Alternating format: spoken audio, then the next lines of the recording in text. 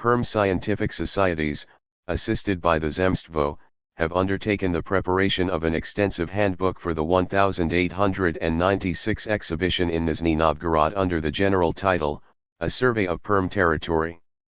Enough material has been collected to fill well over 3,000 pages, and the whole edition is to consist of 8 volumes. As was to be expected, the work was not completed in time for the exhibition, and so far only the first volume, a sketch of the handicraft industries of the gubernia, has been published. For the novelty, wealth, and fullness of the material on which it is based, the sketch is a work of outstanding interest.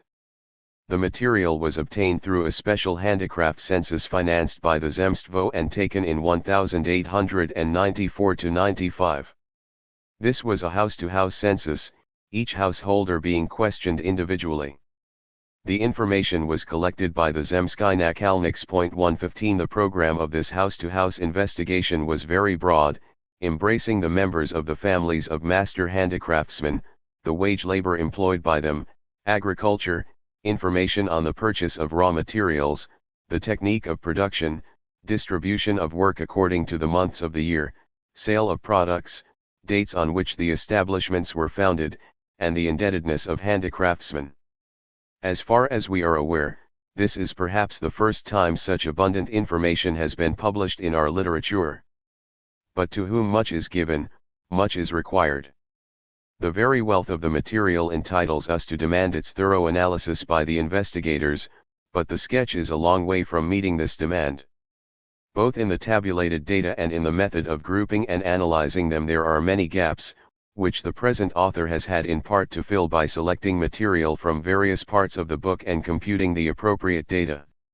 Our purpose is to acquaint the reader with the material of the census, the methods by which it has been analyzed, and the conclusions to be drawn from the data relative to the economic realities of our handicraft industries. We underscore the words economic realities, because we only deal with what exists in reality, and why that reality is what it is, and not something else. As to extending the conclusions drawn from the data on perm gubernia to our handicraft industries in general, the reader will see from what follows that such an extension is quite legitimate, for the forms of handicraft industry in perm gubernia are exceedingly varied and embrace every possible form ever mentioned in the literature on the subject.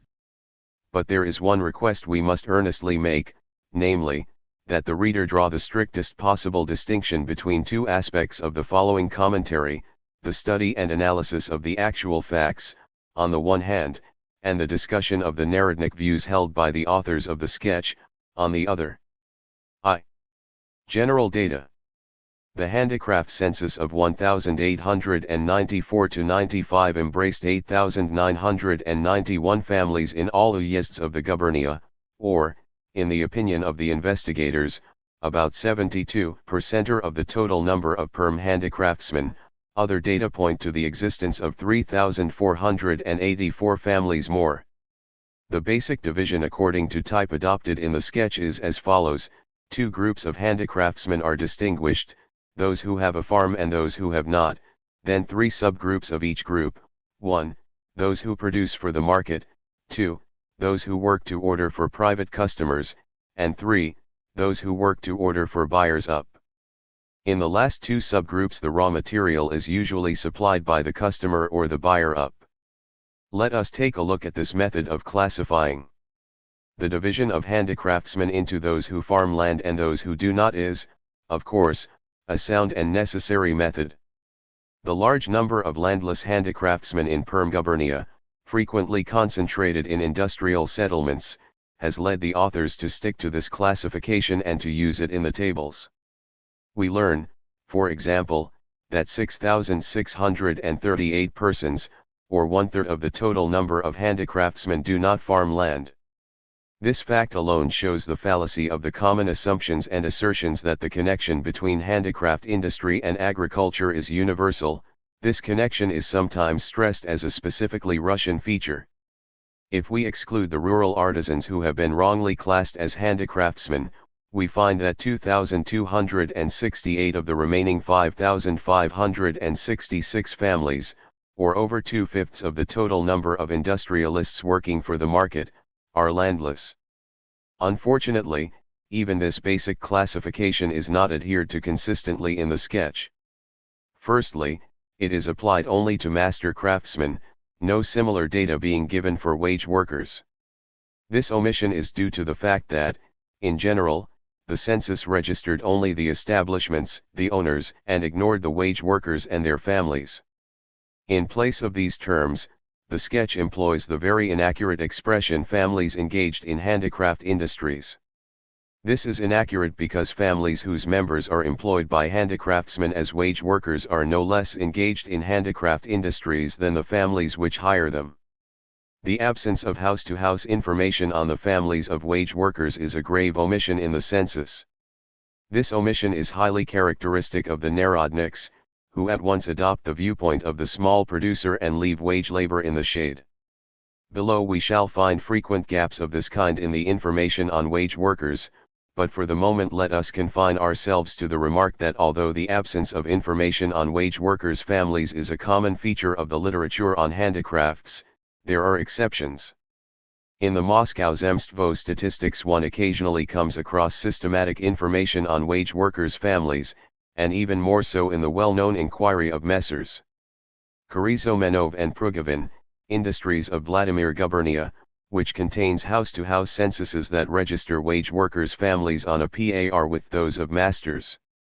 Secondly, by including the mass of landless industrialists under the heading of handicraftsmen, the investigators naturally removed the grounds for the common, although absolutely incorrect, method of excluding the urban industrialists from this category.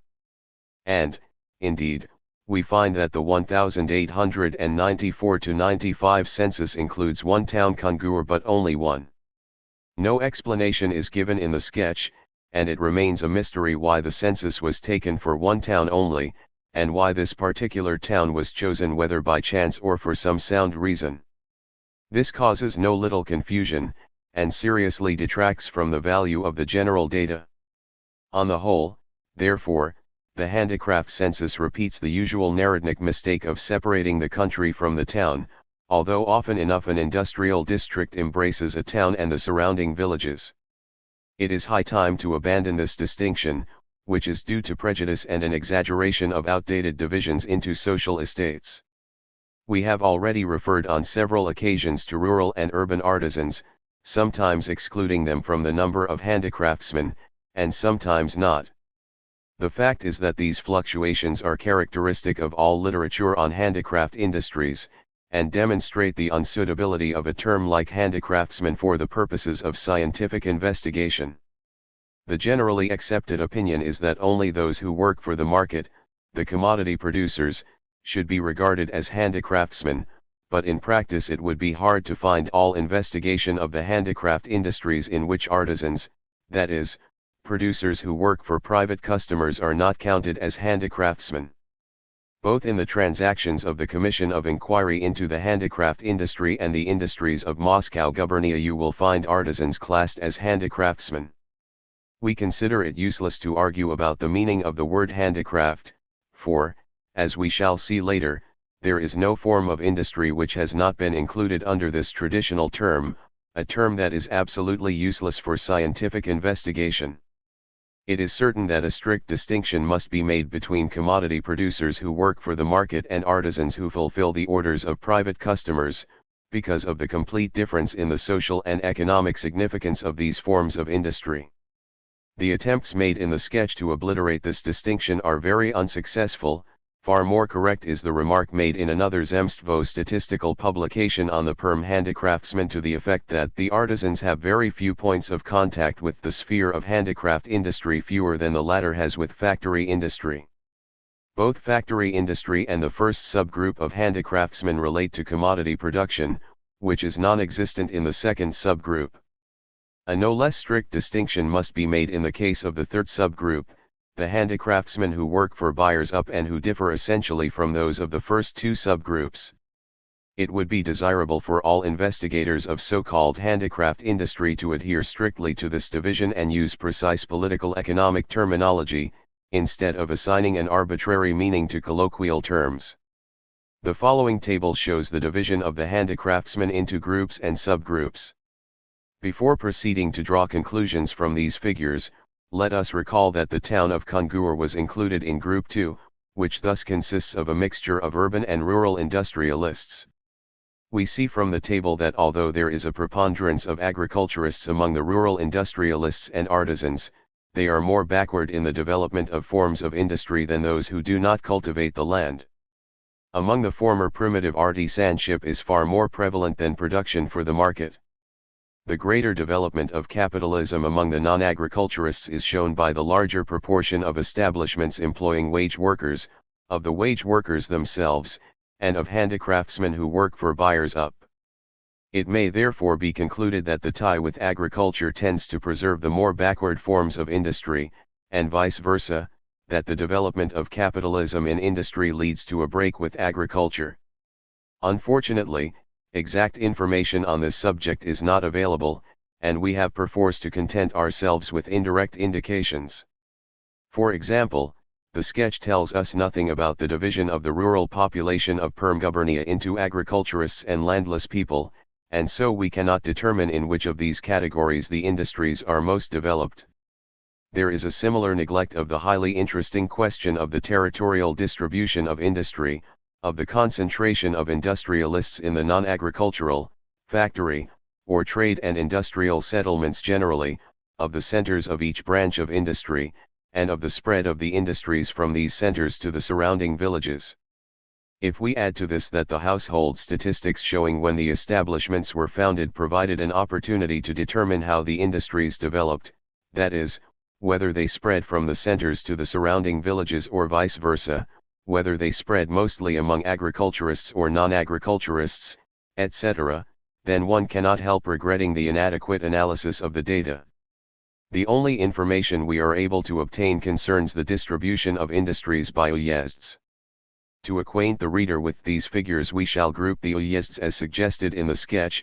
1. The 5 uyezds where the proportion of handicraftsmen working for the market is largest and where, simultaneously, the development of handicraft industry is relatively high. 2.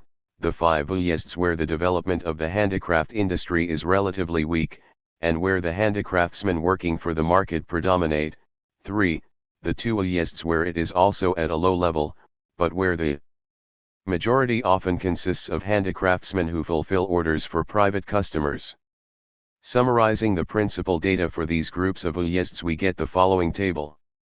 The figures quoted are sufficient to refute the attempt of the compilers of the sketch to draw a fundamental contrast between the handicraft form of production and capitalist production, an assertion which repeats the traditional prejudice of all the Russian Narodniks, headed by Messrs. VV and N.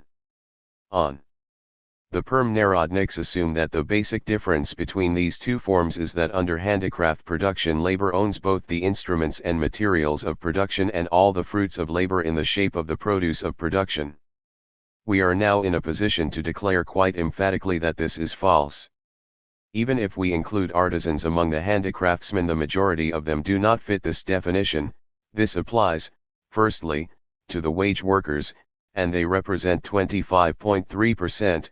Secondly, to family workers who work for buyers up, for they own neither the materials of production nor the fruits of their labor, but are merely paid wages, and they constitute 20.8%, and, thirdly, to the family workers of the first and second subgroups who employ wage workers, for they own the fruits of other labor in addition to their own. They probably constitute about 10%. And so we already have 25.3% plus 20.8% plus 10% equals 56.1% of the handicraftsmen, or more than half, who do not fit this definition. In other words, even in a remote and economically backward gubernia like Perm, the handicraftsmen who either hire themselves out or hire others, who exploit or are exploited, are already preponderant today. But it would be far more correct for such a computation to exclude artisan production and to take commodity production alone. Artisan production is such an archaic form of industry that even among our native Narodniks, who have repeatedly proclaimed that backwardness is Russia's good fortune, there has not been a single one who has frankly and openly risked defending it and proclaiming it a pledge of his ideals. Artisan production in Perm Gubernia is still very widespread as compared with Central Russia, we need only mention the dyeing industry, for instance. This is a purely artisan industry for the dyeing of peasant homespuns, which in less out-of-the-way parts of Russia have long been superseded by factory-made prints. But even in Perm-gubernia artisan production has been pushed far into the background. Even in rural industry, only 29.5%, or less than one-third, of the producers are artisans. If we exclude the artisans, then, we get 14,401 persons who work for the market. Of these, 29.3% are wage workers and 29.5% family workers who work for buyers. In other words, 58.8% are dependent handicraftsmen, while another 7% or 8% are small masters employing wage workers. Thus, about 66%, or nearly two-thirds, of the handicraftsmen have two fundamental points of similarity, and not of difference, with capitalism. Firstly, they are all commodity producers, and capitalism is nothing but commodity production developed to the full. Secondly, the specifically capitalist relations of the purchase and sale of labor power apply to a large number of them. The compilers of the sketch try hard to assure the reader that for weighty reasons, wage labor in handicraft production has a significance all of its own. We shall examine these assurances and the examples they quote in their proper place. Here it will be enough to mention that wherever commodity production prevails and wage labor is not casually but systematically employed, we have all the features of capitalism. One may say that it is undeveloped, embryonic, that it possesses specific forms, but it is a distortion of the truth to assume a basic difference when in reality there is a basic similarity. Let us, incidentally, mention one other distortion.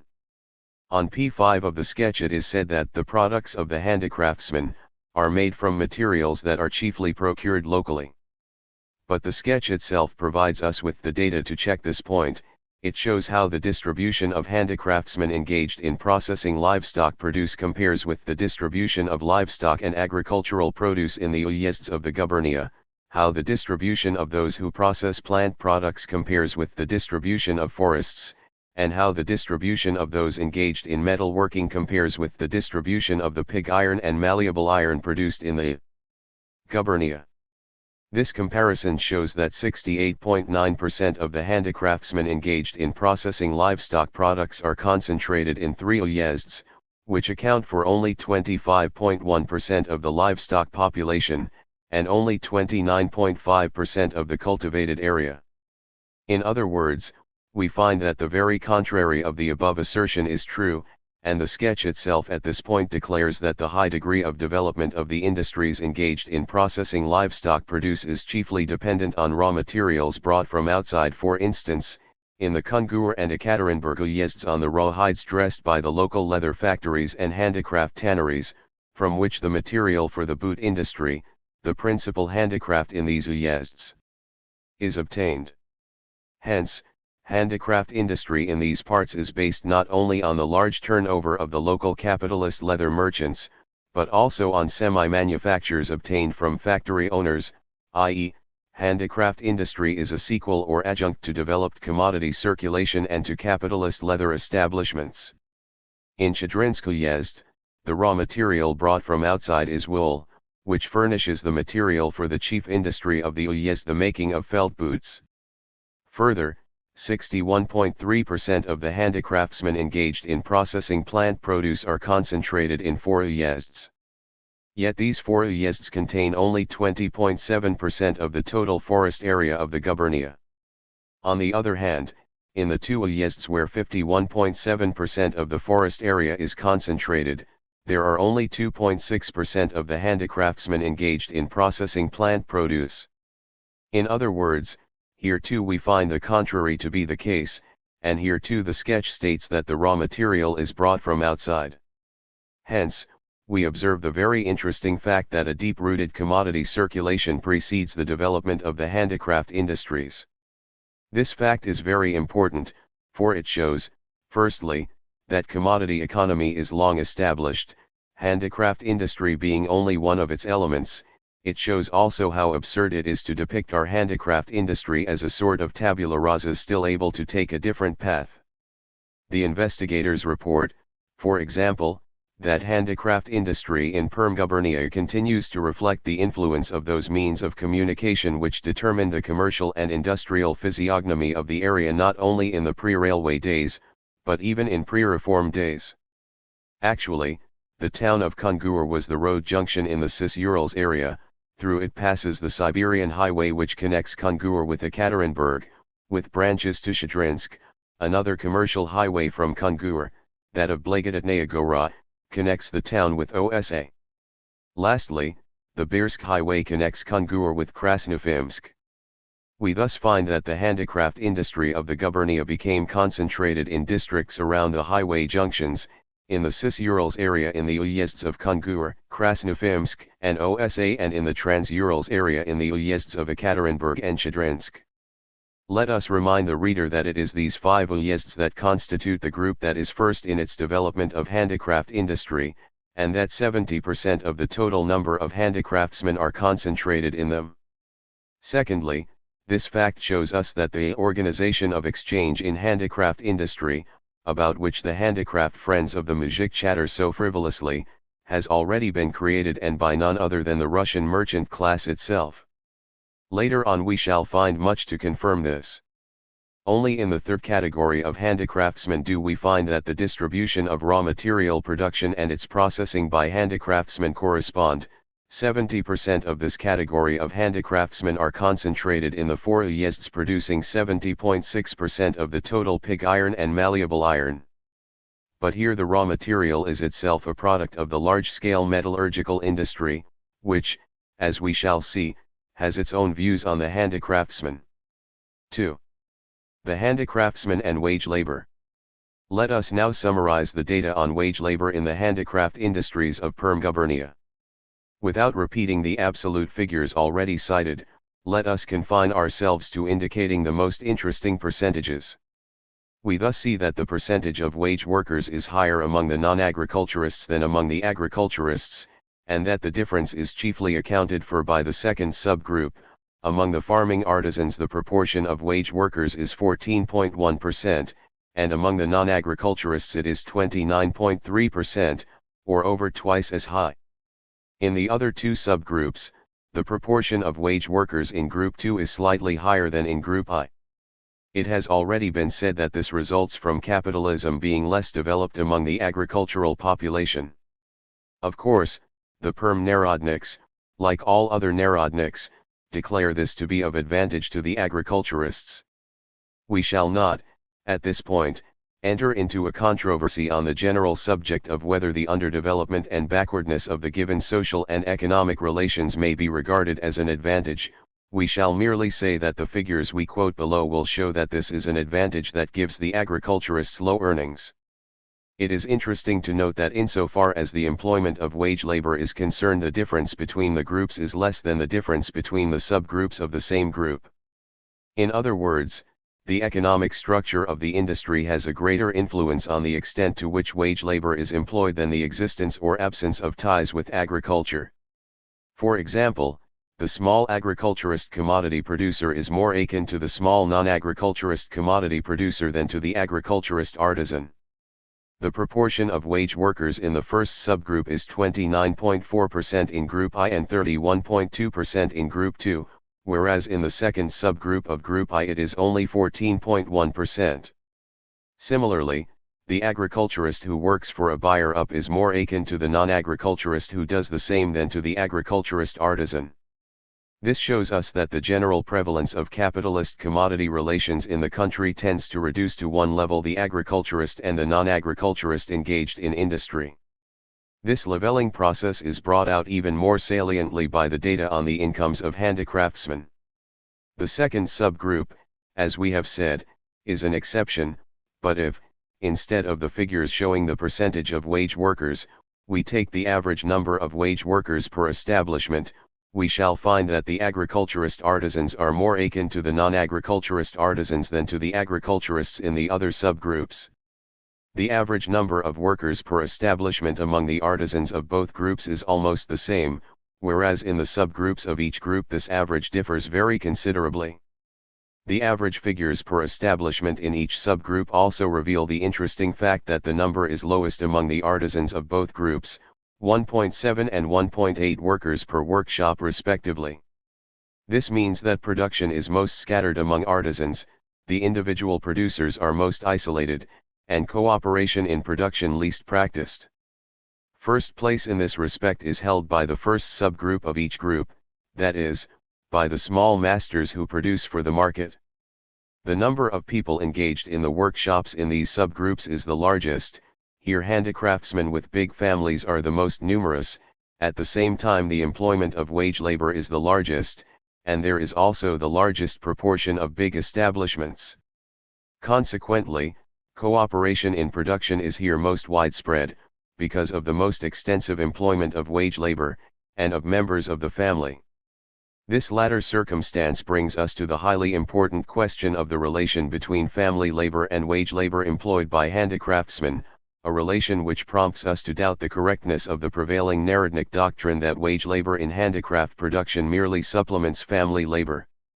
The Perm Narodniks support this view when they argue on p. 55 that the identification of the interests of the handicraftsmen with those of the kulaks is refuted by the fact that the most prosperous handicraftsmen have the largest number of family workers, whereas if the handicraftsmen were prompted solely by the profit motive, the sole incentive of the kulak, and not by the desire to consolidate and develop his establishment with the aid of all the members of his family, we should expect the proportion of members of the family who devoted their labors to production to be smallest in this subgroup of establishments.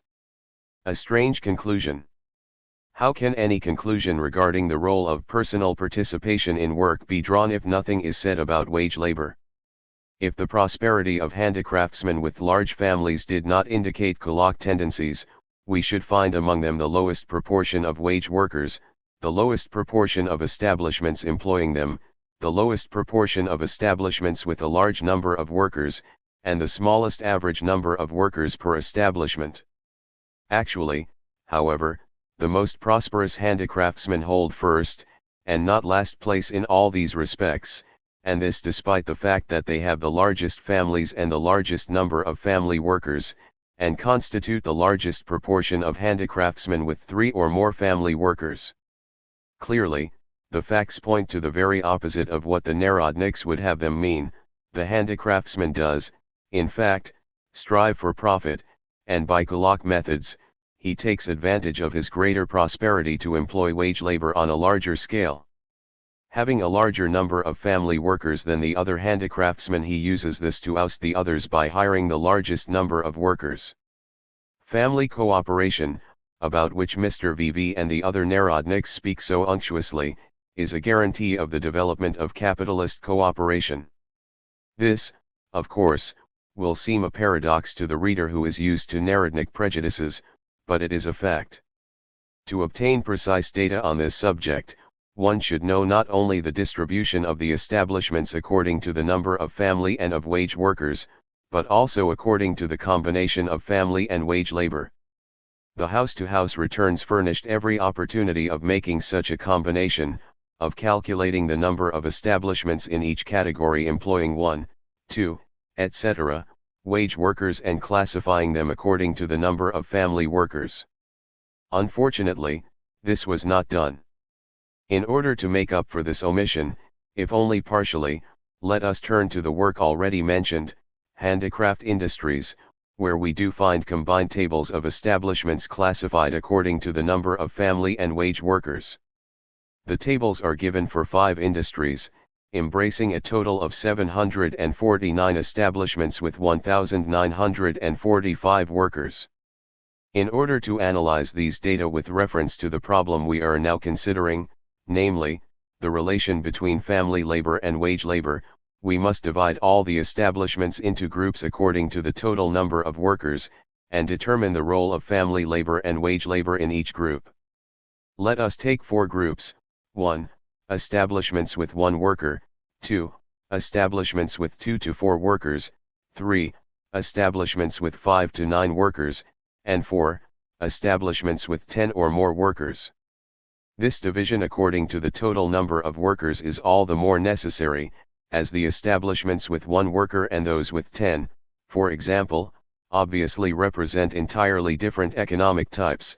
To combine them and strike averages would be utterly absurd, as we shall see later in the case of the figures given in the sketch. Grouping the data as indicated, we get the following table. Thus, we see that the post-reform period has stimulated a big development in handicraft industry. It seems the conditions favoring this development have been and are operating with ever-growing force as time goes on, since each succeeding decade has witnessed the opening of more and more establishments. This fact is clear evidence of the intensity with which the development of commodity production, the separation of agriculture from industry, and the growth of commerce and industry in general are proceeding among the peasantry. We say separation of agriculture from industry, for this separation begins earlier than the separation of the agriculturists from the industrialists. Every enterprise which produces for the market gives rise to exchange between agriculturists and industrialists. Hence, the appearance of such an enterprise implies that the agriculturists cease to produce articles in their homes and purchase them in the market, and to make such purchases the peasant has to sell agricultural produce.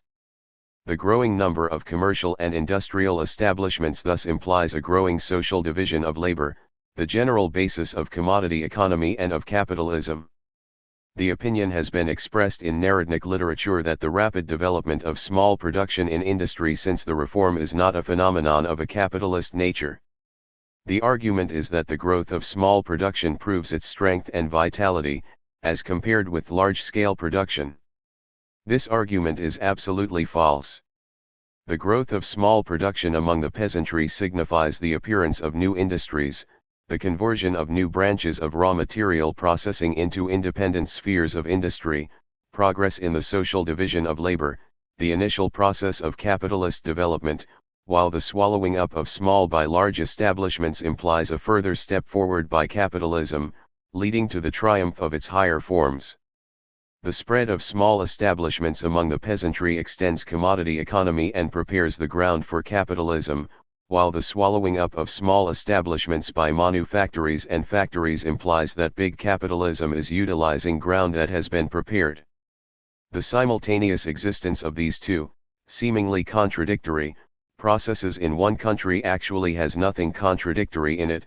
It is quite natural that in a more developed part of the country, or in a more developed sphere of industry, capitalism should progress by drawing small handicraftsmen into the mechanized factory, while in more remote regions, or in backward branches of industry, the process of capitalist development is only in its initial stage and manifests itself in the appearance of new branches and new industries. Capitalist manufacture conquers but partially the domain of national production, and always rests on the handicrafts of the town and the domestic industry of the rural districts as its ultimate basis. If it destroys these in one form, in particular branches, at certain points, it calls them up again elsewhere. Point 116. The figures showing the dates the establishments were founded are also inadequately treated in the sketch. All the information given is for uyezds, and not for groups or subgroups, nor is there any other grouping. Although they did not analyze the census data in accordance with their own system of groups and subgroups, the Perm Narodniks here too found it necessary to treat the reader to sermons that are amazing for their ultra-Narodnik unctuousness and absurdity. The Perm statisticians have made the discovery that in the handicraft form of production there prevails a specific form of continuity of establishments, namely, communal labor continuity, whereas the system that prevails in capitalist industry is property inheritance continuity, and that communal labor continuity organically converts the wage worker into an independent master, which finds expression in the fact that when the owner of an establishment dies and there are no family workers among the heirs, the industry passes to another family, perhaps to that of a wage worker employed in the very same establishment, and also in the fact that community land tenure guarantees the labor-industrial independence of both the owner of a handicraft industrial establishment and his wage worker. We have no doubt that this communal labor principle of continuity in the handicraft industries, as invented by the Perm Narodniks, will occupy a fitting place in the history of literature, alongside the sentimental theory of people's production propounded by Messrs. V.V. N. On, and others. Both theories are of the same mold, both embellish and distort the truth with the help of Manilovian phrases. Everybody knows that the establishments, materials, tools, etc., of the handicraftsman are private property which is transmitted by inheritance, and not by some sort of communal law, that the village community in no way guarantees independence even in agriculture, let alone industry, and that the same economic struggle and exploitation goes on within the community as outside it.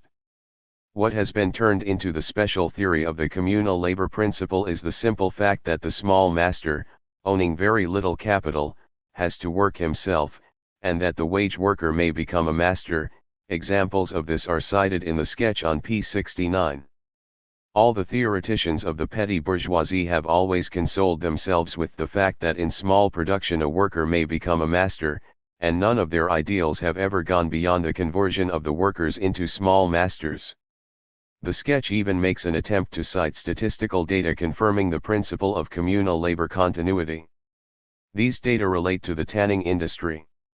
Out of 129 establishments, 90 have been founded since 1870, yet in 1869 there were 161 handicraft tanneries, while in 1895 there were 153.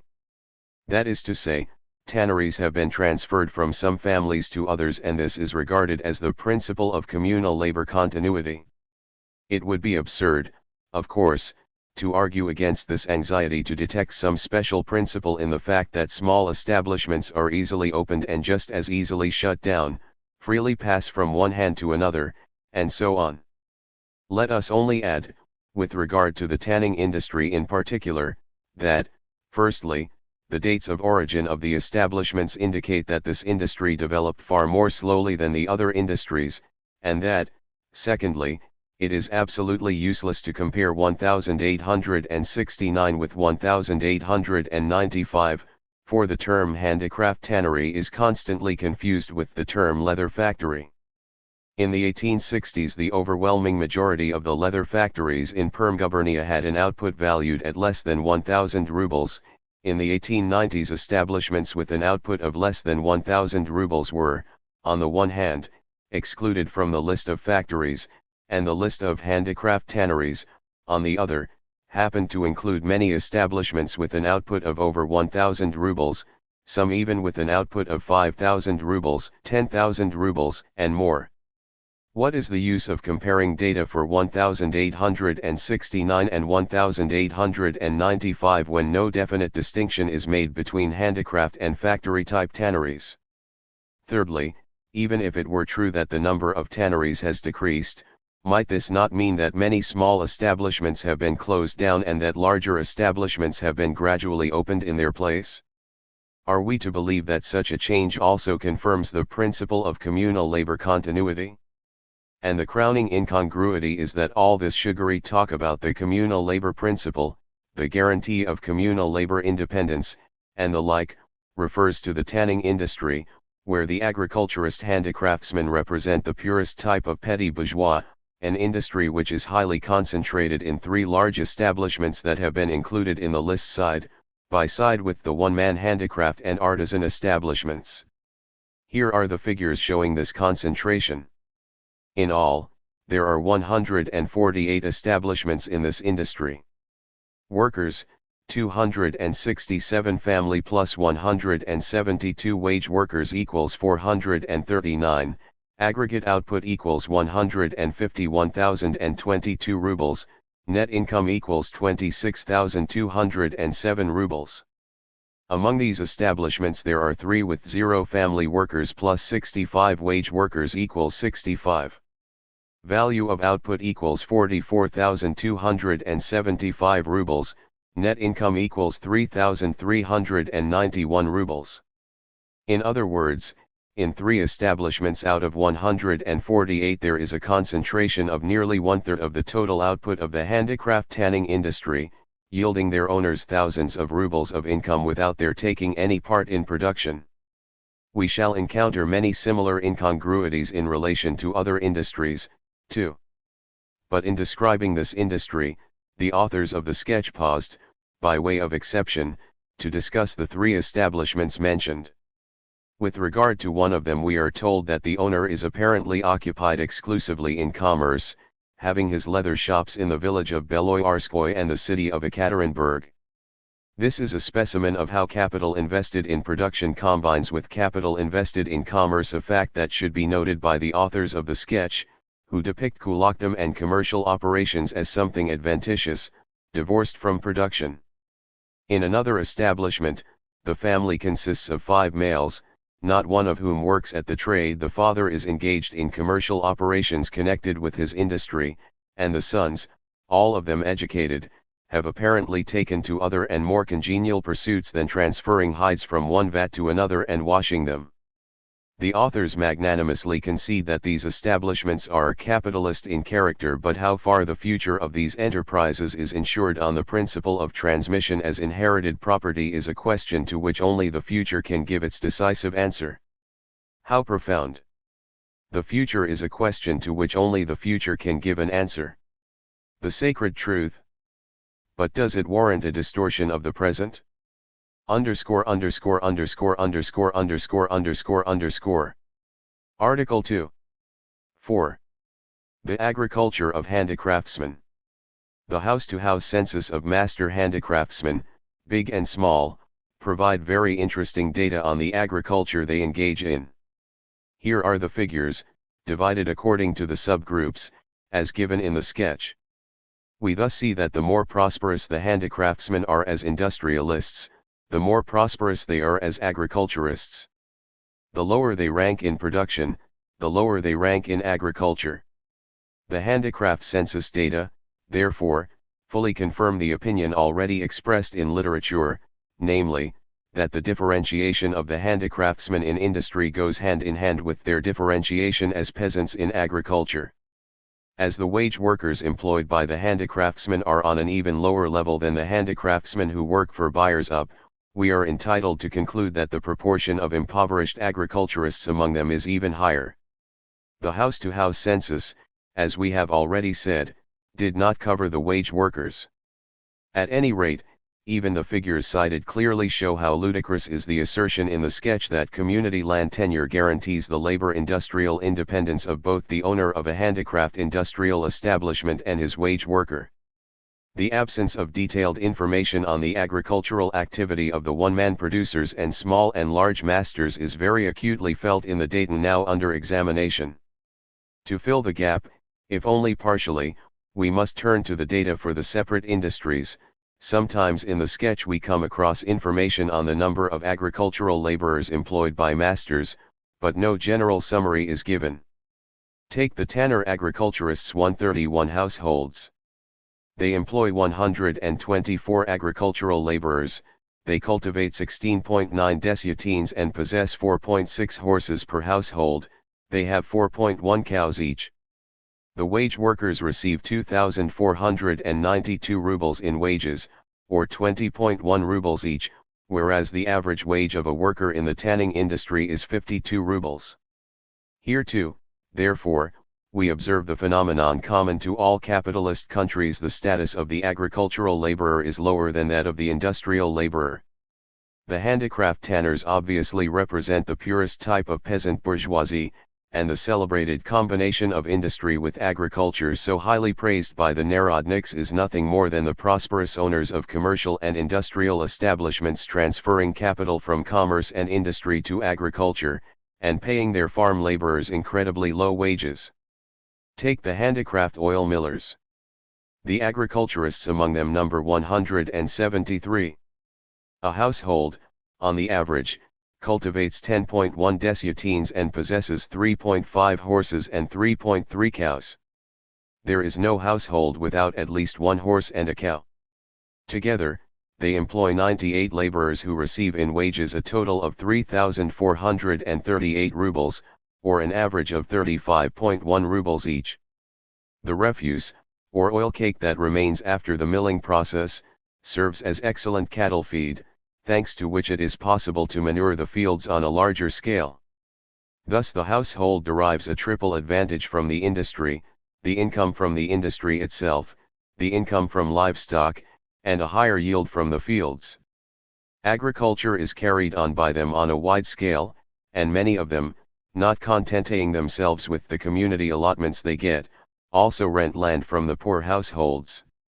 The data showing the distribution of flax and hemp growing by uyezds reveal a certain connection between the area under flax and hemp and the distribution of the oil milling industry among the uyezds of the gubernia. Hence, the commercial and industrial enterprises in this case are those known as technical agricultural industries, the development of which is always characteristic of the progress of commercial and capitalist agriculture. Take the flour millers. Most of them engage in agriculture 385 out of 421. A household, on the average, cultivates 11.0 desutines and possesses 3.0 horses and 3.5 cows. They employ 307 workers who are also agriculturists and who receive wages totaling 6,211 rubles.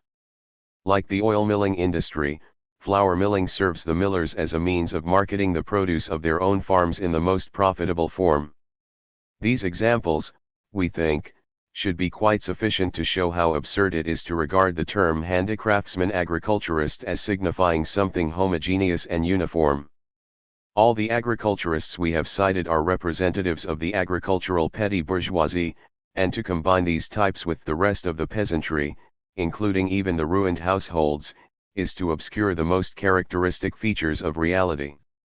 In the concluding part of their description of the oil milling industry, the compilers try to argue against the capitalist doctrine that the stratification of the peasants is capitalist evolution.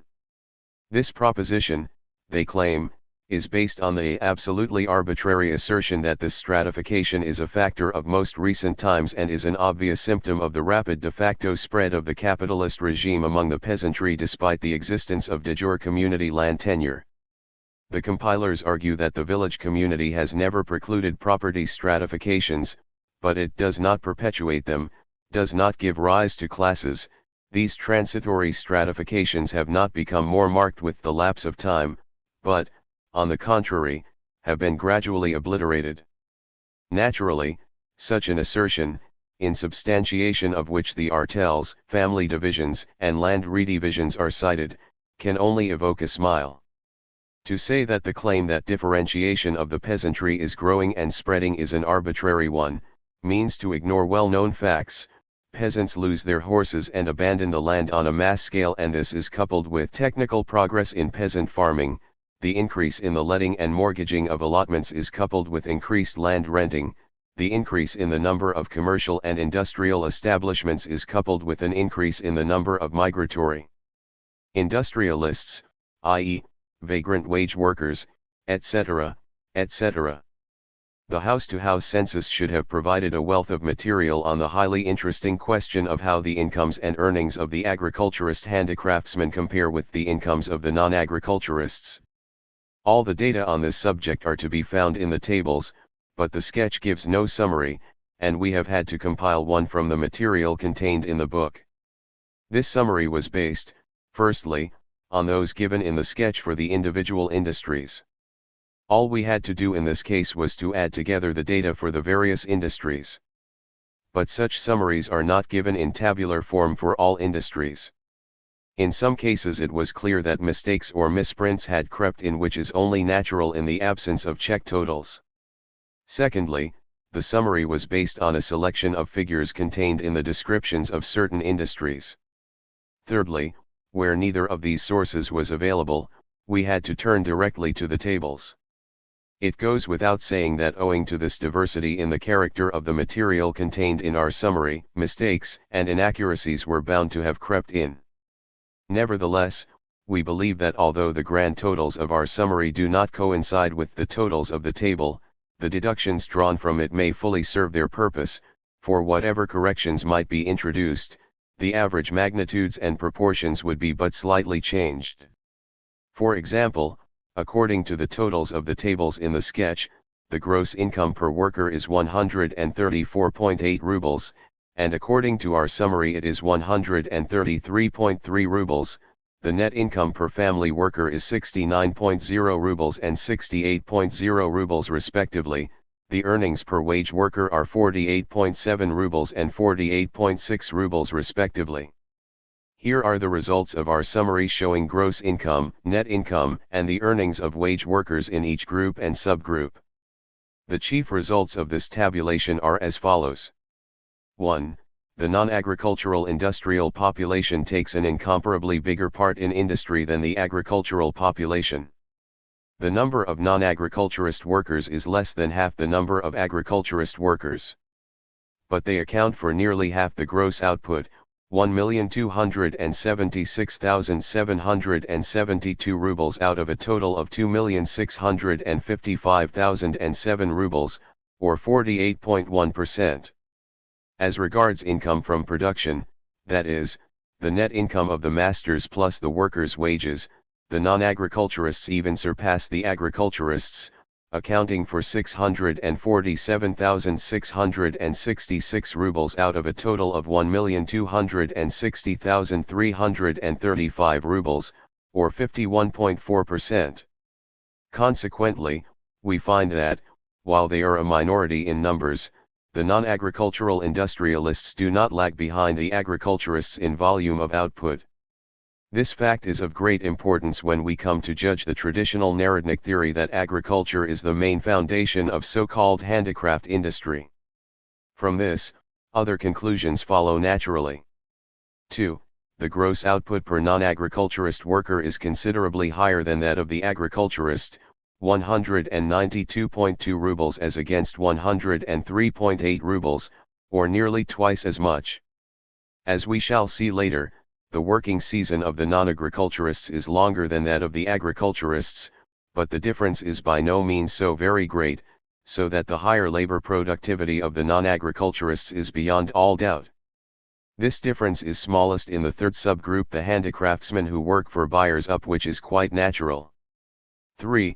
The net income of the non-agriculturist masters, big and small, is more than double that of the agriculturists, 113.0 rubles, as against 47.1 rubles. This difference is to be observed in all the subgroups, but it is the biggest in the first, among the handicraftsmen who produce for the market. It goes without saying that this difference is least of all to be explained by the difference in the length of working periods.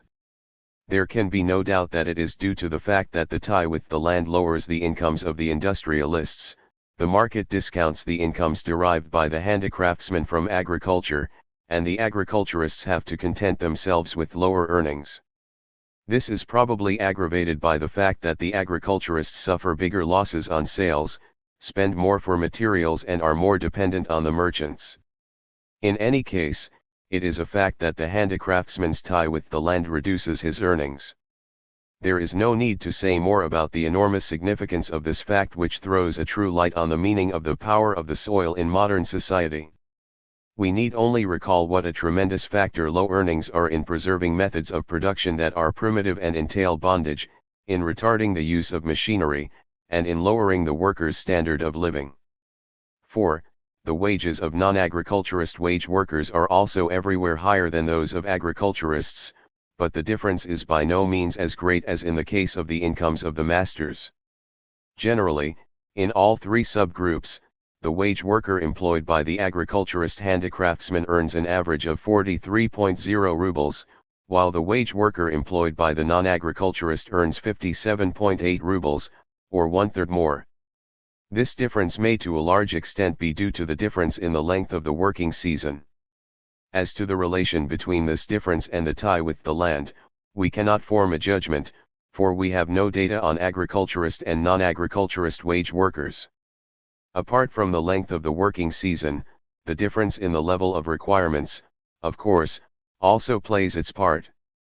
5. The difference between the size of the master's incomes and workers' wages is incomparably larger in the case of the non-agriculturists than in that of the agriculturists. Taking all three subgroups, the income of a non-agriculturist master is almost double a worker's wages, whereas among the agriculturists the income of the master is only slightly higher, 4.1 rubles more. If these figures are astonishing, even more so are those relating to the agriculturist artisans, where the income of the master is less than a worker's wages. but the reason for this will become quite clear later, when we cite data showing the tremendous difference between the size of incomes in large and small establishments. By increasing productivity of labor, the large establishments make it possible to pay wages exceeding the income of the poor, individual handicraftsmen working alone, whose independence, in view of their subjection to the market, is quite fictitious. This vast difference between the incomes of the large and the small establishments is to be observed in both groups, but much more so in the case of the agriculturists. The negligible difference between the income of the small master and the wages of the worker clearly shows that the income of the small agriculturist handicraftsman who employs no wage workers is not higher, and often even lower than the wages of a hired worker. As a matter of fact, the net income of the master is the average for all establishments, large and small, for both the owners of factories and of one-man workshops. Naturally, in the case of the big masters, the difference between their net income and the wages of their workers is not 4 rubles, but anything from 10 to 100 times as much, which means that the income of the small one-man workshop is considerably below 47 rubles. In other words, this income is not higher, but often even lower than the wages of a worker. Handicraft census data on the division of establishments according to net income fully bear out this seemingly paradoxical conclusion. But these data relate to all the establishments in general, to agriculturists and non-agriculturists alike, and that is why this deduction from the above table is so important. We have learned that it is the agriculturists whose earnings are lowest, in other words, that the tie with the land greatly reduces earnings. We have already said, when discussing the difference between the incomes of the agriculturists and the non-agriculturists, that this difference cannot be explained by the difference in the length of the working periods. Let us now examine the census data on this subject. One of the items in the census program, as we learn from the introduction, was the investigation of the intensity of production throughout the year, on the basis of the number of family members and wage workers engaged in production each month. Since this was a house-to-house census, in other words, since each establishment was investigated separately, it must be assumed that information regarding the number of workers engaged each month, or the number of working months in the year, was gathered in the case of each establishment. In the sketch, these data are gathered in one table, in which the number of workers engaged in each month of the year is given for each of the subgroups of both groups. The attempt of the 1894-95 handicraft census to determine with such precision how many months in the year the handicraftsmen work is highly instructive and interesting. Indeed, without such information the data on incomes and earnings would be incomplete, and the statistical calculations would be only approximate. But, unfortunately, the data on working periods have been very scantily analyzed. Apart from this general table, all we are given is information on the number of workers engaged each month in only a few industries, sometimes divided according to groups, sometimes not. Division according to subgroups has not been made for any industry. The separation of the large establishments from the small would have been particularly valuable in this instance, for we have every reason to expect both a priori and on the basis of data provided by other investigators of handicraft industry that the working periods of the big and the small handicraftsmen are not the same. Furthermore, the table itself on page 57 is apparently not free from mistakes or misprints. Even when these inaccuracies are corrected, the table gives rise to no little misgiving, which renders the use of it risky. For instance, when we examine the data in the table by subgroups, we find that in the third subgroup the maximum number of workers, 2,911, are engaged in December. Yet, according to the sketch, the total number of workers in the third subgroup is 2,551. Similarly, in the third subgroup of Group 2, maximum number of workers 3,221, actual number 3,077. On the other hand, in the subgroups the maxima engaged in one of the months are less than the actual number of workers. How is this to be explained? Is it because information on this subject was not gathered for all the establishments? That is very likely, although there is no hint of it in the sketch.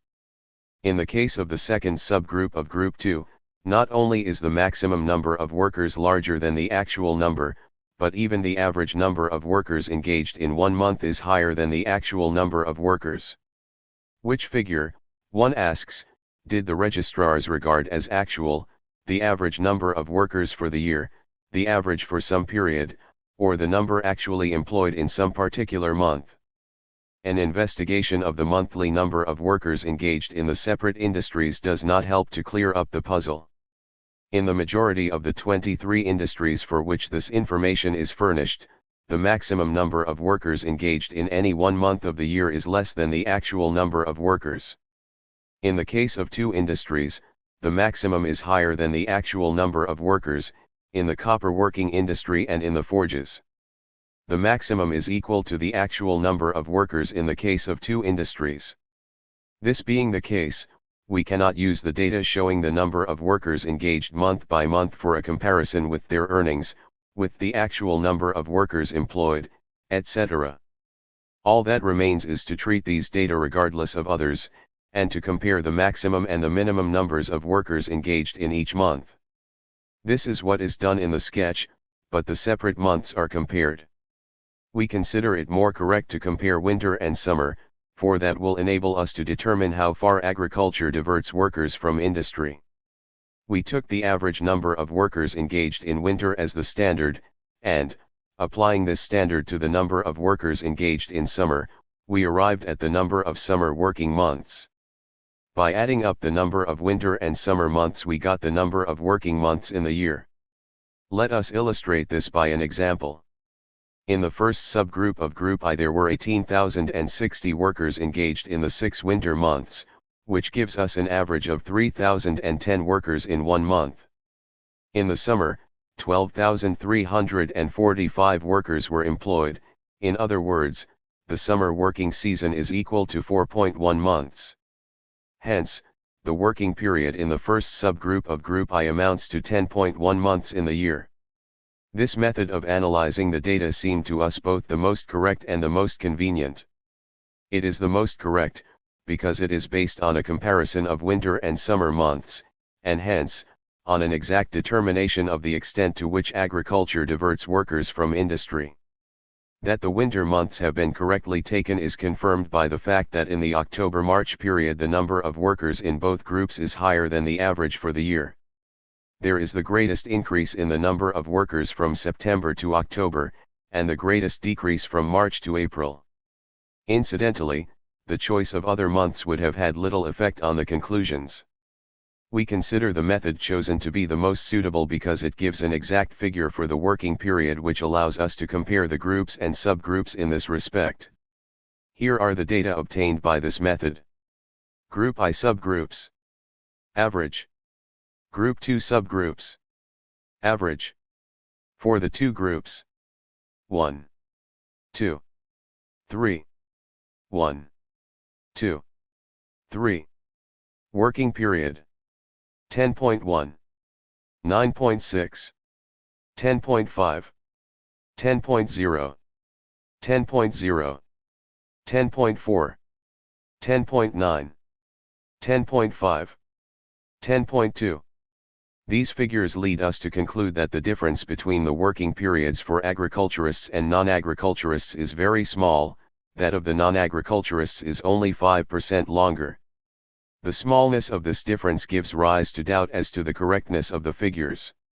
In order to verify them, we have made some calculations and summaries of material scattered throughout the book and have arrived at the following results.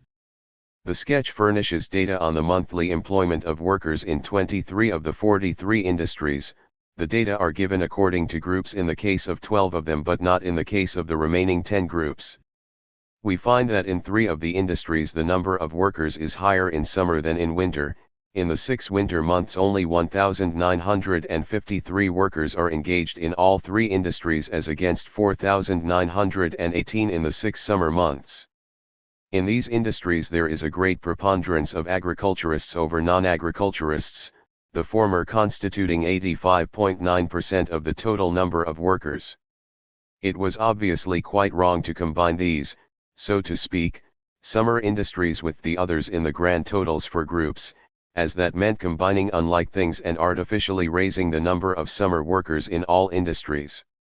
There are two ways of correcting the error which results from this.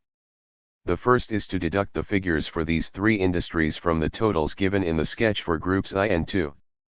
The result is a working period of 9.6 months for group I, and of 10.4 months for group II.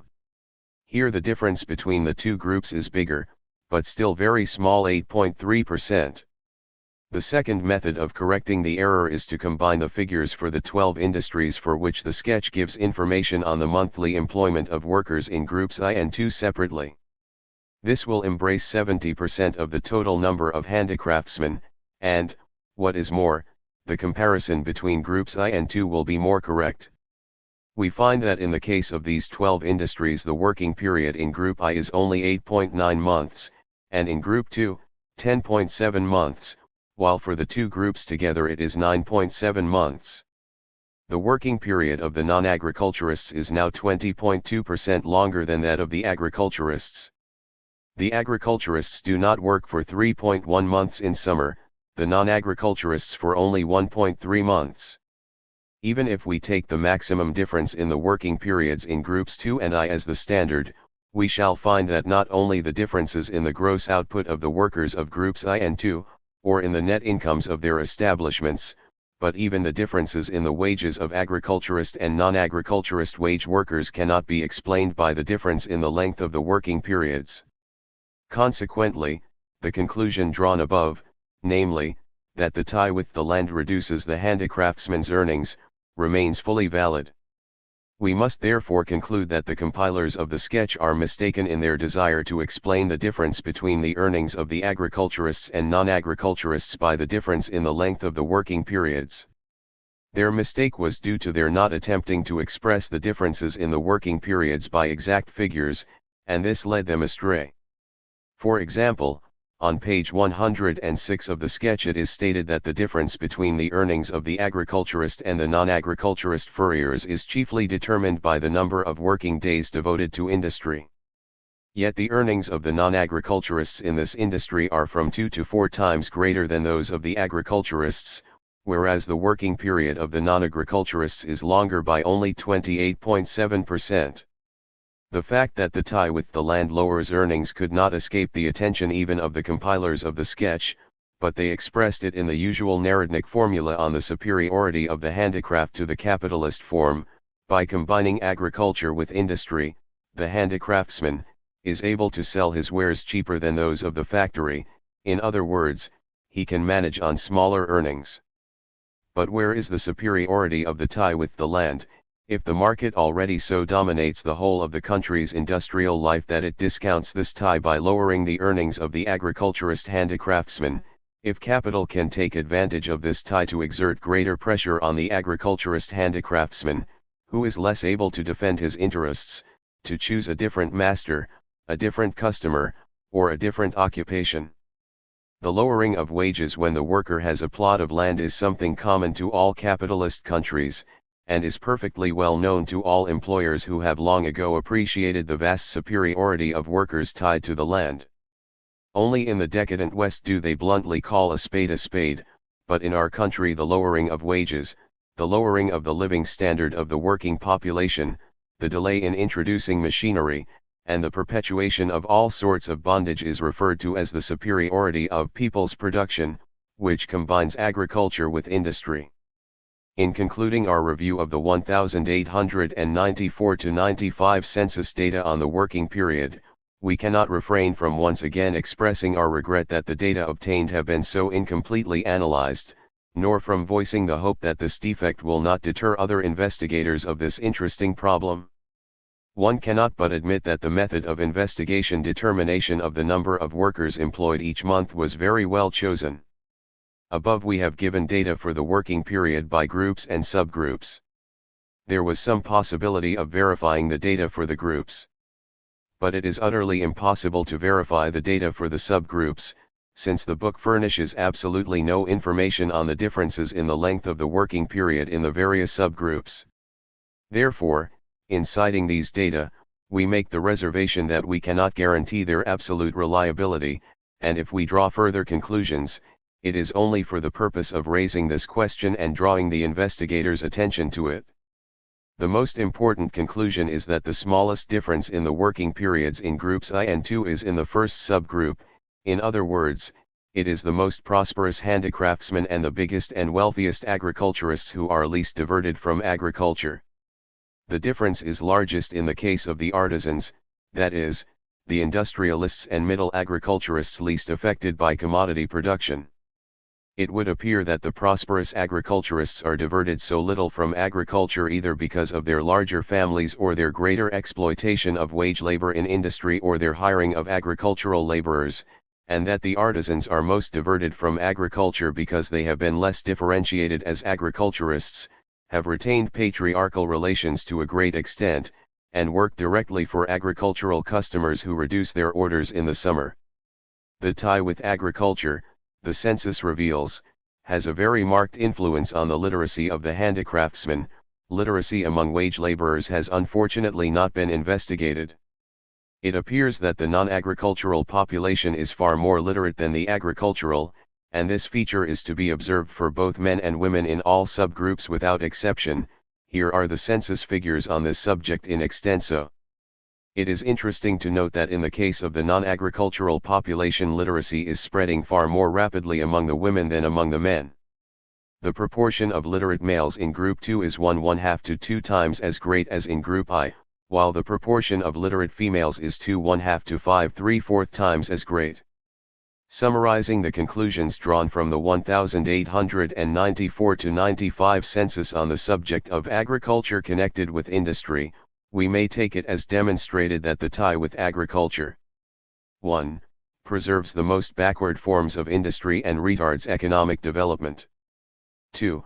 Reduces the handicraftsman's earnings and income, so that the most prosperous subgroups of agriculturist masters earn, in general and on the average, less than the least prosperous non-agriculturist subgroups of wage workers, to say nothing of the non-agriculturist masters. The masters of Group I have very low incomes even when compared with the wage workers of that group. Sometimes they are slightly higher and sometimes even lower than the workers' wages. 3. Retards the cultural development of the population whose consumption level is lower than that of the non-agriculturists and whose standard of literacy is far behind that of the latter. These conclusions will be useful later for our assessment of the Narodnik program of industrial policy. 4. Differentiation among the agriculturist handicraftsmen is seen to run parallel to that of the industrialists. The higher categories of agriculturists constitute a pure type of peasant bourgeoisie who employ regular and day laborers to run their farms. 5. The working period of the agriculturists is shorter than that of the non-agriculturists, but the difference is very small. v. Large and small establishments. The incomes of the handicraftsmen. We must dwell in greater detail on the data of the 1894-95 census on incomes from handicrafts. The attempt to collect household data on incomes is very instructive, and it would be quite wrong to confine ourselves to general averages for the subgroups. We have already, on more than one occasion, referred to the fictitious nature of averages derived by adding together individual handicraftsmen and owners of big establishments and then dividing the total obtained by the number of the components. Let us endeavor to assemble the data contained in the sketch on this subject in order to illustrate this method clearly and prove its fictitious nature, and to demonstrate that in scientific investigations and in analyzing house-to-house census data, handicraftsmen must be grouped in categories according to number of workers employed in the workshop, and all the census data arranged in accordance with these categories. The compilers of the sketch must have noted the all too obvious fact of higher incomes in the big establishments, and tried to minimize its significance. Instead of giving precise census data on the large establishments, they again confined themselves to general discussions, arguments, and inventions against conclusions which the Narodniks find unpleasant. Let us examine these arguments. If in such establishments we meet with a family income disproportionately larger than that of the small establishments, we must not lose sight of the fact that a considerable part of this income is mainly the reproduction of the value, firstly, of a certain portion of the fixed capital transmitted to the product, secondly, of the labor and expenses connected with commerce and transport which play no part in production, and, thirdly, of the value of food supplied to wage workers who receive their board from the masters. These facts limit the possibility of certain illusions arising which give an exaggerated notion of the advantages of wage labor in handicraft industry or, what amounts to the same thing, of the capitalist element. That it is highly desirable in all investigations to limit the possibility of illusions is something which nobody, of course, doubts, but for this it is necessary to combat illusions by means of facts taken from the household census, and not by citing one's own opinions, which are themselves sometimes mere illusions. Is not, indeed, the author's argument about commercial and transport expenses an illusion? Who does not know that these expenses per unit of product are far smaller for the big producer than the small producer, that the former buys his material cheaper and sells his product dearer, knowing how to choose time and place? The handicraft census, too, mentions these generally known facts, cf. pages 204 and 263, for example, and one cannot but regret that the sketch contains no facts about expenses on the purchase of raw materials and the sale of the product by big and small industrialists, by handicraftsmen and buyers up. Further, as regards the wear and tear of fixed capital, here again the authors, while combating illusions, are themselves the victims of an illusion. Theory tells us that large expenditures on fixed capital diminish the part of the value per unit of product that represents wear and tear and is transmitted to the product.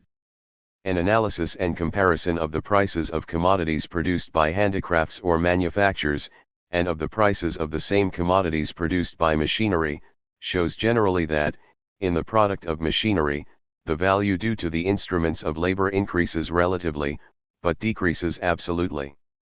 In other words, its absolute amount decreases, but its amount, relatively to the total value of the product, of a pound of yarn, for instance, increases. 117 The census also reckoned the costs of production, which include repair of tools and fixtures. What reason is there to believe that omissions in the registration of this point are to be met with more frequently among the big than among the small masters? Would not rather the contrary be the case? As to board provided for wage workers, there are no facts on this point in the sketch at all. We do not know exactly how many workers board with their masters, how frequent are the omissions in the census on this point, how often agriculturist masters feed their wage workers with produce from their farms, and how often the masters entered the workers' board under expenditure on production.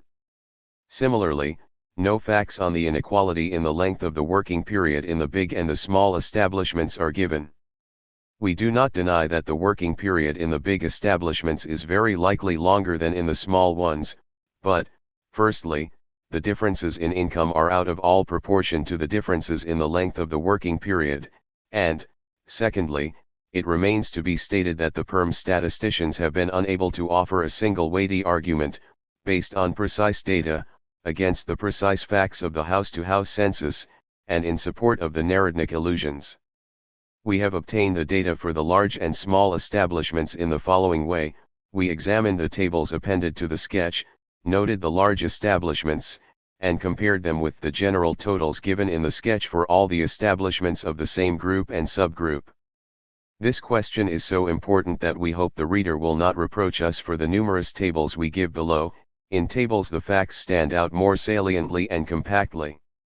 Thus, the average income per family worker, 75 rubles, was obtained by adding together incomes of 222 rubles and 41 rubles. It appears that, after deducting the 10 large establishments with 14 family workers, the remaining establishments show a net income that is below the wages of a wage worker, while in the large establishments wages are still higher. The productivity of labor in the large establishments is more than double, the earnings of a wage worker nearly double, while the net income is 5 times higher. Obviously, no talk about differences in the working period or any other argument can eliminate the fact that the big establishments have the highest labor productivity and the highest income, while the small handicraftsmen, for all their independence and their tie with the land, earn less than wage workers. In the carpentry trade, the net income of the first subgroup of Group I averages 37.4 rubles per family worker, whereas the average earnings of a wage worker in the same subgroup are 56.9 rubles. It is impossible to pick out the big establishments from the tables, but it can scarcely be doubted that this average income per family worker was obtained by combining the highly profitable establishments employing wage workers with the dwarf workshops of the small independent handicraftsmen, who get much less than a wage worker. Thus, here again, the averages for the entire subgroup are absolutely fictitious. The large establishments account for over half the total output, yield a net income 6 times the average and 14 times that of the small masters, and pay their workers wages exceeding the incomes of the small handicraftsmen. We do not mention productivity of labor. 3 or 4 of the large establishments produce a more valuable product: treacle. The pottery industry. Here again we have a typical small peasant industry with an insignificant number of wage workers, very small establishments and a predominance of agriculturists. And here too we get the same picture. Thus, here too, the average income of a family worker is lower than the earnings of a wage worker. Here again it is to be explained by combining the big establishments, which are distinguished by a considerably higher labor productivity, higher payment of wage workers, and a very high income, and the small establishments, the income of whose owners is about half the earnings of the wage workers in the big establishments. We might go on citing figures for other industries too, but we think that those given are more than enough. Let us now summarize the conclusions that follow from the facts examined. 1. The combining of large and small establishments results in absolutely fictitious average figures, which give no conception of the real state of affairs, obscure cardinal differences, and present as homogeneous something that is heterogeneous, of mixed composition. 2. The data for a number of industries show that the large establishments are distinguished from the average and small establishments. A. By an incomparably higher productivity of labor. B. By better payment of wage workers, and C. By a far higher net income. 3. All the large establishments we have selected, without exception, employ wage labor on an incomparably larger scale, the proportion of wage labor being substantially greater than that of family labor. The value of their output is as much as 10,000 rubles, while the number of wage workers employed is 10 and more per establishment. These large establishments, therefore, represent capitalist workshops. The census data consequently reveal the prevalence of purely capitalist laws and relations in the celebrated handicraft industry. They reveal the absolute superiority of the capitalist workshops, based on the cooperation of wage workers, over the one-man workshops and small workshops in general, a superiority both in productivity of labor and in remuneration for labor, even of wage workers. 4. In the case of a number of the industries, the earnings of the small independent handicraftsmen prove to be no higher, and often even lower, than the earnings of wage workers in the same industry. This difference would be even greater if to the wage workers' earnings were added the value of the board received by some of them. We have dealt with this last conclusion separately because the first 3 concern phenomena that are universal and inevitable under the laws of commodity production, whereas the last does not contain phenomena that are everywhere inevitable. We accordingly formulate this concept as follows: because of lower labor productivity in small establishments and the defenseless position of their owners in the market, it is possible that the earnings of an independent handicraftsman may be lower than those of a wage worker, and the facts show that this very often is the case. The validity of our calculations is beyond question, for we have taken a number of industries, not choosing them at random, but taking all those where the tables allowed us to deal with the large establishments separately. We have not taken individual establishments, but all those of the same kind, and in every case compared with them several large establishments in different uyezds. But it would be desirable to express the phenomena described in a more general and more precise form. Fortunately, the sketch contains material that enables us to satisfy this desire in part. This is the material on the division of establishments according to net income. In the case of certain industries, the sketch indicates how many establishments have a net income of up to 50, 100, 200 rubles, etc. It is these data that we have combined.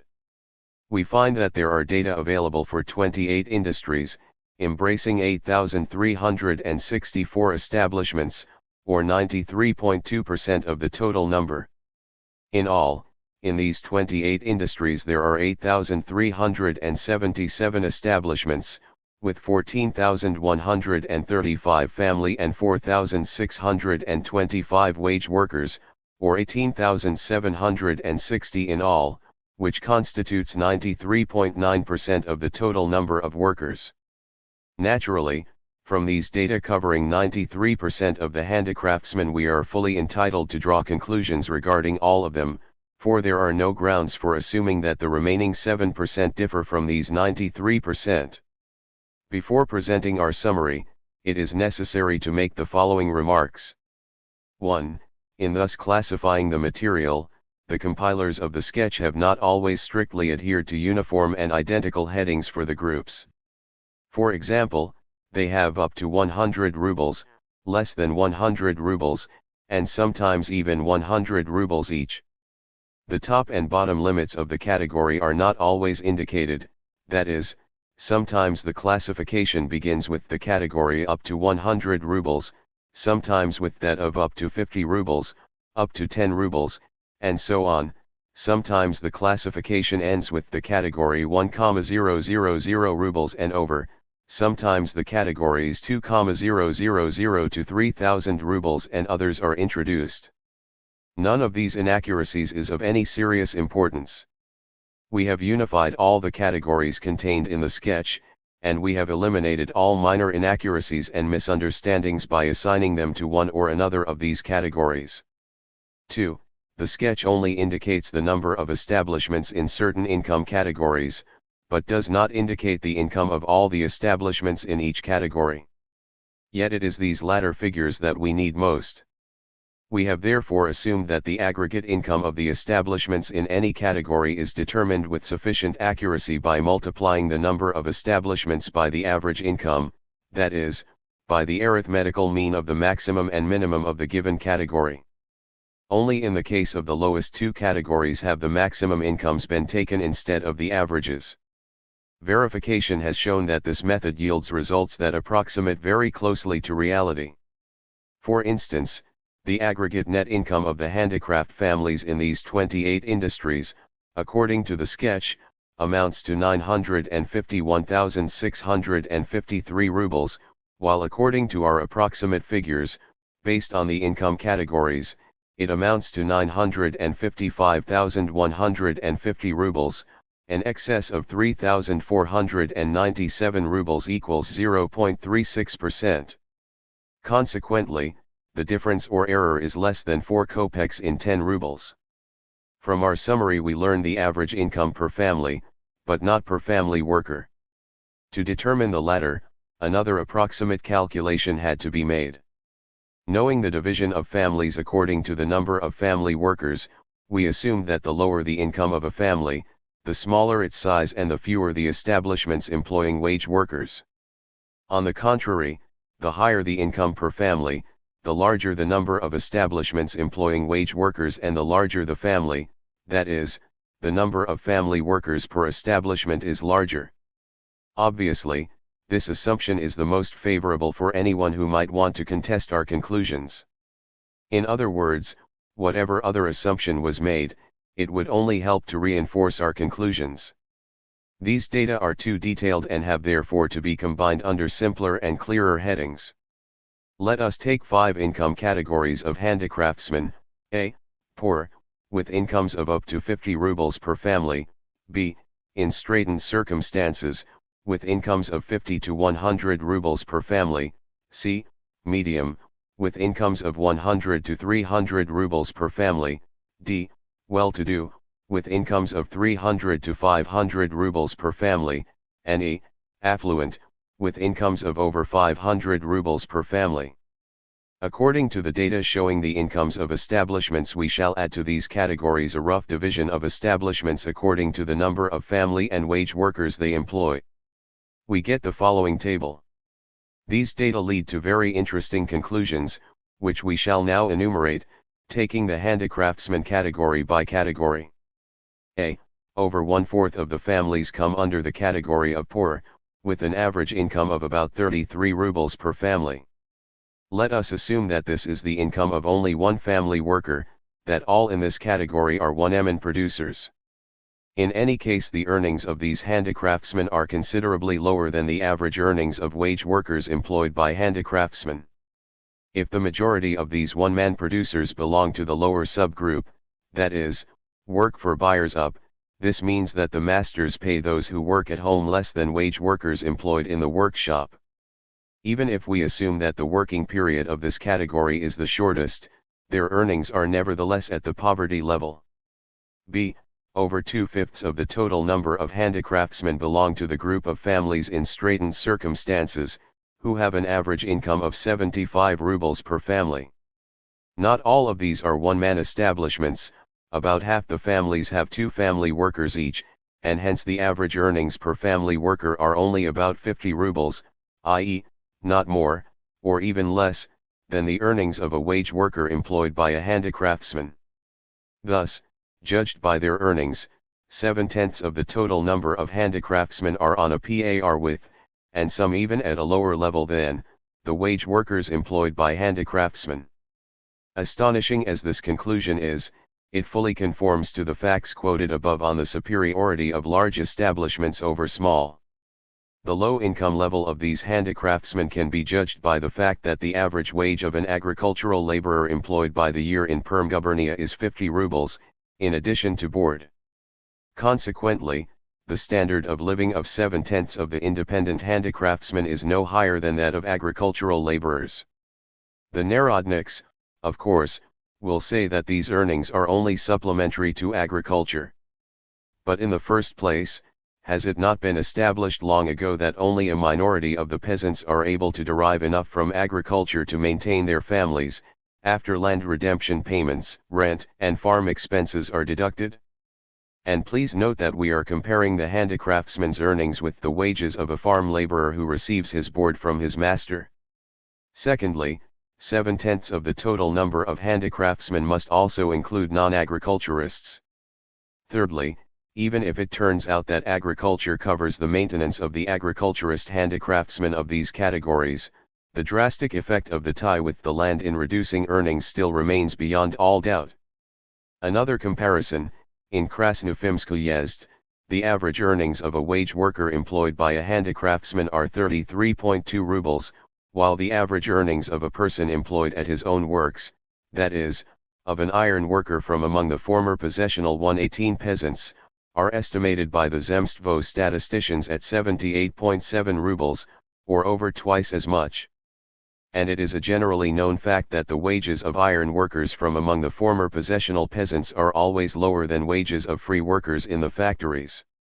One can, therefore, see that reduced consumption, a miserable standard of living, is the price paid for the celebrated independence of the Russian handicraftsmen based on an organic tie between industry and agriculture.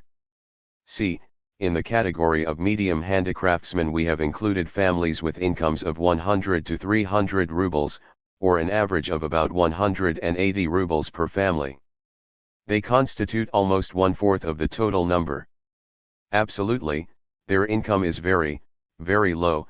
Counting 2.5 family workers per establishment, it amounts to about 72 rubles per family worker, a very inadequate sum, and one which no factory worker would envy.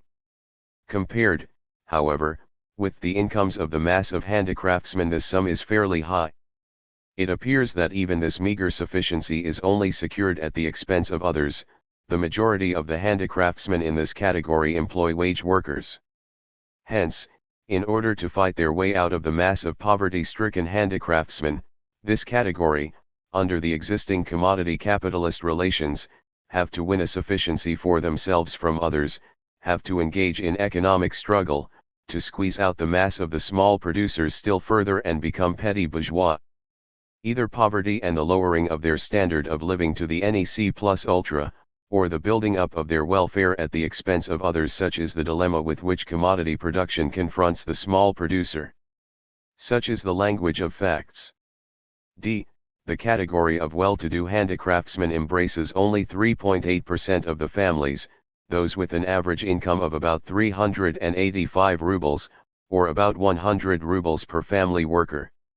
Such an income, about double the earnings of a wage worker, is already based on a considerable employment of wage labor. All the establishments in this category employ an average of about 3 wage workers per establishment. The affluent handicraftsmen, those with an average income of 820 rubles per family, constitute only 1.9% of the total. This category partly includes establishments with 5 family workers, and partly establishments with no family workers at all, that is, those based exclusively on wage labor. On an average, this amounts to about 350 rubles of income per family worker.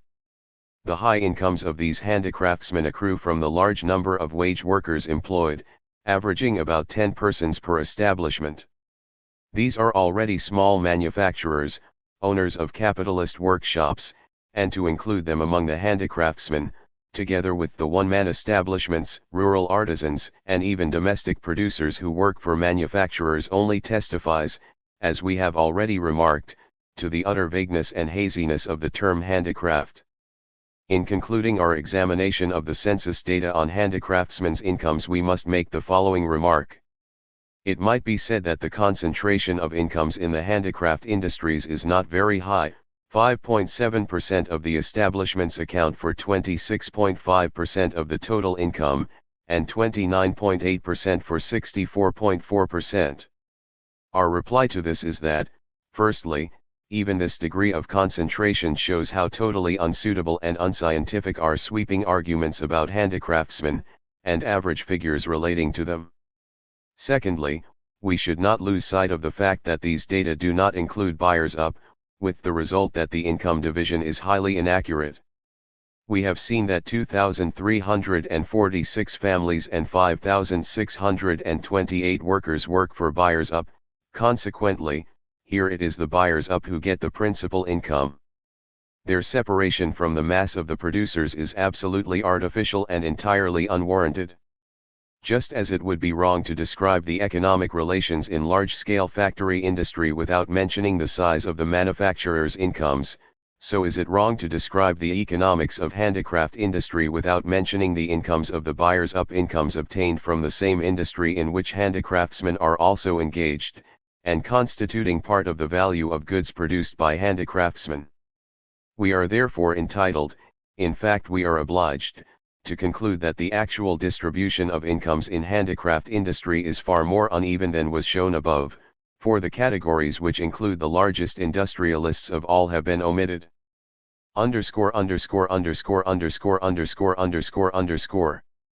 Article 3. 6. What is a buyer up? Above we called the buyers up the biggest of the industrialists. From the ordinary Narodnik viewpoint, this is heresy. It is customary to depict our buyers up as individuals who take no part in production, who are extraneous and alien to industry itself, and depend solely on exchange. This is not the place to dwell in detail on the theoretical fallacies contained in this view, which is based on a failure to understand the general and principal groundwork, foundation, or background of present-day industry, namely, commodity economy, of which merchant capital is an essential component, and not a casual and incidental adjunct. Here we must stick to the facts and figures of the handicraft census, and our task will now be to examine and analyze the data on buyers up. A circumstance favoring this examination is the fact that handicraftsmen who work for buyers up have been put into a separate subgroup. But this advantage is outweighed by the great number of omissions and uninvestigated factors, which rather seriously complicates our inquiry. No data are available on the number of buyers up, on large buyers up and small, on their ties with the well-to-do handicraftsmen, on the business of the buyer up. The Narodnik prejudice of treating the buyer up as extraneous prevented most investigators of handicraft industry from examining business done by buyers up, although this is obviously a prime and principal question for the economist. A careful and detailed study should be made of the business methods of the buyer up, how his capital is built up, how this capital operates in the purchase of raw material and the sale of the product, what are the conditions in which capital operates in these spheres, what expenses he incurs in organizing purchases and sales, how these expenses vary according to the amount of merchant capital and the volume of purchases and sales, and what conditions sometimes induce the buyer up to process the raw material partly in his own workshops and then to give out the semi-finished product to domestic workers for further processing, and sometimes to sell the raw material to small industrialists, in order, later, to buy their wares in the market. A comparison should be made between the cost of production of an article turned out by a small handicraftsman, by a large producer in a workshop where several wage workers are employed, and by a buyer up who gives out material to be worked up by domestic workers. The unit of investigation should be each enterprise, that is, each separate buyer up, and it is necessary to determine the amount of his turnover, the number of persons working for him in his workshop or workshops, or in their own homes, the number of workers he employs to acquire raw materials, to store them and the finished product, and to sell the latter. A comparison should be made between the technique of production used by the small master, the workshop owner who employs wage workers, and by the buyer up. Only such an economic investigation can give an exact scientific answer to the questions: what is a buyer up? What is his significance in the economic process and in the historical development of the forms of industry under commodity production? The absence of such information in the conclusions of the house-to-house census, which made a detailed study of all these questions for each handicraftsman, cannot but be regarded as a serious omission. Even if it was impossible to register and investigate the business of each buyer up, much of this information could have been drawn from the household data on handicraftsmen who work for buyers up. Instead, we find nothing in the sketch but hackneyed narodnik phrases, such as, the kulak is essentially alien to production itself, the kulak category being extended to include both buyers up and owners of assembly workshops, on the one hand, and usurers, on the other. Wage labor is governed not by its technical concentration, as in the case of the factory, but by the monetary dependence of the handicraftsman, one of the forms of kulakism. The source of the exploitation of labor lies in the function of exchange, and not in the function of production, or what we often meet with in the handicraft industries is not the capitalization of production, but the capitalization of the process of exchange. Of course, we have no intention of accusing the sketch investigators of originality. They simply borrowed wholesale the maxims scattered so profusely in the works of, say, our well-known Mr. V.V. In order to judge the true value of such phrases, we have only to remember, for example, that in one of our principal industries, textiles, the buyer up was the immediate forerunner, the father, of the big manufacturer engaged in large-scale machine production. All our textile industries began with supplying yarn to be worked up by handicraftsmen at home. This, in other words, was work for the buyer up, for the kulak, who, while possessing no workshop of his own, merely supplied the yarn, and took the finished goods. Our good narodniks did not even attempt to investigate the origin of these buyers up, their genealogical connections with the owners of small workshops, their role as organizers of the buying of raw materials and the selling of products, the role of their capital in concentrating means of production, in gathering together masses of scattered small handicraftsmen, in introducing division of labor, and in creating the elements of what is not only large-scale production but which is also becoming machine production. Our good narodniks confined themselves to whining and complaining about this deplorable, artificial, etc., etc., phenomenon. They consoled themselves with the belief that this was not the capitalization of production, but merely of the process of exchange, and talked sentimentally about different paths for the fatherland. Meanwhile these artificial and unsubstantial kulaks kept on following their old path, continued to concentrate capital, to gather together means of production and producers, to extend their purchases of raw materials, to further the division of production into separate operations and to transform scattered, technically backward capitalist manufacture, based on hand labor and servitude, into capitalist machine industry. An exactly similar process is now taking place in the bulk of our so-called handicraft industries, and the Narodniks in just the same way shun an investigation of realities as they develop, in just the same way replace a discussion of the origin of existing relations and their evolution by a discussion of what might be, in just the same way console themselves with the thought that so far these are merely buyers up, and in just the same way idealize and paint in rosy colors the worst forms of capitalism, worst in technical backwardness, economic imperfection, and the social and cultural conditions of the working masses. Let us turn to the data of the Perm Handicraft Census. Wherever necessary, we shall endeavor to make good the above-mentioned omissions by drawing upon Handicraft Industries of Perm Gubernia, etc., a book to which we have already referred. Let us first of all pick out the industries which account for the bulk of the handicraftsmen employed by buyers up. For this purpose we shall have to turn to our own summary, which does not coincide with the sketch figures. Thus, about 9/10 of the handicraftsmen working for buyers up are concentrated in these 7 industries. It is to these industries that we shall turn first. Let us begin with the boot-making industry. The overwhelming majority of the bootmakers who work for buyers up are in Kunguru Yezd, the center of the leather industry in Perm Gubernia. A large number of handicraftsmen work for leather manufacturers. On p87 of the sketch, mention is made of 8 buyers up, who have 445 establishments working for them. All these buyers up have been leather goods manufacturers for ages, and their names may be found in the directory of factories for 1890 and 1879, and in the notes to the Ministry of Finance Yearbook, issue I for 1869.119. The leather goods manufacturers cut out the leather and in this form distribute it to the handicraftsmen to be sewn. The lasting is done separately, by several families, who work to the order of the manufacturers.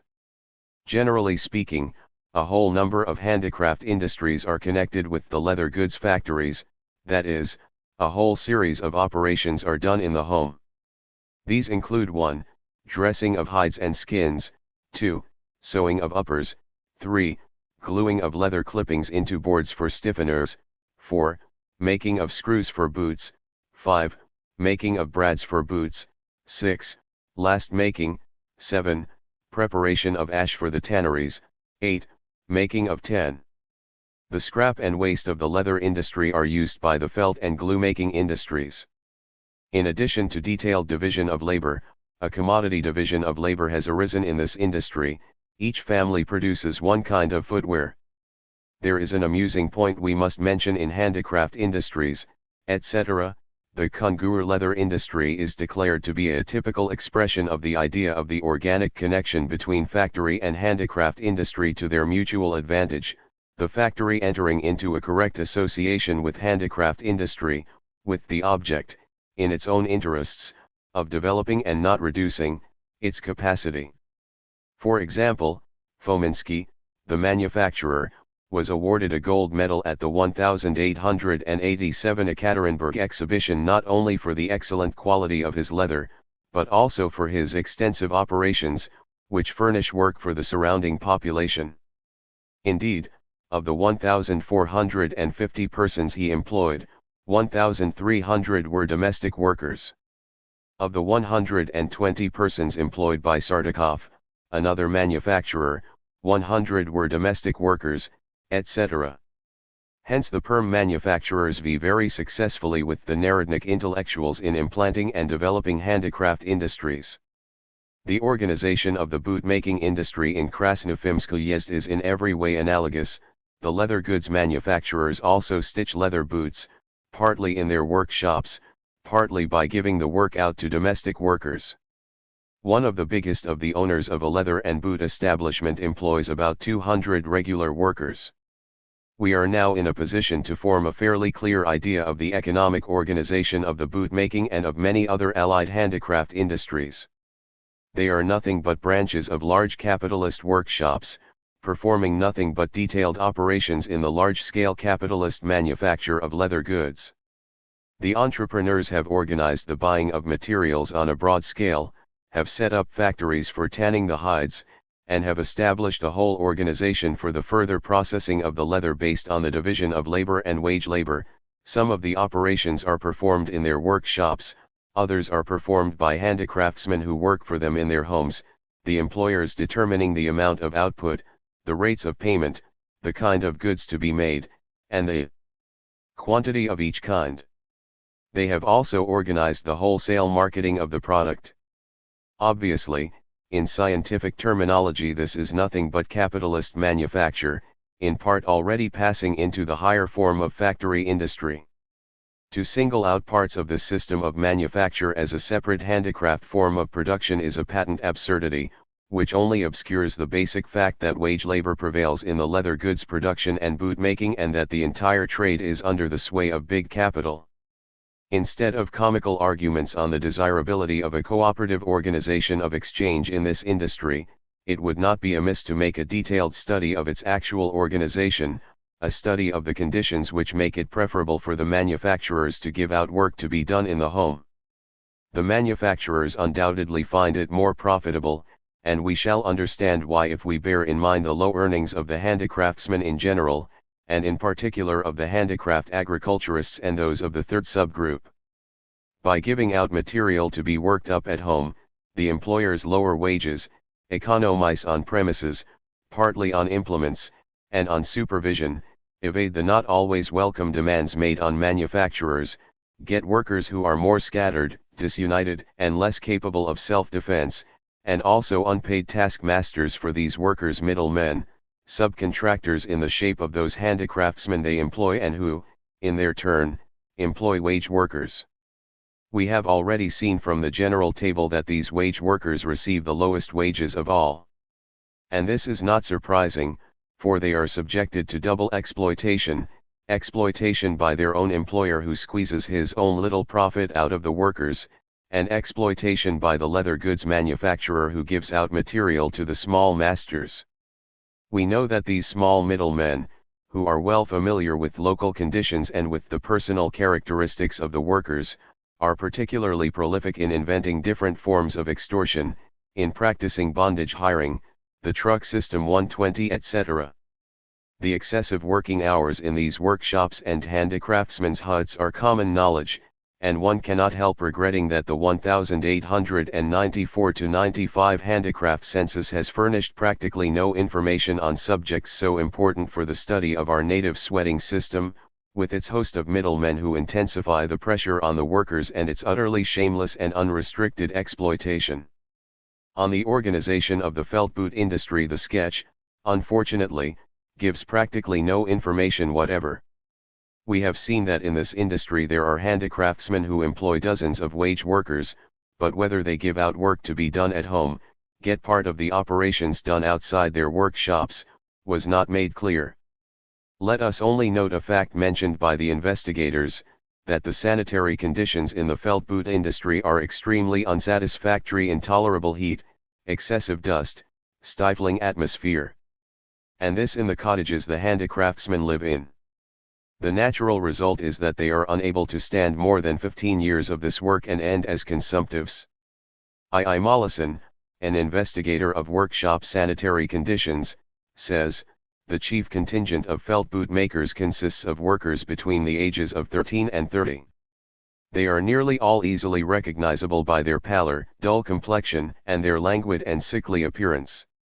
The practical conclusion drawn by this investigator is, it should be made incumbent on the employers to build workshops of much larger size, so as to provide a specified constant volume of air per worker. The workshops should be designed exclusively for work, and it should be strictly forbidden to allow workers to sleep in them at night. In other words, the sanitary inspectors demand the building of factories for these handicraftsmen and the prohibition of work in the home. One cannot help hoping that this recommendation will be acted upon, for it would promote technical progress by eliminating a host of middlemen and would pave the way for the regulation of working hours and working conditions. In a word, it would eliminate the most crying abuses in our people's industry. Among the buyers up in the bast matting industry is a merchant named Butakov, who, we learn from information for 1879, had a bast matting factory in the town of Osa, which employed 180 workers. Has this manufacturer to be regarded as alien to production itself, just because he has found it more profitable to give out the work to be done at home? It would also be interesting to know in what way the buyers up who have been thrown out of the list of handicraftsmen differ from those handicraftsmen who, having no family workers, purchase bast and give it out to craftsmen to make into matting and sacks on their own looms, a striking illustration of the confusion into which the investigators have been led by Narodnik prejudices. The sanitary conditions in this industry will also not bear criticism: overcrowding, filth, dust, damp, foul smells and long working hours, all of which turns the centers of the industry into veritable hotbeds of famine typhus, of which, in fact, there have been frequent outbreaks. On the organization of work for buyers up in the iron working industry, we again learn nothing from the sketch and are again obliged to turn to handicraft industries, etc., which contains a very interesting description of this industry in Nizhny Tagil. The manufacture of trays and other articles is divided among several establishments: forging, tinning, and decorating. Some of the handicraft masters have establishments of all these kinds, and are consequently manufacturers of the pure type.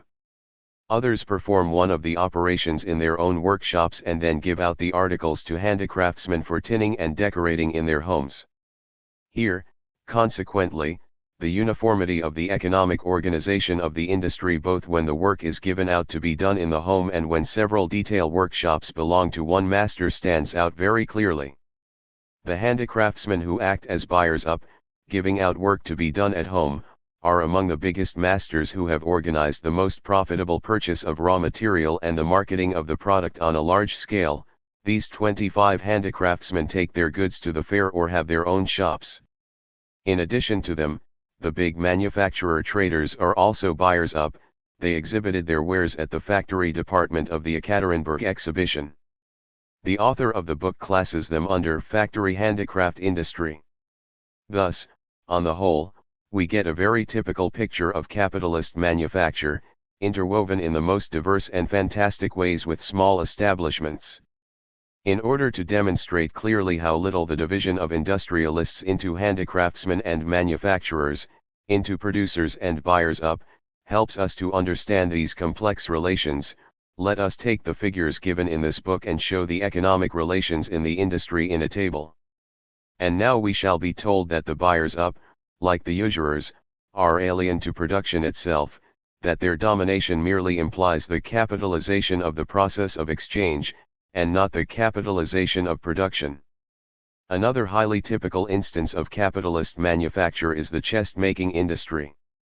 It is organized as follows: a few big proprietors who own workshops employing wage workers purchase the materials, partly manufacture the goods in their own workshops, but mainly give out material to small detailed workshops, subsequently assembling the various parts of the chest in their own workshops and sending the finished article to market. Division of labor. The typical condition and technical basis of manufacture is widely employed in production. The making of a complete chest is divided into 10 or 12 detailed operations, each performed by different handicraftsmen. Thus, the organization of the industry consists in combining detail workers under the command of capital. Why capital prefers to give out work to be done at home rather than employ wage workers in a workshop is made quite clear by the data provided in the 1894-95 handicraft census on the establishments of the Neviansk factory, Ekaterinburg Uyezd, where, side by side with assembly workshops, we also meet with detail handicraftsmen. Hence a comparison between the two is quite possible. Here are comparative figures given in a table. Before examining this table, we must say that if we had taken the data for the entire first and third subgroups and not for the Neviansk factory alone, the conclusions would have been the same. The gross income in the two subgroups obviously cannot be compared, for the same material passes through the hands of various detail workers and through the assembly workshops. But the data for incomes and wages are characteristic. We find that the wages of hired workers in the assembly workshops are higher than the incomes of the dependent handicraftsmen, notwithstanding the fact that the latter exploit wage workers in their turn. but the wages of these latter are less than half those of the workers in the assembly workshops.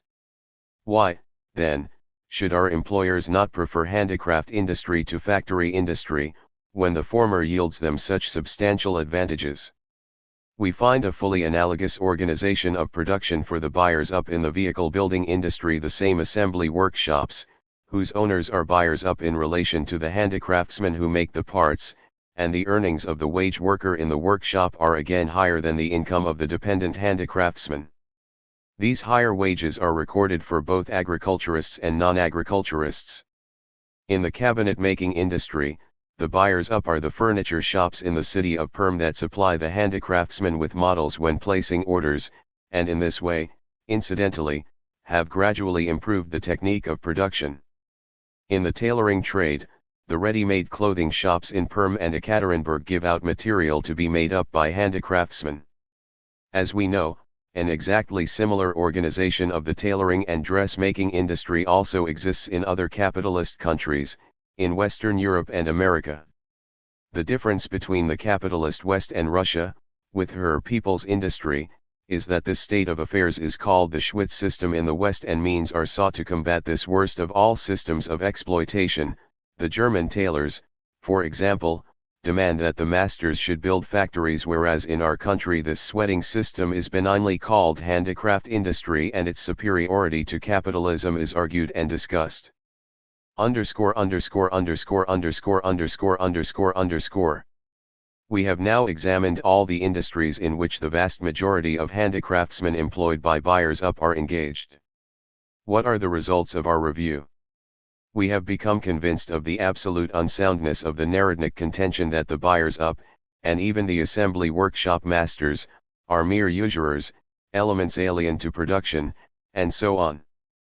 Despite the above-mentioned inadequacy of the sketch data, despite the absence in the census program of questions about the business conducted by the buyers up, we have succeeded in establishing, for most of the industries, intimate ties between the buyers up and production, even their direct participation in production, participation as owners of shops which employ wage workers. Nothing could be more absurd than the opinion that working for buyers up is merely the result of some abuse, of some accident, of some capitalization of the process of exchange, and not of production. The contrary is true. Working for a buyer up is a special form of production, a special organization of economic relations in production, an organization which has directly sprung from small commodity production, and which to this day is connected with it by 1,000 threads, for it is the most prosperous petty masters, the most go-ahead handicraftsmen, who lay the basis for this system by extending their operations through supplying work to domestic workers. Work for buyers up is directly associated with the capitalist workshop employing wage workers, and often just constitutes an extension of it or one of its departments. It is simply an adjunct of the factory, understanding this latter expression in the generally accepted and not the scientific sense. In the scientific classification of forms of industry in their successive development, work for buyers up belongs to a considerable extent to capitalist manufacture, since 1. It is based on hand production and on the existence of many small establishments. 2. It introduces division of labor between these establishments and develops it also within the workshop. 3. It places the merchant at the head of production, as is always the case in manufacture, which presupposes production on an extensive scale, and the wholesale purchase of raw material and marketing of the product. 4. It reduces those who work to the status of wage workers engaged either in a master's workshop or in their own homes. These features, as we know, are typical of the scientific conception of manufacture as a special stage in the development of capitalism in Industry. 121 This form of industry, then, already implies the deep-going rule of capitalism, being the direct predecessor of its last and highest form, large-scale machine industry. Work for the buyer up is consequently a backward form of capitalism, and in contemporary society this backwardness has the effect of seriously worsening the conditions of the working people, who are exploited by a host of middlemen. The classification, you see, is almost touching in its simplicity. Naturally, such a classification offers endless scope for reflections on the possibility of a different path for the fatherland. But it is not for nothing that we have before us the data of the Handicraft Household Census, which investigated the forms of industry. We shall attempt to give a classification that corresponds to the census data and to the various forms of industry. We shall apply the percentages revealed by the census for 20,000 workers, to the higher figure of 26,000 derived by the authors from other sources. We are fully aware that there are errors even in this classification. It does not include factory owners, but does include handicraftsmen who employ dozens of wage workers. Some manufactory owners have been included accidentally, but not specified, while others have not been included, having been discarded as buyers up. It includes urban artisans of one town, but not of 11 other towns, and so on. At any rate, this classification is based on the census data on forms of industry, and the errors mentioned are errors in these data, and not errors of classification. In any case, this classification gives an accurate idea of the real state of affairs.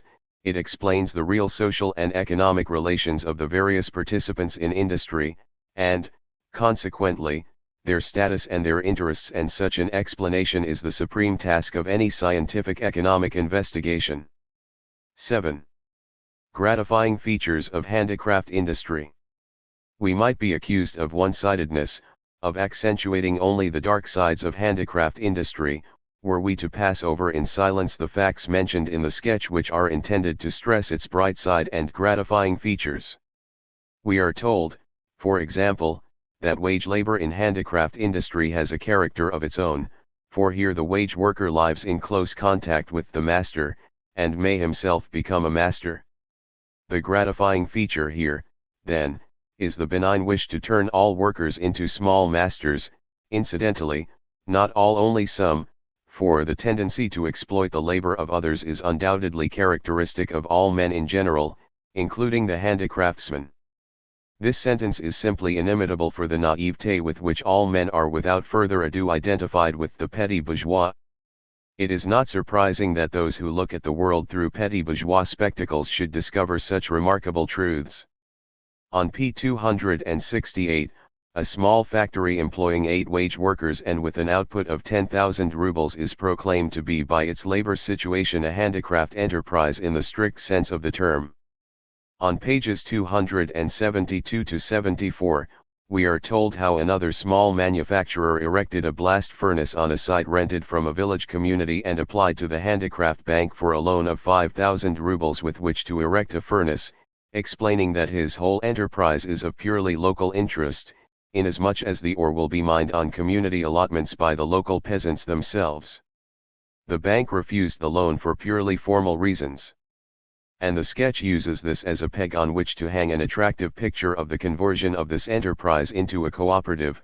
This will undoubtedly please the employer, as one who has at heart the interests of the fellow community members around him and not only those of the industry. The enterprise embraces numerous labor interests of the fellow community members, who will be mining ore and felling timber and carrying them to the factory. Householders will deliver ore, charcoal, etc., to the factory, just as the womenfolk deliver milk to the public cheese factory. Of course, this presupposes a more complex organization than that of a public cheese factory, especially if the local skilled and unskilled laborers are employed in running the business itself, that is, smelting iron from ore. How idyllic! Manual laborers will deliver ore, fuel, and the rest to the factory, just as peasant women deliver milk to the cheese factory. We will not deny that the handicraft bank can perform the same sort of service as other banks in developing commodity production and capitalism, but it would be very sad indeed if it were at the same time to develop the Pharisaism and Manilov chit-chat of loan-seeking employers. So far we have seen how enterprises employing large numbers of wage workers have been proclaimed handicraft on the ground that their owners work themselves. But for petty bourgeois people this condition would be rather restrictive, and so the sketch endeavors to expand it. It appears that an enterprise which is conducted solely with the help of wage labor may also be a handicraft enterprise, provided that its success depends upon the owner's personal participation, or even if the owners are obliged to confine their participation to the various worries involved in running the industry. Our perm narodniks are making splendid progress, are they not? Personal labor, personal participation, various worries. Main Leapchan, was whilst do knock mehr, 123 wage labor in the brick industry, it appears, yields special advantages to the wage laborers, whom the brick kilns provide with supplementary earnings, yet the owners of these kilns often experience a shortage of money for the hire of workers. The sketch concludes that such owners should be granted credit facilities by the Handicraft Bank, assigning such enterprises, according to a note to Article 7.3 of the Handicraft Bank Statutes, to specially deserving cases. Not very well put, but very impressive and portentous. In conclusion, we read at the end of the description of the brick industry, we find sufficient grounds for declaring that among the peasants in the brick industry the interests of masters and wage workers have so much in common that although no artels have been formally registered in this industry, actually there is a strong tie of companionship between the masters and their wage workers. We would refer the reader to the statistical picture of these ties of companionship given above. It is also a curious fact as a specimen of the confusion existing in Narodnik economic concepts that the sketch defends wage labor and paints it in rosy colors by asserting that the kulak is not a master employing wage workers, but an owner of money capital who exploits labor in the person of the master handicraftsman and his wage workers, and at the same time launches into the most irrational and immoderate defense of the kulaks. Kulakism, in whatever gloomy colors it may be painted, is so far a necessary will in the exchange mechanism of handicraft production. Kulakism should undoubtedly be regarded as a blessing insofar as the successes of the handicraft industry are concerned, when compared with the situation under which the handicraftsman would be without work were there no kulak or no finances available. How long will this insofar last? If it were said that merchant and usury capital is a necessary factor in the development of capitalism, a necessary will in the mechanism of a poorly developed capitalist society, that would be true. Thus interpreted, the word insofar would mean, insofar as the innumerable restrictions on freedom of industry and freedom of competition continue to preserve the most backward and most pernicious forms of capitalism in our country. Only we fear that this interpretation will not be to the liking of the Perm or any other Narodniks. Let us now go over to the artels, those most direct and most important expressions of the alleged community principles which the Narodniks insist on finding in the handicraft industries. It will be interesting to examine the handicraft household census data for the entire gubernia, a census whose program specifically included the registration and study of artels. We are accordingly in a position not only to acquaint ourselves with the various types of artels, but also to learn how widespread they are. Take the oil milling industry. Domestic artels in the strict sense of the term, in the villages of Pokrovskoye and Gavryata, 2 oil mills are owned by 5 brothers, who have separated to form individual households, but who use the mills in turn. These facts are of profound interest, for they throw light on the contract conditions of communal labor continuity in the handicraft industries. Obviously, such domestic artels are an important precedent to the spreading of factory-type industries among the handicraftsmen on cooperative lines. So then, the artel, in the strict sense of the term, as a precedent to cooperation and, as an expression of the communal principle, consists in property held in common by unseparated heirs. If that is so, then obviously the true palladium of the communal principle and cooperation is Roman civil law and volume X of our Code 125 with its institutions of the condominium, i.e., property held in common by heirs and non-heirs. In the flour milling industry, the peasants' artel spirit of enterprise found most vivid expression in peculiar domestic forms.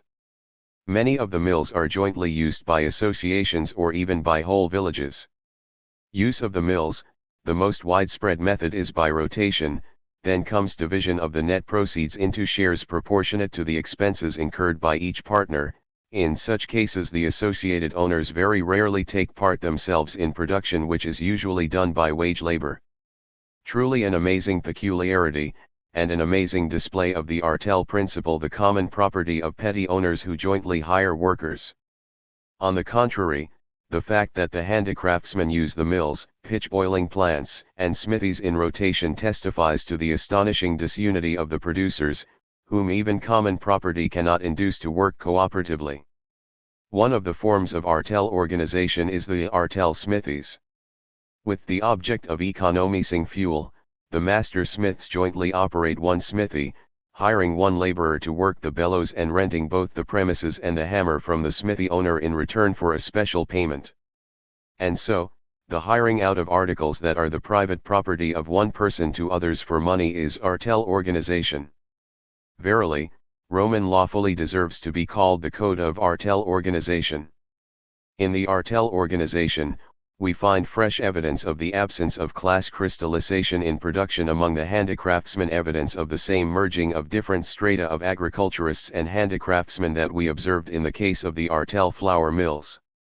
And after this, there are malicious persons who still dare to speak of the differentiation of the peasantry. Hitherto, therefore, we have not had a single instance of handicraftsmen combining to buy raw materials or to market the product, not to mention combination in production itself. Nevertheless, such combinations exist. The Permgubernia Handicraft Household Census registers as many as 4 of them. They were all formed with the help of the Handicraft Bank, 3 in the vehicle building trade, and 1 in the production of agricultural machines. One of the artels employs wage labor. In another, 2 partners use a smithy and a workshop belonging to a third partner, for which he receives special payment. They buy raw material and market the product in common, but they work in separate workshops. Together, these 4 artels embrace 21 family workers. The Perm Handicraft Bank has functioned for several years. Let us assume that it will now unite not 20, but 50 family workers a year. All the 15,000 handicraft family workers will then be united in artel organizations in exactly 300 years. And when that job is done, they will begin to unite the handicraftsmen's wage workers.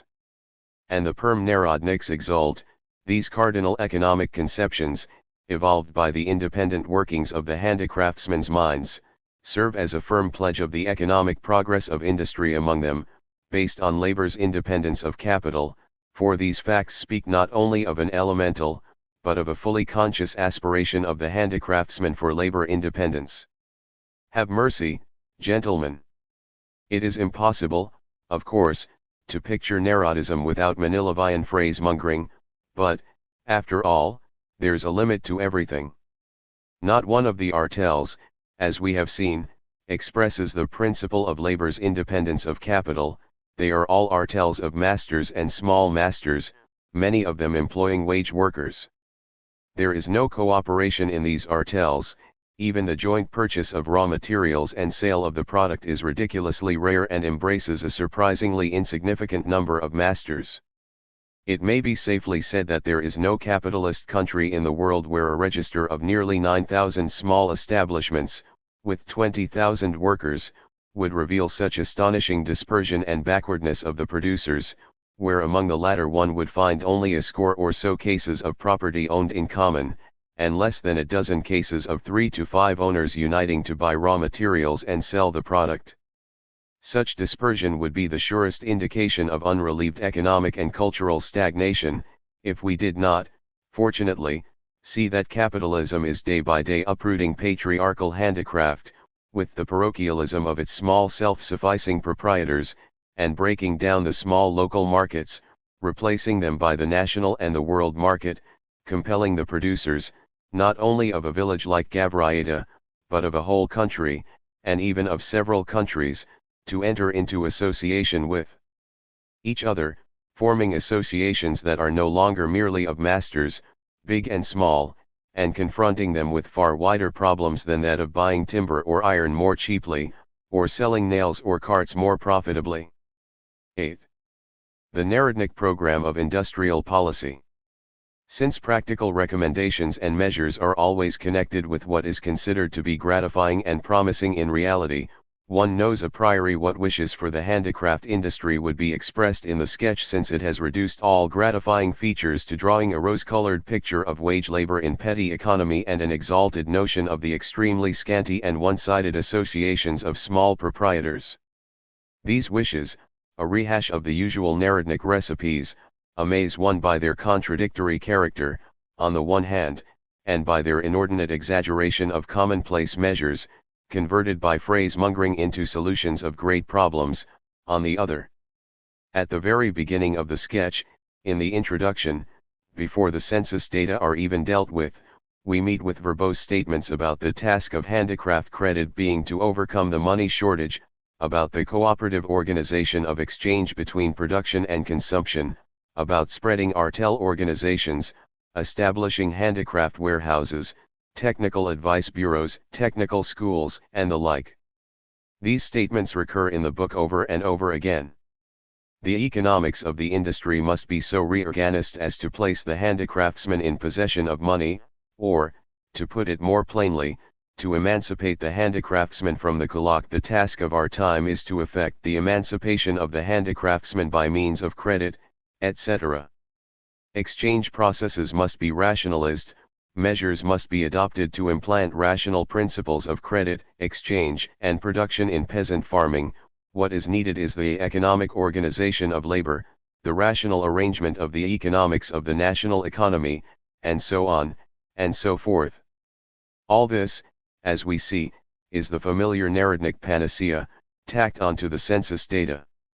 And, as though in final confirmation of their Narodnik orthodoxy, the compilers did not fail to condemn money economy in general, and for the reader's edification inform him that artisan production performs a valuable service to the national economy, by affording it the opportunity to avoid the conversion of natural economy into money economy.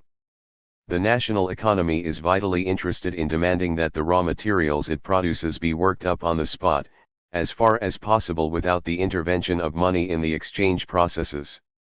Here we have the Narodnik program expounded with a fullness and frankness that leave nothing to be desired. We say the Narodnik program, for we are interested, not in what distinguishes the compilers of the sketch from other Narodniks, but, on the contrary, in what they have in common. What interests us is the practical Narodnik program for the handicraft industries in general. It is easy to see that the main features of this program are saliently stressed in the sketch. 1. Condemnation of money economy and sympathy for natural economy and primitive artisan production. 2. Various measures for the encouragement of small peasant production, such as credits, technical developments, etc. 3. The spreading of associations and societies of all kinds among the masters, big and small raw material, warehousing, loan and savings, credit, consumers and producers societies. 4. Organization of labor, a current phrase in all and sundry Narodnik good intentions. Let us examine this program. To take first the condemnation of money economy, as far as industry is concerned, it is already of a purely Platonic character.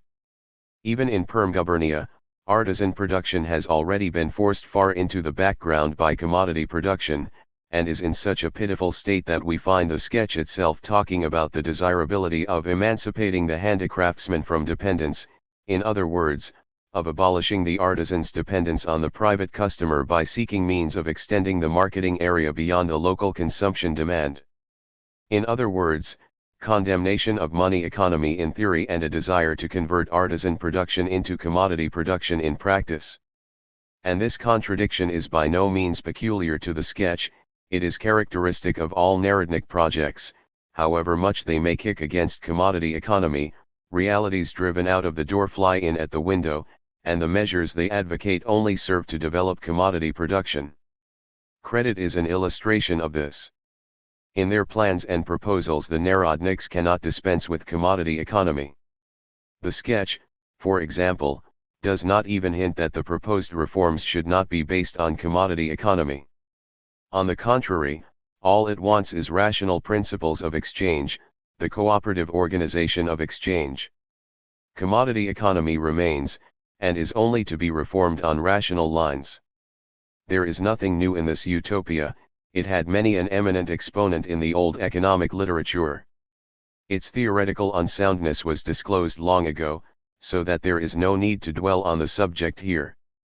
Instead of uttering absurd phrases about the necessity of rationalizing economy, would they not do better first to rationalize their notions of the existing economy, of the socio-economic relations existing among that extremely variegated and dissimilar mass of handicraftsmen whose destinies our narodniks wish to decide so bureaucratically and frivolously from above? Has not actual life shown us time and again that narodnik practical measures, concocted in accordance with supposedly pure ideas on organization of labor, etc., lead in practice to nothing but encouragement and support for the enterprising muzhik, the small manufacturer or the buyer up, and all the representatives of the petty bourgeoisie in general? This is not fortuitous, it is not because individual measures are imperfect or unsuitable. On the contrary, given the general basis of commodity economy, it is the petty bourgeois above all and before all who inevitably and necessarily make use of credits, warehouses, banks, technical advice and the like. But, it may be objected, if that is so, if the narodniks in the practical measures they suggest, unconsciously and involuntarily serve to develop the petty bourgeoisie, and, hence, capitalism in general, why should their program be attacked by people who on principle regard the development of capitalism as a progressive process? Is it reasonable to attack practical and useful programs because their ideological argument is wrong, or, to put it mildly, debatable? For surely nobody will deny the usefulness of technical education, credits, and of producers' societies and associations. These are not imaginary objections. In one form or another, in one connection or another, they are constantly to be heard in the replies to the arguments levelled against the narodniks. We shall not dwell here on the point that even if such objections were justified, they do not in the least refute the fact that the dressing up of petty bourgeois projects as the most exalted social panaceas is in itself a cause of grave social harm.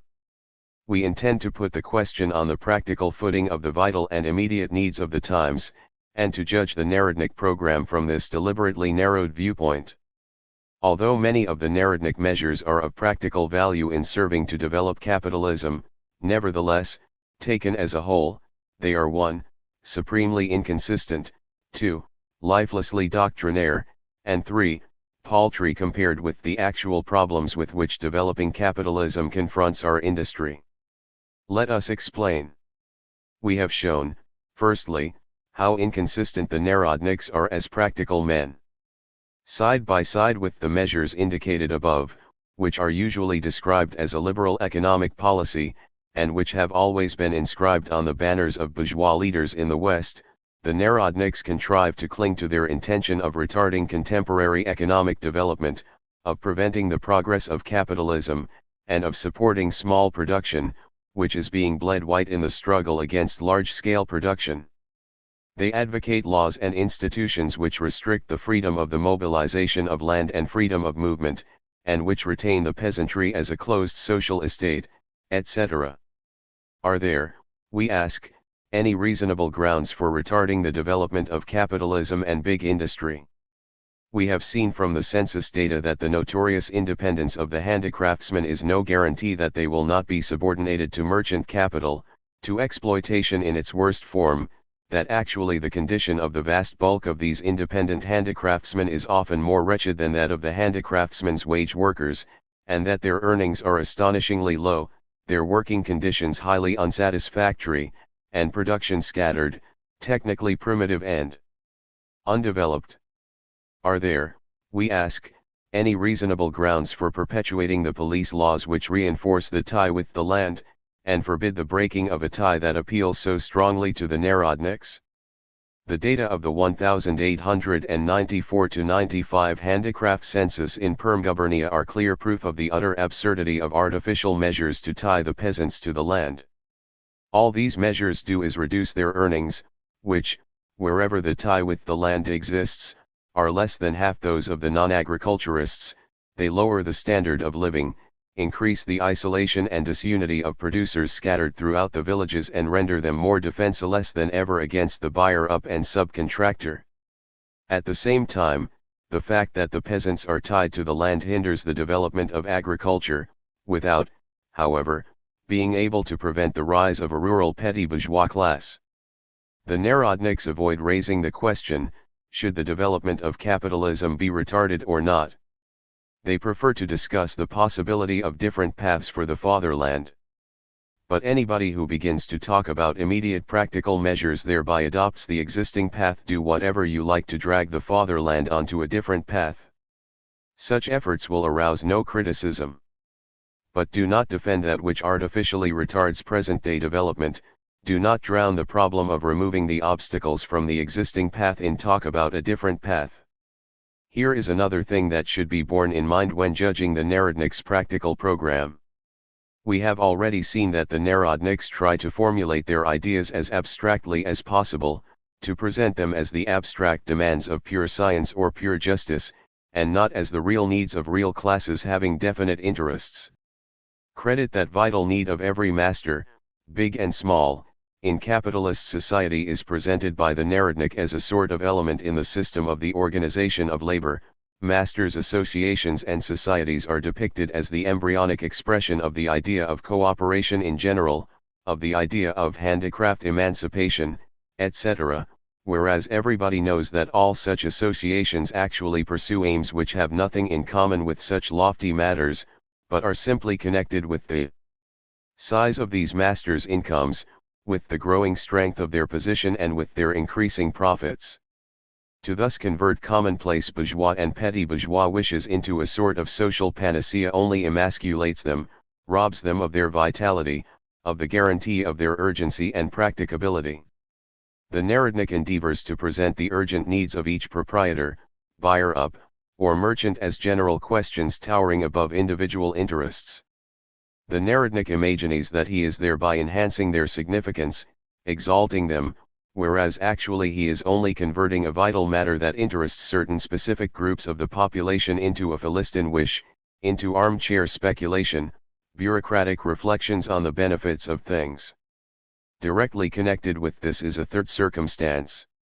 Not realizing that such practical measures as credits and artels, technical assistance, etc., reflect the needs of developing capitalism, the Narodnik is unable to voice the general and fundamental needs of this development, and instead proposes paltry, casually selected, half measures which in themselves are incapable of exerting any serious influence and are inevitably doomed to failure.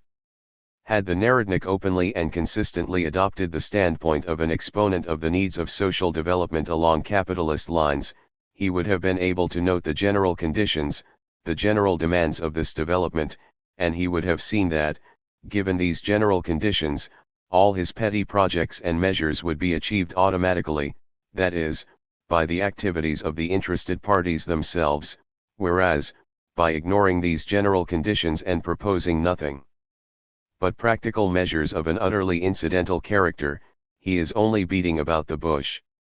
Let us, by way of illustration, take the question of the freedom of industry. On the one hand, it is so much the general and fundamental question of questions concerning industrial policy, that an examination of it is particularly appropriate. On the other hand, the specific conditions of the Perm area furnish interesting corroboration of the cardinal importance of this question. The metallurgical industry, as we know, is the major feature of the economic life of the area and has laid a very specific impress on it. Both the history of the area's colonization and its present condition are closely connected with the needs of the Urals iron industry.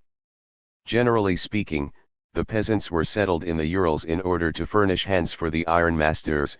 We read in the letter of Babushkin, a resident of Nizhny Sergy, quoted in the Transactions of the Commission of Inquiry into Handicraft Industry.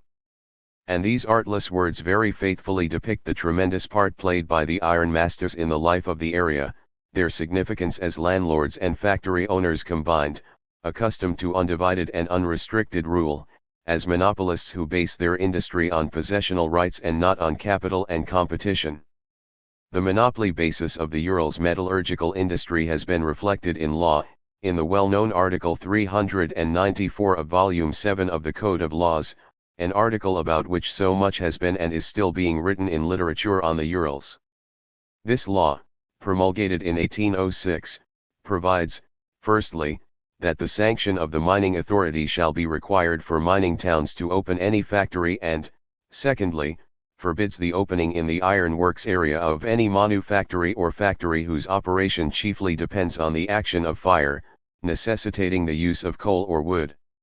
In 1861 the Urals ironmasters particularly insisted on the inclusion of this law in the terms governing the emancipation of the peasants, and Article 11 of the Regulations for Iron Workers reiterates the same prohibition.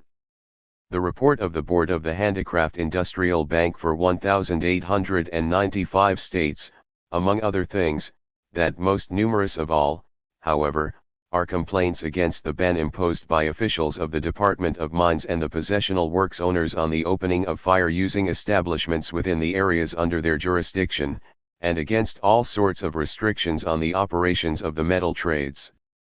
Thus, the traditions of the good old days have been preserved intact in the Urals to this day, and the attitude towards small peasant industry in this region fully harmonizes with the organization of labor which ensured the ironmasters a supply of factory workers tied to their locality.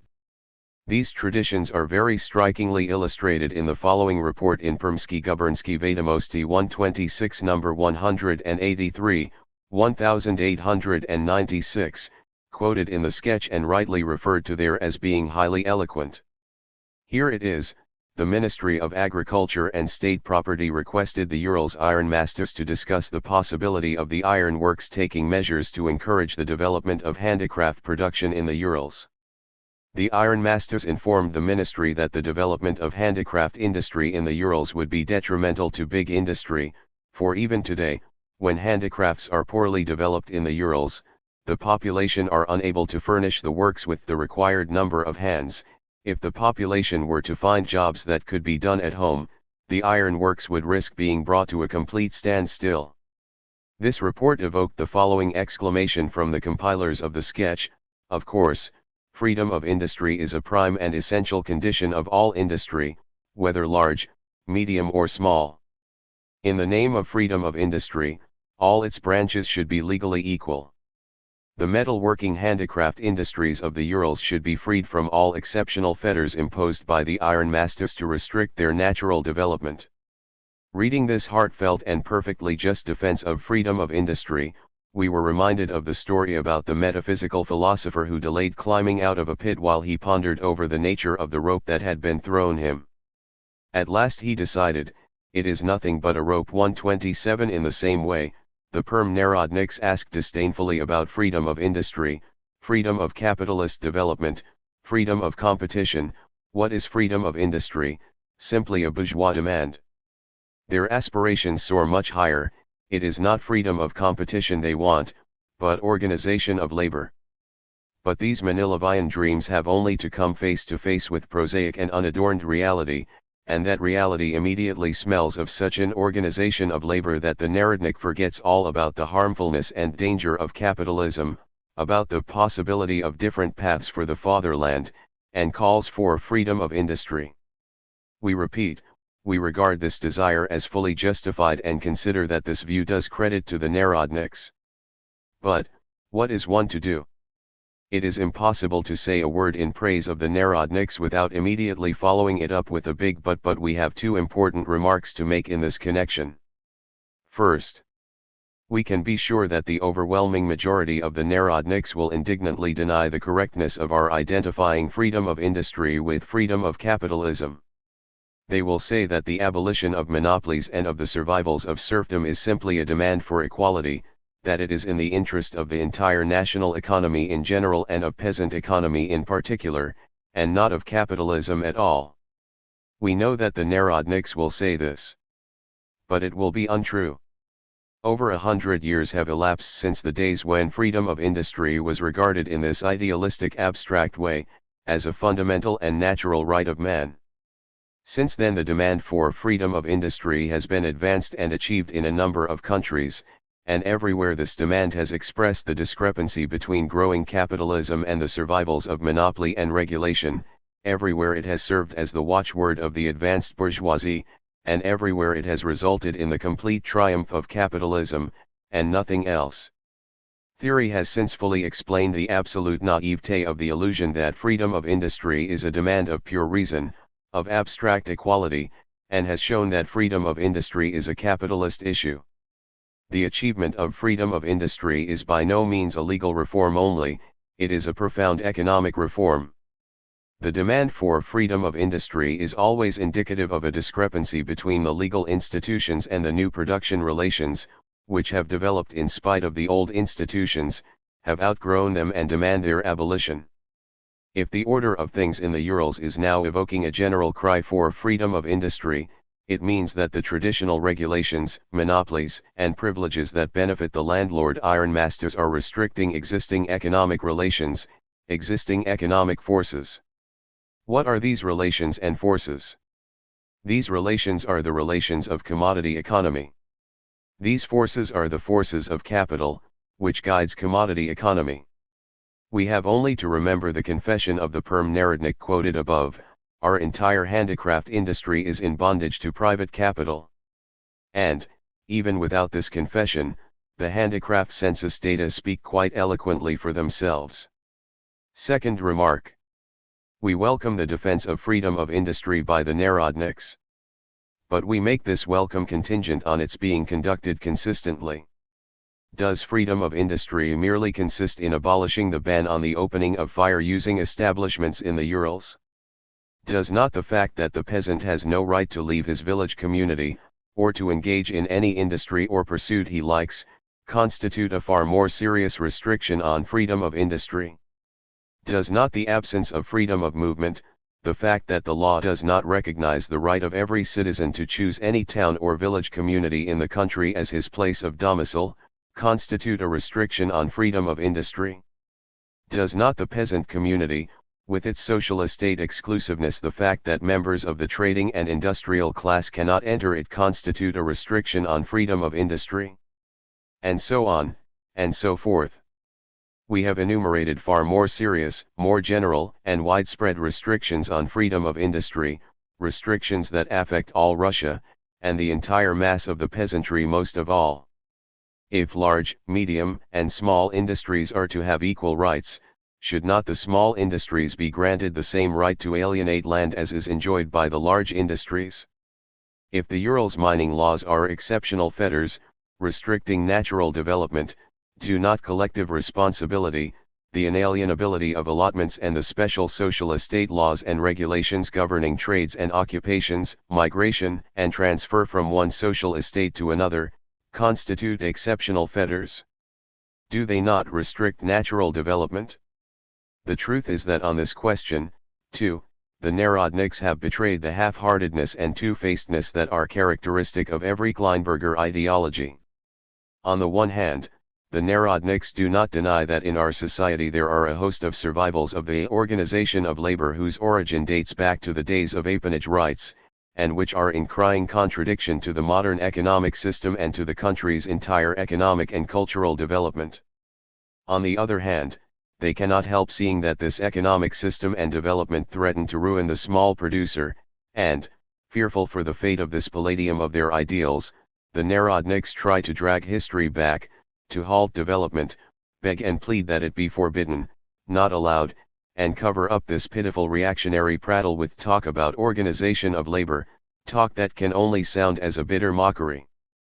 The chief and fundamental objection we have to make to the practical Narodnik program for modern industry should now, of course, be clear to the reader.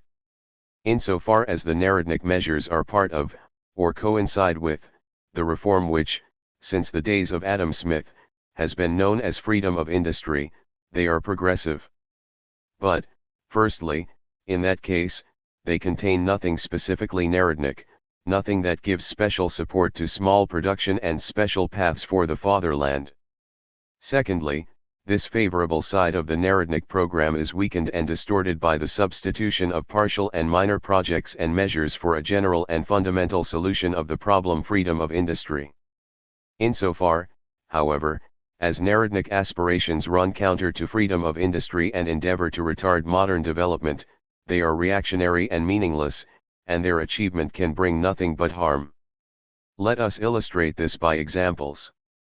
Take credit. Credit is an institution of most developed commodity circulation, of the most developed, nationwide turnover of commodities.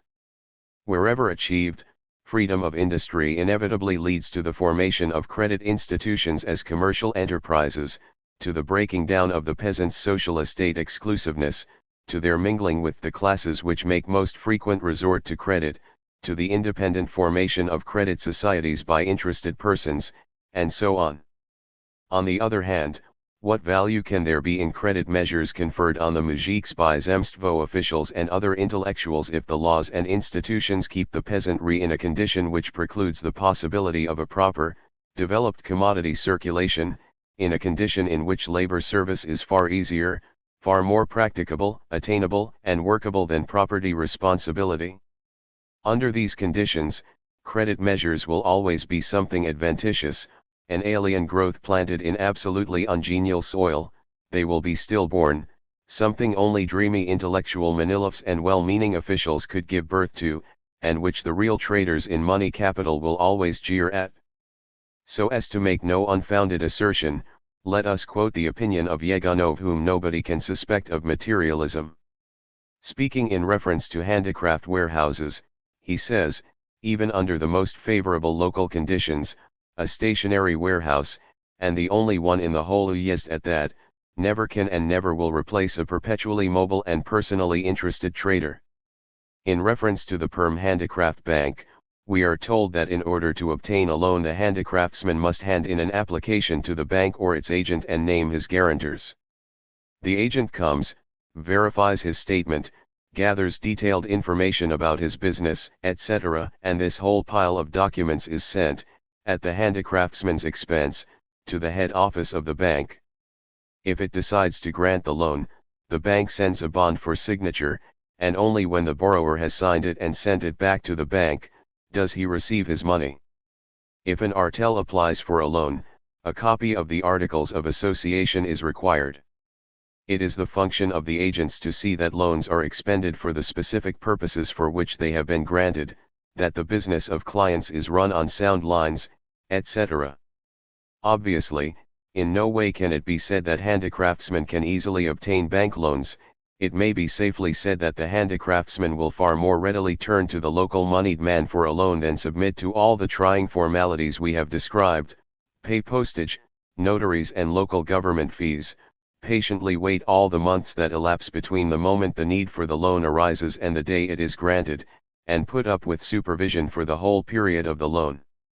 The Narodnik view on some sort of anti-capitalist credit is just as absurd as the incongruous, clumsy, and useless attempts to get done by intellectuals and officials things that have everywhere and always been the business of traders. Technical education. There is hardly need, we think, to dwell on this subject, except to remind the reader of the project, worthy of eternal memory, of our well-known progressive writer, Mr. Yuzhakov, to implant agricultural gymnasia in Russia, at which poor peasant men and women would work off the cost of their education by serving, for example, as cooks or laundresses. Artels, but who does not know that the chief obstacle to their spreading is the traditions of the very same organization of labor which has found expression in the Urals mining laws? Who does not know that wherever freedom of industry has been introduced in full it has always led to an unparalleled blossoming and development of all sorts of societies and associations? It is very comical at times to see our Narodniks trying to represent their opponents as enemies of artels, associations, etc., in general. The boot, of course, is on the other foot. The fact is that if you want to look for the idea of association and for the means of implementing it, you must not look back, to the past, to patriarchal artisan and small production, which are the cause of the extreme isolation, disunity, and backwardness of the producers, but forward, to the future, towards the development of large-scale industrial capitalism. We are perfectly aware of the haughty contempt with which the Narodnik will regard this program of industrial policy that is being opposed to his own. Freedom of industry. What an old-fashioned, narrow, Manchester school bourgeois aspiration. The Narodnik is convinced that for him this is an Überwindiner standpunkt, that he has succeeded in rising above the transient and one-sided interests on which this aspiration is based, that he has risen to a profounder and purer idea of organization of labor. Actually, however, he has only sunk from progressive bourgeois ideology to reactionary petty bourgeois ideology, which helplessly vacillates between the desire to accelerate modern economic development and the desire to retard it, between the interests of small masters and the interests of labor. On this question, the latter coincide with the interests of big industrial capital. A survey of Perm territory. A sketch of the state of handicraft industry in Perm Gubernia. Published out of funds provided by the Perm Gubernia Zemstvo. Perm, 1896, pp. 2 plus 365 plus 232 pages of tables, 16 diagrams and a map of Perm Gubernia. Price, 1 ruble 50 kopecks. Actually, more than one-third are landless, for the census covered only one town. But of that more anon. The handicraft industries of Perm Gubernia at the Siberian Ural Science and Industry Exhibition in Ekaterinburg, 1887, by Y. Krasnoporov, in 3 parts, Perm, 1888-89, Part I, p. 8. We shall quote from this valuable publication, briefly referring to it as Handicraft Industries and indicating the part and the page. These two types of handicraftsmen, those processing livestock and plant produce, make up 33% plus 28% equals 61% of the total number. Metalworking engages 25% of the handicraftsmen. Computed from the data in the sketch. The overwhelming majority of our factories, actually 15,000 out of 21,000, employ less than 16 workers. See Directory of Factories for 1890. We shall presently give data showing the distribution of establishments according to net income. We learn that the aggregate net income of 2,376 establishments with the lowest income equals 77,900 rubles, while that of 80 establishments with the highest income equals 83,150 rubles. The average per establishment, therefore, is 32 rubles and 1,039 rubles respectively. For purposes of comparison. Ed. p. 50. The sketch does not summarize the figures for earnings. The earnings of an annual worker are taken as 100. Consequently, if Mr. N. On's attacks on the separation of industry from agriculture were not the Platonic lamentations of a romanticist, he should also bewail the appearance of every handicraft establishment. In the sketch there is an obvious misprint in this column, which we have corrected. It is well known that among the peasants even industrial workers are often compelled to perform agricultural work. Cf. Handicraft Industries, etc., 3, p. 7. The seasonal laborer in agriculture always receives more than half the yearly wage. But let us assume that in this case the seasonal laborers receive only half the wage of the annual worker. The wage of an annual worker will then be equals 25.5 rubles. According to the Department of Agriculture, the average wages over a period of 10 years for a farm laborer employed by the year in Perm Gubernia was 50 rubles with board. On this last point we would say that it is unfortunate that the sketch furnishes no data on the standard of living of the agriculturists and non-agriculturists. But other investigators have noted that it is a common phenomenon for the living standard of the non-agriculturist industrialists to be incomparably higher than that of the raw agriculturists, and this is equally true of Perm Gubernia. Cf. Reports and Investigations of Handicraft Industry in Russia published by the Ministry of Agriculture and State Property, Volume 3, Yegunov's article. The author points to the completely urban standard of living in some of the landless villages, to the endeavor of the non-agriculturist handicraftsmen to dress and live as decent people do. The author draws on the family budgets contained in Zemstvo statistical publications. There is only one group in the horn industry, Group I. The distribution of the workers in these three industries between Group I and Group II is done approximately, 85.9% being taken as the standard for Group I. There is an exception, the dyeing industry is run entirely by artisans, and summer work is greater than winter work. Asterisk, we would remind the reader that only one town was here included by way of exception, only 1,412, or 29.6%, of the 4,762 family workers in Group 2 are town dwellers. Asterisk, it goes without saying that only handicraftsmen in the same subgroup can be compared, and that a commodity producer cannot be compared with an artisan or a handicraftsman who works for a buyer up. Asterisk, but these are by no means the largest establishments. From the division of establishments according to number of wage workers, it may be calculated that in 3 establishments there are 163 wage workers, or an average of 54 per establishment. Yet these are also regarded as handicraft establishments and are added together with the one-man workshops to obtain general average. Asterisk, in one of the establishments the introduction of a wool carding machine was mentioned. Asterisk, there is apparently a misprint or error in the table on p. 158, in THIRD-WORLDISM the net income is more than the 9,827 rubles shown in the total. We had to change this table according to the data in the tables appended to the sketch. Cf.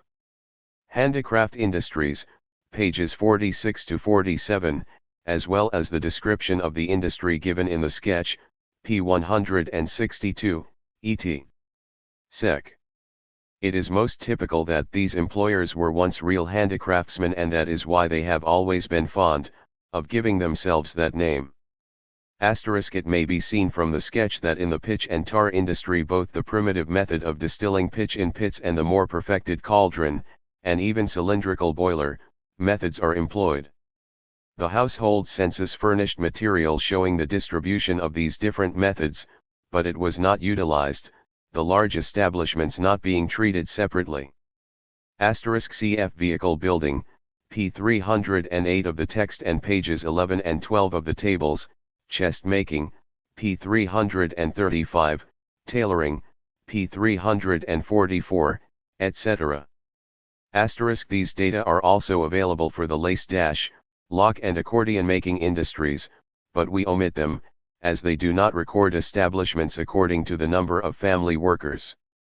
Asterisk, the 8,377 establishments in the 28 industries are divided according to the number of family and wage workers as follows: no family workers 95 establishments, 1 worker 4,362, 2 workers 2,632, 3 workers 870, 4 workers 275, 5 workers and over 143. The establishments employing wage workers number 2,228, and are divided as follows: 1 wage worker 1,359, 2 workers 447, 3 workers 201, 4 workers 96, 5 workers and more 125. The wage workers total 4,625, and their aggregate wages total 212,096 rubles. Asterisk, the cost of board is 45 rubles per annum, according to the figures average for 10 years of the Department of Agriculture. Asterisk, of the 2,228 establishments employing wage workers in these 28 industries, 46 employ 10 wage workers or more, a total of 887, or an average of 19.2 wage workers per establishment. Asterisk, these include 2 buyers up who have 217 establishments working for them. Altogether, there are 470 boot-making establishments working for buyers up in Kunguru Yezd. Asterisk, these words are in English in the original. Ed. Asterisk, these words are in English in the original. Ed. The felt industry in the Arzamas and Semyanovo Yezds of Nizhny Novgorod gubernia is organized on those lines. See Transactions of the Commission of Inquiry into Handicraft Industry and the material of the Nizhny Novgorod Zemstvo Statistical Department. Asterisk, Directory of Factories for 1879. The matting makers working for buyers up are mostly concentrated in Osao Yezd. Sketch, p. 157. Asterisk, per establishment. Asterisk, sweating system. Ed. Asterisk, these words are in English in the original. Ed. Asterisk, restrain your laughter, friends. ed. Asterisk if nothing more, see Mr. Karizomenov's article, The Importance of Handicraft Industry, in Yuridikeski Vestnik 122-1883, NOS 11 and 12, which contains a summary of the statistical material then available. Not to mention the curious way in which this figure was arrived at. For instance, the largest component is the flour milling industry, arrived at by including the total value of the grain ground by the millers. In the tables and in the description given in the sketch, only the gross income of 143,000 rubles was taken. The boot-making industry accounts for 430,000 rubles, a substantial part of which consists of the turnover of the congur factory owners, and so on, and so forth. Asterisk the objection may be raised that the wage workers employed by artisan handicraftsmen should be classed under artisan and not commodity production. But here labor power is itself a commodity, and its purchase and sale is an essential feature of capitalism. Not a word is said as to how this close contact reacts on the system and correctness of payment, the methods of hire, the enslavement of the worker, the truck system, and so on. Asterisk what more would you have, my dear? Ed. Asterisk we find the same idea expressed in Handicraft Industries, p. 39, et. Seq, in a controversy with the newspaper Dialovoy Correspondent 124, which said that the kulaks should not be included in the handicraft section. Our entire handicraft industry, we read in reply, is in bondage to private capital, so that if only those handicraftsmen who trade in their own goods were included in the handicraft section, it would be as empty as an eggshell. A highly significant admission, is it not? Using the data of the census, we have shown above the meaning of this bondage to private capital which holds the handicraft industries in its grip. Asterisk the sketch, too, speaks very enthusiastically of the advantages of the village community and of the harm of the freedom to mobilize a landed property, which, it claims, would result in the emergence of a proletariat. This contrasting of the community with freedom to dispose of land is an excellent illustration of the most reactionary and noxious feature of the community. It would be interesting to know whether there is a single capitalist country in which a proletarian earning from 33 to 50 rubles a year would not be classed as a pauper? And that this existing path is the development of capitalism has not, as far as we know, been denied by the Narodniks themselves, either by Mr. N. On, or by Mr. VV, or by Mr. Yuzhakov, etc., etc. Asterisk Part 16, pages 594 to 95. Cited in Handicraft Industries, p. 140. Asterisk see Handicraft Industries, pages 18 to 19. Sketch, pages 222, 223, and 244. Yegunov's article in Volume 3 of Reports and Investigations of Handicraft Industry in Russia, published by the Ministry of State Property and Agriculture. In publishing Yegunov's article, the Ministry, in a comment, makes the reservation that the author's views substantially differ from the opinion and information of the Department of Mines. In Krasnoufimsk Uyezd, for example, as many as 400 smithies were closed down under these laws.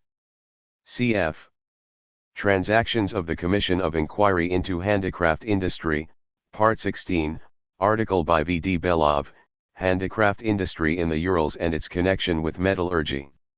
The author relates that the handicraftsmen, fearing to incur the severity of the law, hide their machines. One handicraftsman built a furnace on wheels to cast ironware, so as to make it easier to hide. Asterisk let us explain for the benefit of the reader that our iron industry statistics have repeatedly shown that the number of workers employed in proportion to output is considerably higher in the Urals than in the southern or Polish iron districts. Low wages, the result of the workers being tied to the land, keeps the Urals at a much lower technical level than the South or Poland. Asterisk see next article. There will be some, no doubt, who think that freedom of industry precludes such measures as factory legislation, etc. By freedom of industry is meant the abolition of all survivals of the past that hinder the development of capitalism. But factory legislation, like the other measures of modern so-called social politic, presupposes an advanced development of capitalism and, in its turn, furthers that development. Discarded viewpoint. Ed. Gems of Narodnik. Project Mongering. 128. Written in exile at the end of 1897. First published in 1898 in the Miscellany Economic Studies and Essays by Vladimir Ilyin. Published according to the text in Economic Studies and Essays. I. Under the above title, Mr. Uzhakov has published a collection of his articles that appeared in Russkoye Bogaystvo in the years 1895 to 97. The author believes that his articles embrace the most important of these problems, i.e., educational problems, and, taken together, constitute a sort of review of the most timely and urgent, but still inadequately satisfied needs of our intellectual culture. On page 5, it is once more stressed that the author intends to dwell chiefly on problems of principle. But all these phrases merely show Mr. Uzhakov's predilection for a broad sweep of thought, or rather, not so much of thought as of the pen. Even the title of the book is too broad. As a matter of fact, as can be seen from the list of articles in the subtitle to the book, the author does not deal with educational problems at all, but solely with the problem of the schools, and only of the secondary and higher schools at that. Of all the articles in the book, the most practical one is that on the textbooks used in our gymnasia. The author goes into a detailed examination of the current textbooks of the Russian language, geography, and history, and demonstrates their utter worthlessness.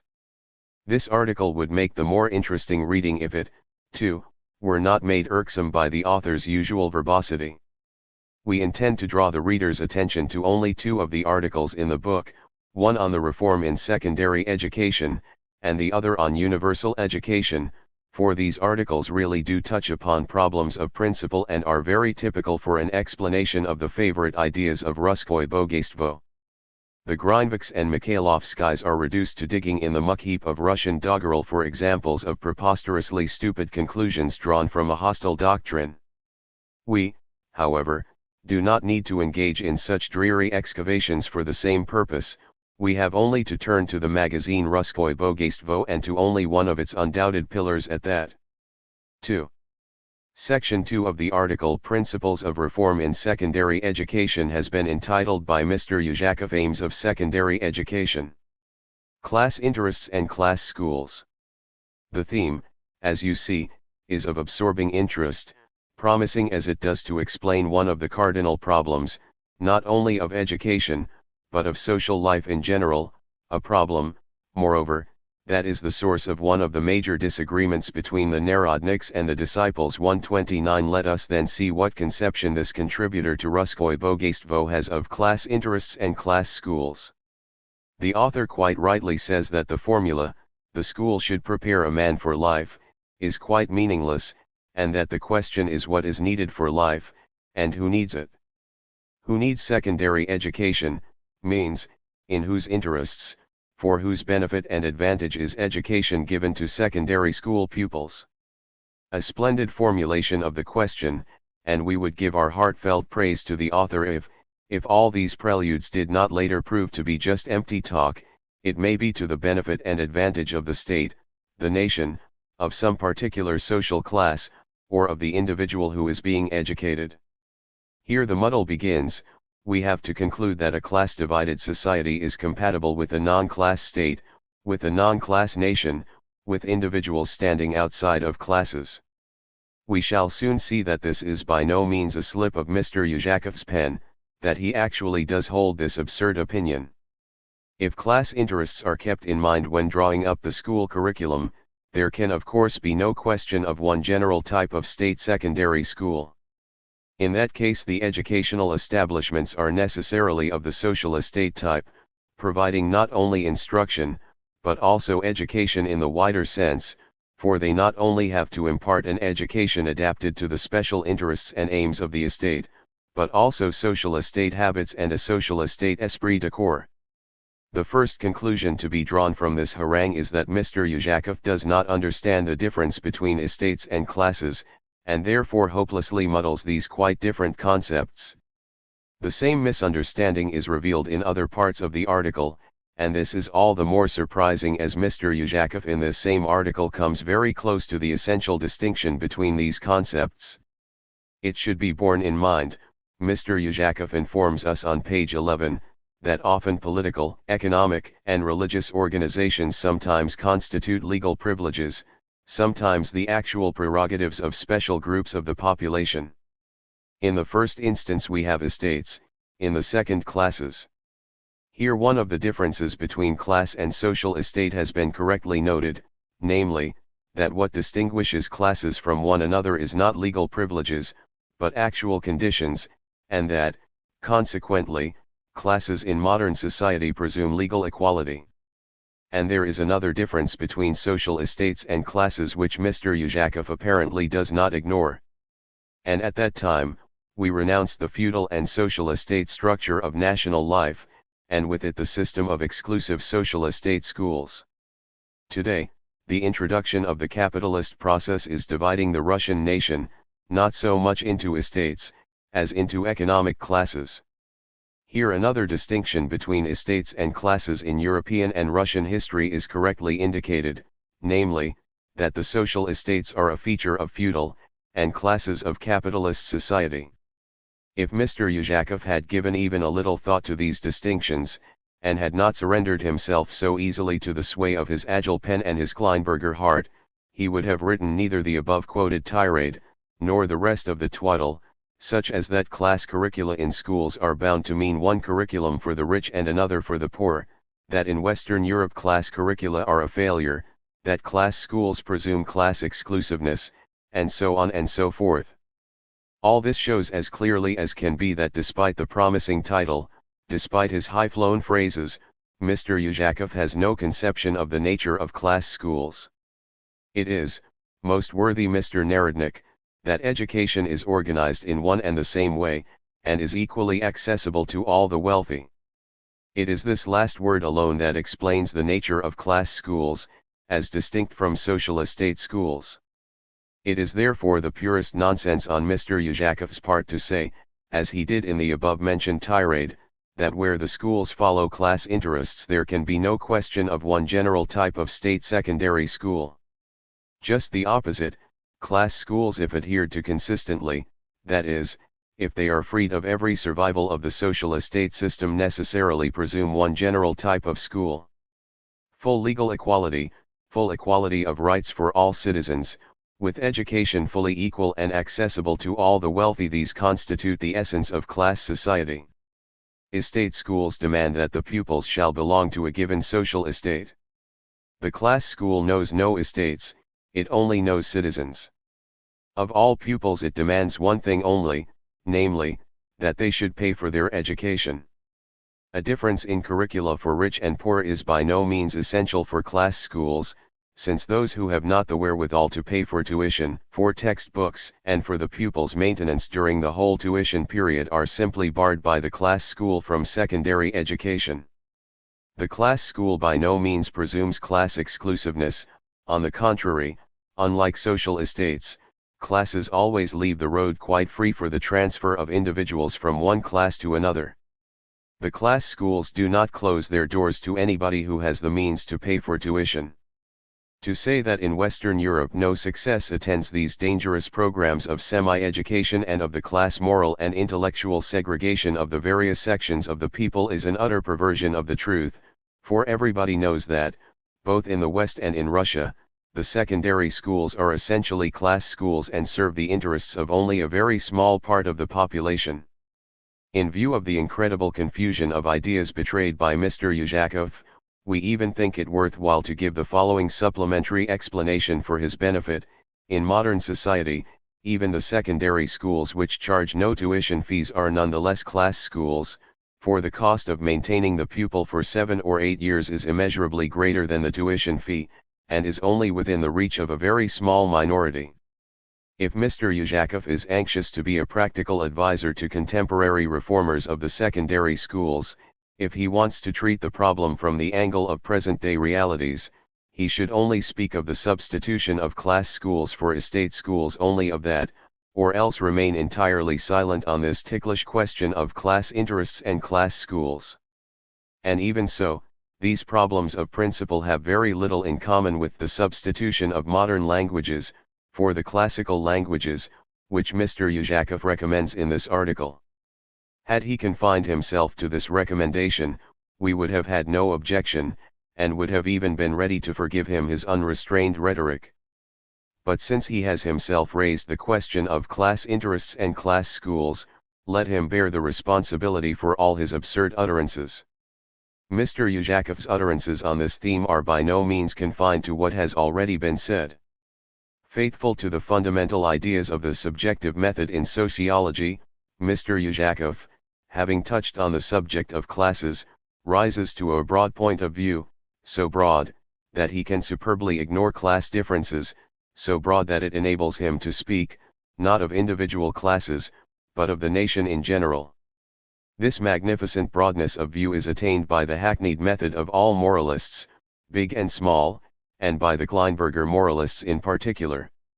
Mr. Yuzhakov sternly condemns this division of society into classes, holding forth with supreme grandiloquence and incomparable fervour on the danger of this thing, on the point that the class system of education in all its shapes and forms is fundamentally hostile to the interests of the state, the nation, and the individuals to be educated, on the inexpediency and danger from both the state and the national standpoint of class curricula in schools, on the point that historical examples illustrate only that exceptionally anti-national development of the class system and class interests of which we have spoken, and which has already been admitted as dangerous to the national welfare and to the state itself, on the point that the class system of administration has been abolished in one form or another everywhere. On the point that this dangerous division into classes arouses antagonism between the various groups of the population and gradually obliterates the sense of national solidarity and national patriotism, on the point that broadly, correctly, and far-sightedly understood, the interests of the nation as a whole, of the state, and of individual citizens in general should not be mutually contradictory, and so on and so forth. This is all sheer cant, empty phrase-mongering, which obscures the very essence of contemporary reality with the senseless aspirations of the Kleinberger, aspirations that imperceptibly find their way into the description of things as they are. To find an analogy for the sort of outlook which gives rise to such phrase-mongering, we have to turn to the exponents of that ethical school 130 in the West, which was the natural and inevitable expression of the theoretical cowardice and political perplexity of the bourgeoisie there. We, however, shall confine ourselves to comparing the following little fact with this magnificent eloquence and lofty-mindedness, this remarkable perspicacity and farsightedness. Mr. Yuzhakov touched on the subject of social estate and class schools. As regards the first, precise statistics are available at least as far as male gymnasia, progymnasia and modern schools are concerned. Here are the figures, which we have borrowed from a publication of the Ministry of Finance, Productive Forces of Russia. This table shows clearly how incautious Mr. Yuzhakov was when he said that we had immediately and resolutely renounced social estate schools. On the contrary, the social estate system prevails in our secondary schools to this day, even if 56% of the students in the gymnasia are sons of nobles and officials. Their only serious rival is the urban estates, who now predominate in the modern schools. The proportion of the rural estates, especially if we bear in mind their vast numerical superiority over the other estates, is altogether insignificant. This table, therefore, clearly shows that anybody who sets out to discuss the character of our contemporary secondary schools should be perfectly clear in his own mind that it is only estate and class schools that are in question, and that insofar as we actually do renounce estate schools, it is exclusively in the interests of class schools. It goes without saying that we do not by any means intend to claim that the question of superseding the estate schools by class schools, and of improving the latter, is of no importance or concern to those classes that do not and cannot enjoy the advantages of secondary education. On the contrary, it is not a matter of unconcern to them either, for the estate system lays a particularly heavy burden on them both in life and in school, and the superseding of estate schools by class schools is only one of the links in the general and all-round Europeanization of Russia. All we want is to show how Mr. Yuzhakov distorted the facts, and that actually his supposedly broad point of view is immeasurably inferior even to the bourgeois view on the question. Incidentally, on the subject of the bourgeois views, Mr. Emanuelov simply cannot understand why P.B. Struve, who so explicitly revealed the one-sidedness of Schultz-Gavernitz, nevertheless propagates his bourgeois ideas. Mr. Emanuelov's failure to understand this is solely and exclusively due to his failure to understand the fundamental views not only of the Russian, but of all the West European disciples, and not only of the disciples, but of the teacher as well. Or perhaps Mr. Manuelov will deny that one of the fundamental views of the teacher, views that run like a scarlet thread through all his theoretical, literary, and practical activities, is an ineradicable hatred of those lovers of broad points of view who with the help of sugary phrases obscure the class division of modern society. Or that another of his fundamental views is a firm recognition of the progressiveness and preferability of frank and consistent bourgeois ideas as compared with the ideas of those Kleinberger who are so anxious to retard and halt capitalism. If this is not clear to Mr. Manuelov, let him ponder, say, over the writings of his fellow magazine contributor, Mr. Yuzhakov. Let him imagine that, on the subject now of interest to us, we see alongside Mr. Yuzhakov a frank and consistent exponent of bourgeois ideas, who upholds the class character of the contemporary school, seeking to prove that nothing better could be imagined, and striving to eliminate the estate schools completely and to make the class schools more widely accessible. Really, such ideas would be far superior to those of Mr. Yuzhakov's. Attention would be drawn to the contemporary school's real needs, namely, to the abolition of its social estate exclusiveness, and not to the vague broad point of view of the Kleinberger. A frank elucidation and defense of the one-sided character of the contemporary school would present a proper picture of reality, and by its very one-sidedness would help to enlighten the minds of the other side. Mr. Yuzhakov's broad effusions, on the contrary, only help to pervert social consciousness. Lastly, as to the practical side of the matter, but Mr. Yuzhakov does not go one jot beyond the limits of the class school, not only in this article, but also in his Utopia, which we shall now proceed to consider. 3. Mr. Yuzhakov's article dealing with the problem of universal education is called, An Educational Utopia. A Plan for Universal Compulsory Secondary Education. The very heading shows that this highly edifying article of Mr. Yuzhakov's promises a lot. But, actually, Mr. Yuzhakov's Utopia promises even far more. Nothing less, dear readers, without concession or compromise, is the way the author begins his article: a complete gymnasium education for the entire population of both sexes, compulsory for all, and involving no expenditure by the state, zemstvo, or people. Such is my grand educational utopia. The worthy Mr. Yuzhakov evidently thinks that the crux of the matter is that of expenditure. On this same page he repeats that universal elementary education entails expenditure, but that universal secondary education, according to his plan, entails no expenditure at all. But not only does Mr. Yuzhakov's plan entail no expenditure, it promises something far more than secondary education for the entire people. In order to give an idea of the full scope of what the Russkoye Bogatstvo contributor promises, we must anticipate and quote the author's own triumphant exclamations after he has set forth his plan in full and stands back to admire it.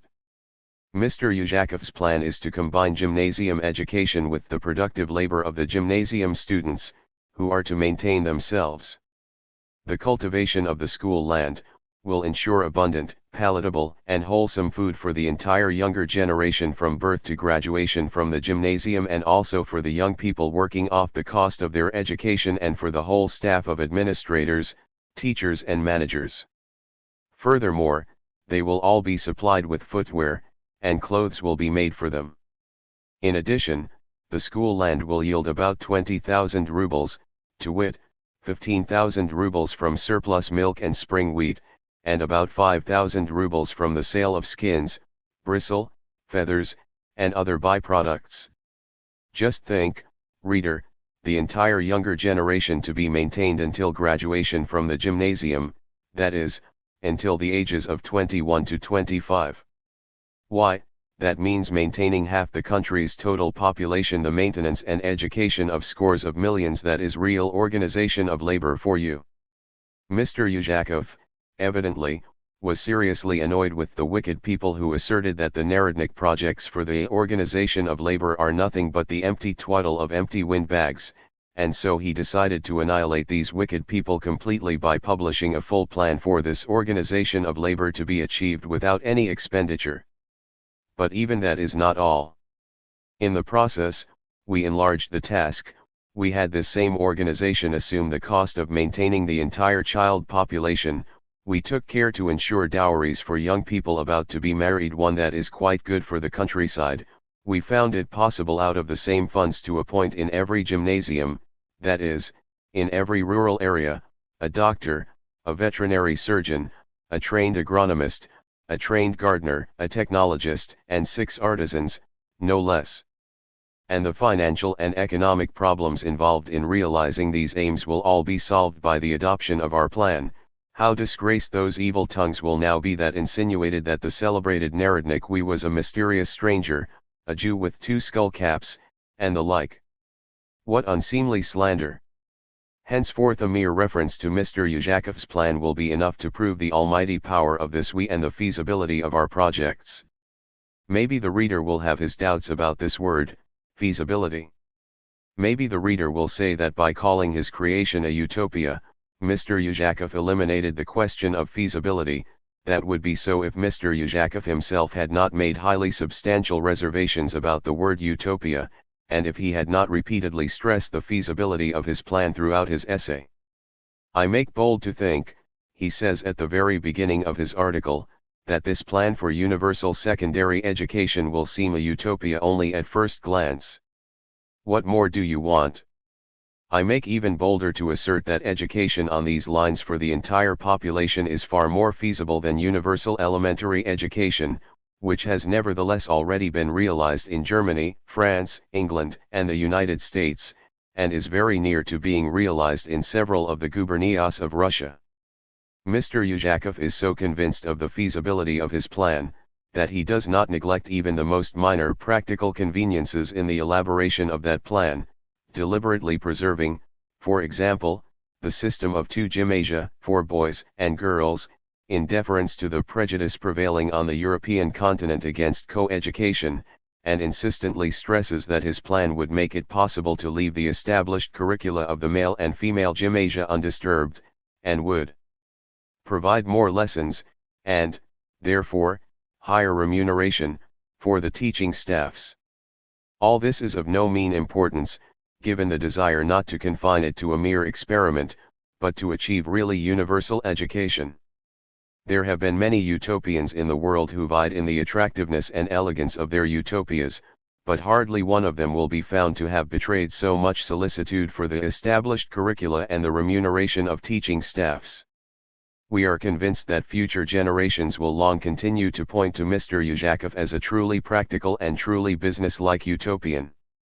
Obviously, in view of these promises of the author, his plan for universal education deserves the most careful examination. 4. The principle from which Mr. Yuzhakov proceeds is that the gymnasium should at the same time be an agricultural establishment and ensure its own maintenance by the summer labor of its pupils. That is the fundamental idea of the plan. That this idea is a correct one, can scarcely be doubted, Mr. Yuzhakov opines.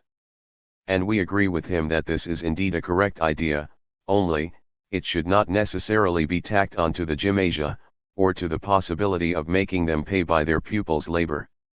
The correct idea is that an ideal future society cannot be conceived without the combination of education with the productive labor of the younger generation, neither training and education without productive labor, nor productive labor without parallel training and education could be raised to the degree required by the present level of technology and the state of scientific knowledge.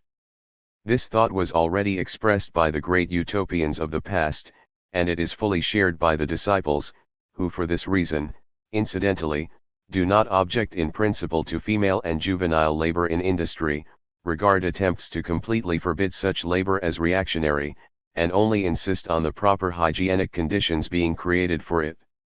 Mr. Uzhakov is therefore wrong when he says, "I only wanted to suggest the idea."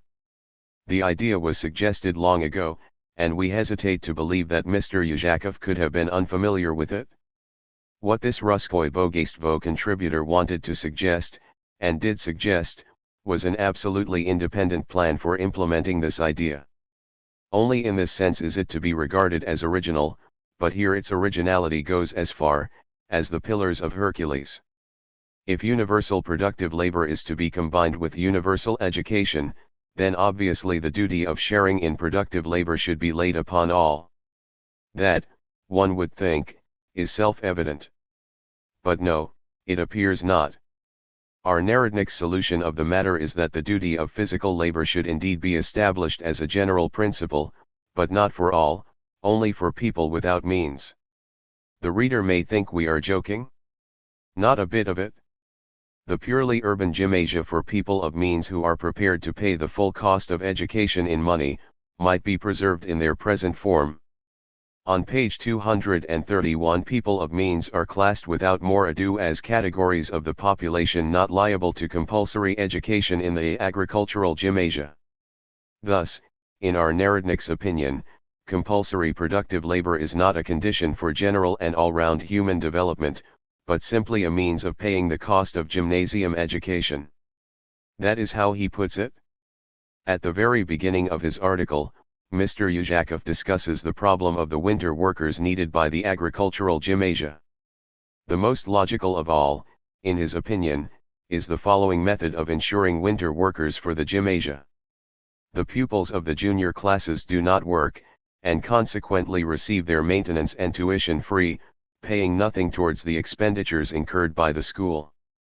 That being so, is it not his direct duty to work off these expenditures at the end of the course? This duty, carefully thought out and firmly established for everybody who is unable to pay the cost of tuition, will assure the gymnasium farm the necessary contingent of winter workers and an additional contingent of summer workers. Regarded theoretically, this is very simple, comprehensible, and quite incontrovertible. Mercy on us, what could be simpler? Pay if you have the money, work if you have not. Every shopkeeper will agree that nothing could be more comprehensible. And how wonderfully practical it all is. Only where does the utopia come in? And why does Mr. Uzhakov, by such plans, besmirch the grand fundamental idea which he intended to make the basis of his utopia? Labor service performed by students without means is the basis of Mr. Uzhakov's whole plan. True, he admits another method of acquiring winter workers by hire, but gives it a secondary place. Labor service, however, for 3 years is to be compulsory for all who are not called up for military service, in other words, for 2/3 of the male students and for all the girls. This system alone, Mr. Uzhakov bluntly declares, furnishes the key to the problem of universal education and secondary, not just elementary, education at that. A small contingent of regular workers, who have remained on at the gymnasium altogether, and have identified their lives with it, will supplement these labor forces of the gymnasium farm. Such are the potential, and by no means utopian, labor resources of our agricultural gymnasium. And, it goes without saying, that with no shortage of things to be done, they will also do other jobs. Auxiliary personnel for kitchen and laundry, as well as postmen, may easily be selected from among the 3-year workers who have been graduated from the gymnasium. The gymnasia will need tradesmen, tailors, bootmakers, carpenters, etc. Of course, assistants may be supplied them from among those performing their 3 years' labor service. What will these farmhands receive in return for their labor? Everything required for their subsistence, abundant and palatable food. Mr. Uzhakov calculates it all to a nicety, on the basis of the rations usually allowed an agricultural laborer.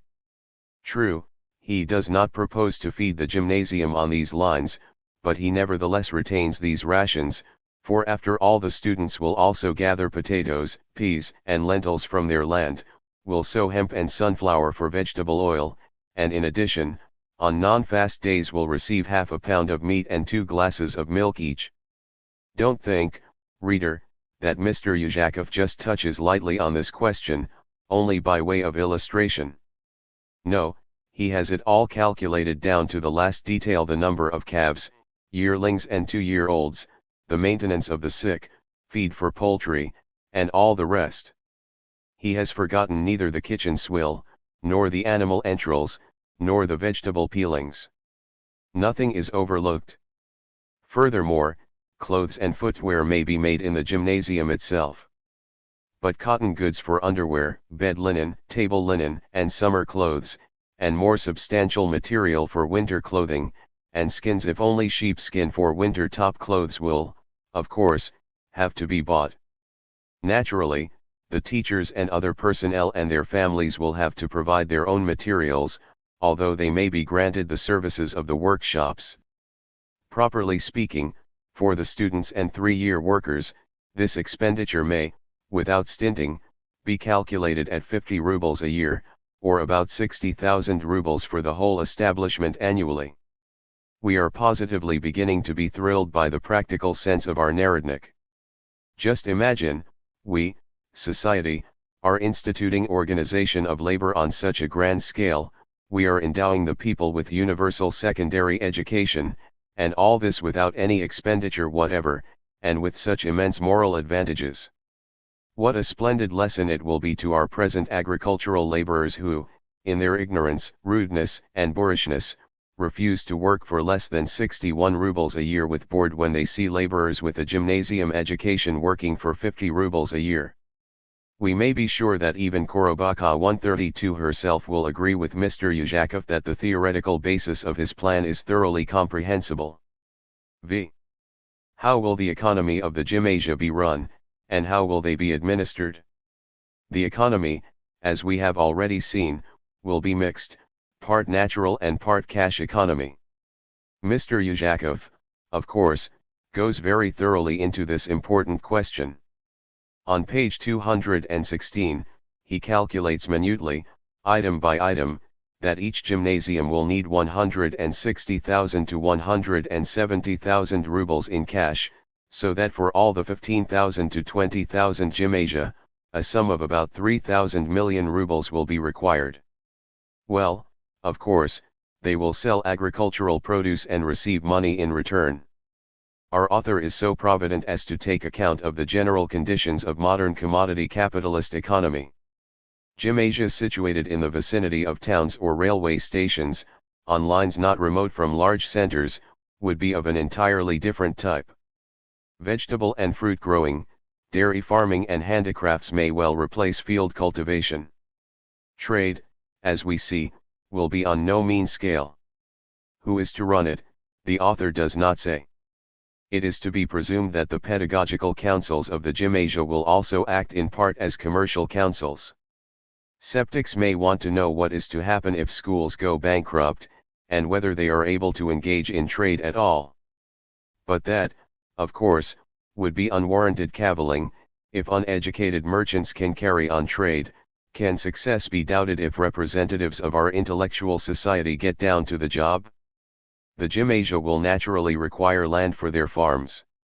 Mr. Uzhakov writes, I think, that if this idea is destined to be put to practical test, for experimental purposes the first of these agricultural gymnasia should be granted plots of 6,000 to 7,000 desiatines each. For a population of 109,020,000 gymnasia about 100 million desiatines would be required. But it should not be forgotten that only 80 million persons are engaged in agricultural labor. It is only their children who should be put through the agricultural gymnasia. Then, various categories of the population, amounting to nearly another 8 million, will have to be excluded, which will leave 72 million. They will need only 60 million to 72 million desiatines. And that, of course, is a lot. But Mr. Uzhakov is not dismayed. After all, the state, too, has lots of land, only it is not very conveniently situated. For example, in northern Polzai there are 127,600,000 desiatines, and here, especially if, where necessary, a system of exchanging private and even peasant land for state land were adopted with the object of placing the former at the disposal of the schools, it would very likely not be difficult to supply our agricultural gymnasia with land gratis. The situation is equally good, in the southeast. Good. So send them off to Archangel Gubernia. True, hitherto it has served more as a place of exile, and the state forests there for the most part have not even been opened up, but that's a detail. As soon as gymnasium students in the charge of learned teachers are sent there, they will cut down all these forests, clear the ground, and implant civilization. And in the central region a system of land redemption might be arranged. After all, not more than about 80 million desiatines are required. Issue a guaranteed loan, the payments on which, it need scarcely be said, to be apportioned among the gymnasia receiving free land, and the trick's done. Mr. Yuzhakov assures us that there is no need to be alarmed at the immensity of the financial operation. It is neither a chimera nor a utopia. Actually speaking, it will be a gilt-edged mortgage. We should say so. But, once again, why talk about a utopia? And does Mr. Yuzhakov seriously think that our peasants are so downtrodden and ignorant as to give their consent to such a plan? There are the redemption payments to be made for the land, and the payments on the loan to cover inauguration expenditures, and to maintain the entire school, and to pay the salaries of all the teachers, and, to cap it all, in return for all this, to perform labor service for a trifle of 3 years each. Isn't this going it a little too strong, Mr. Enlightened Narodnik? When, in 1897, you reprinted your creative effort that had appeared in Russkoye Bogatstvo in 1895, did you think where your characteristic Narodnik fondness for financial operations and installment schemes would lead you? Let us recall, dear reader, that what he promised was universal education involving no expenditure by the state, zemstvo, or people. And our financial genius really does not demand a single ruble from state or zemstvo. But what about the people, or, more precisely, the peasants without means? It is with their money that the land is bought, and the gymnasia inaugurated, and it is they who pay the teachers and maintain all the gymnasia. And labor service in addition. What for? Because our inexorable financier answers you paid nothing for your education and maintenance in the junior classes. But, firstly, the non-working ages include only the preparatory and first 2 gymnasium classes, and then come the semi-workers. And, secondly, these children, after all, are maintained by their elder brothers, who also pay the teachers for the tuition of the young. No, Mr. Yuzhakov, such a plan would be absolutely unfeasible not only in our day, but even in Arakcheyev's time 133, for it is indeed a feudal utopia. Mr. Yuzhakov has very little to say about the administration of the gymnasia. It is true that he enumerates the teaching staff in great detail and appoints a salary for each, a comparatively small 150 rubles per annum, you might think. No, a little more, the headmaster, headmistress, and chief agronomist 2,400 rubles each, the inspector, etc., according to rank, descending the hierarchic ladder down to 200 rubles for minor employees.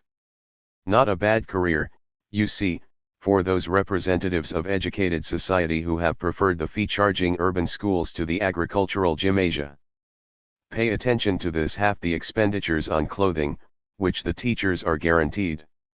According to our Narodnik's plan, they are to enjoy the services of the workshops, in other words, the right to have their apparel sewn or repaired by the gymnasium pupils. How solicitous Mr. Yuzhakov is for the welfare of the teachers! However, he is also solicitous for the welfare of the gymnasium students, just as a good farmer is solicitous for the welfare of his cattle. They have to be fed, watered, housed, and coupled. Listen to this. If marriage is allowed between young people who have completed the course and remain at the gymnasium for another 3 years, this 3-year stay will be far less onerous than military service. If marriage is allowed. That is, it may not be allowed. But in that case, worthy Mr. Progressivist, a new law would be required to restrict the civic rights of the peasants. But need we be surprised at this slip of the pen on Mr. Ujakov's part, when all through his utopia, amidst the most minute examination of teachers' salaries, labor service by the pupils, etc., it never once occurred to him that it might not be amiss at any rate in the utopia to allow a certain share in administering the gymnasium and in managing the farm to the pupils themselves, who, after all, maintain the whole establishment and are graduated from it at from 23 to 25 years of age, that they are not only gymnasium pupils, but also citizens. Our Narodnik forgot all about this trifle. But on the other hand, he went very thoroughly into the problem of pupils guilty of bad conduct. A fourth type would have to be instituted for students who have been expelled from the ordinary schools for bad conduct. Since it is obligatory for the whole younger generation to undergo a course of secondary education, it would be irrational to release students from it on the ground of bad conduct.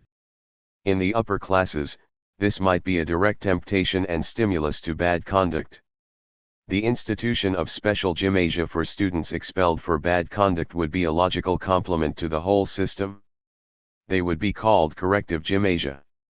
Is it not incomparable, this educational utopia in the Russian taste, with its corrective gymnasia for ruffians who may be tempted by the prospect of obtaining release from education? 6. The reader perhaps has not forgotten a certain project for the direction of industry which was rightly described as a revival of mercantilism 134 as a project for a bourgeois bureaucratic socialist organization of home industry 135. To describe Mr. Ujakov's plan an even more complex term is required. It has to be called a feudal bureaucratic bourgeois socialist experiment. A rather clumsy, four-storied term, but what would you have? The plan itself is clumsy. But, on the other hand, this term accurately conveys all the characteristic features of Mr. Ujakov's utopia. Let us begin the examination from the fourth story. One of the chief features of the scientific conception of socialism is the planned regulation of social production, quite rightly remarks the author just quoted. This feature is to be found in the utopia, since the enterprise of tens of millions of workers is to be organized in advance according to one general plan. The bourgeois character of the utopia is beyond doubt. Firstly, according to Mr. Ujakov's plan, the secondary school remains a class school. And this after all the pompous phrases poured out by Mr. Ujakov against the class school in his first article. One school for the rich, another for the poor. If you have money, pay for tuition. If you have not, work. More, the schools for the rich, as we saw, are to retain their present form. In the present secondary schools of the Ministry of Public Education, for example, the tuition fees cover only 28.7% of the total expenditures, 40% is supplied by the Treasury, 21.8% by donations from individuals, institutions, and societies, 3.1% is derived from interest on capital, and 6.4% from other sources. Mr. Ujakov, therefore, has accentuated the class character of the secondary schools as compared with what now exists. According to his plan, the rich will pay only 28.7% of the cost of their tuition, while the poor will pay the total cost of theirs, and perform labor service into the bargain. Not bad for a Narodnik utopia. Secondly, the plan envisages the hire of winter workers by the gymnasia, especially from among landless peasants. Thirdly, the distinction between town and country, that foundation of the social division of labor, is retained. Since Mr. Ujakov is introducing the planned organization of social labor, since he is devising a utopia for the combination of education and productive labor, the retention of this distinction is absurd, and shows that our author has not the slightest conception of the subject he has undertaken to discuss. Not only did the teachers of the present-day disciples criticize this absurdity in their writings, but so did the old utopians, and even our great Russian utopian. 136. But that is nothing to Mr. Ujakov. Fourthly, and this is the major reason for calling this utopia a bourgeois one, side by side with attempting the planned organization of social production, it proposes to retain commodity production. The gymnasia will produce for the market. Consequently, social production will be governed by the laws of the market, to which the gymnasia will also have to submit. But that is nothing to Mr. Yuzhakov.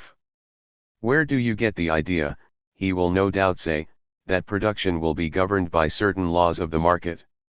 Sheer nonsense. Production will be governed by the orders of the worthy directors of the agricultural schools, and not by the laws of the market. Voila tout. Of the purely bureaucratic structure of Mr. Yuzhakov's utopian gymnasia we have already spoken. The educational utopia, it is to be hoped, will do a useful service by showing the Russian reading public the full profundity of the democracy of our contemporary narodniks. The feudal feature in Mr. Yuzhakov's plan is the labor service to be rendered by the poor in return for tuition. Had this sort of project been drafted by a consistent bourgeois, it would have contained neither a first nor a second story, and it would have been far superior to this narodnik utopia, and far more useful. Labor service is the economic essence of the serf system. In capitalist society, a man who has no means has to sell his labor power in order to buy the means of subsistence. In feudal society, a man who has no means has to perform labor service in return for the means of subsistence he receives from his lord. Labor service necessarily means that the one who performs it is compelled to work, has fewer rights. It involves what the author of Das Kapital called außerökonomischer Zwang. Hence, in Russia as well, inasmuch as labor service still survives, a necessary complement to it is the peasant's inferiority in respect of civic rights, the fact of his being tied to the land, corporal punishment, and the right to assign him to compulsory labor. Mr. Yuzhakov does not understand this connection between labor service and inferiority of rights, but the shrewd sense of a practical man suggested to him that, since the gymnasium students will have to perform labor service, it will not be amiss to introduce corrective gymnasia for those who dare try to avoid education, and that adult student workers should be kept in the position of little schoolboys. It would be interesting to know why our utopian needed the first 3 stories of his creation. Had he left only the 4th, not a word of objection could have been raised, for, after all, the man himself told us frankly and in advance that he was writing a utopia. But here his Kleinberger nature betrayed him. On the one hand, a utopia is a good thing, but, on the other, teachers' salaries for our worthy intellectuals are not a bad thing either. On the one hand, we have no expenditure for the people, but, on the other, no, friend, just you pay the interest and return the debt in full, and do 3 years labor service in the bargain. On the one hand, we have grandiloquent declamations on the danger and harm of class division, while, on the other, a purely class utopia. Such perpetual vacillations between the old and the now, such curious claims to reach above one's own stature, that is, to rise superior to all classes, are the essence of every Kleinberger outlook. Asterisk asterisk. Asterisk. Are you familiar, reader, with Mr. Sergei Sharapov's The Russian Farmer? Some thoughts on the organization of farming in Russia on New Lines, St. Petersburg, 1894? We would strongly recommend Russkoye Bogatstvo contributors in general, and Mr. Yuzhakov in particular, to acquaint themselves with it. The first chapter is entitled, Moral Conditions for Russian Farming. Here the author rehashes ideas very much akin to those of Narodism, that Russia and the West differ radically, that pure commercial calculation prevails in the West, and that their masters and workers are not preoccupied with moral questions.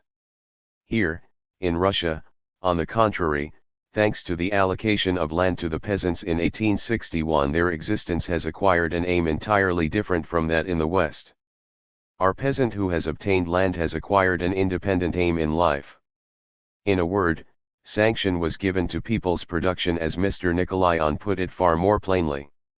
The landlord in our country, Mr. Sharapov goes on to develop his idea, is interested in the peasant's welfare because this peasant cultivates the landlord's estate with his own implements.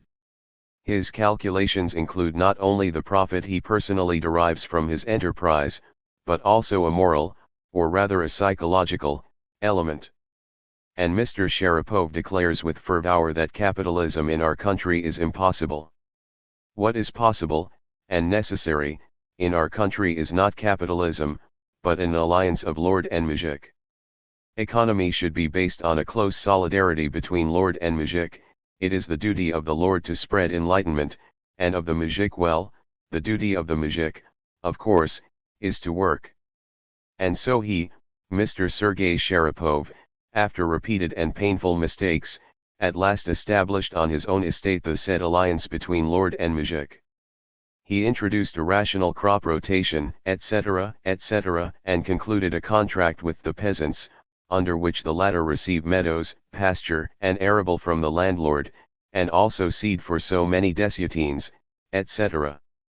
The peasants, on their part, undertake to do all the work on the landlord's farm, and over and above this to pay, at first 600 rubles, then 800, 850, 1100, and finally 1200 rubles. These sums are payable in installments coinciding with the dates of payment of interest into the noble's bank. It goes without saying that the author is a convinced supporter of the village community. We say, it goes without saying, because such farms would be impossible without laws that tie the peasants to their allotments and that secure the peasant community's exclusiveness as a social estate. Mr. Sharapov is guaranteed the due receipt of payments from the peasants by the existence of a prohibition on the sale of produce without his consent, which makes it incumbent on them to store everything in my barns. Since it would be extremely difficult to exact payment from the poor peasants, Mr. Sharapov has arranged to receive it from the rich peasants. These rich peasants themselves select a group of weaker ones, form an artel and place themselves at the head of it, and pay the landlord with great promptitude, inasmuch as they can always get back what is due from the poor peasants when they sell the produce. It is very hard for many of the poor peasants, especially those with small families, to work for me.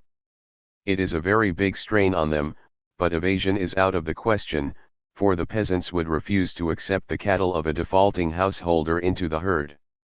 Nor would I, the peasants would insist on that, and willy-nilly the poor peasant has to work. That, of course, is compulsion in a way, but do you know what the effect is?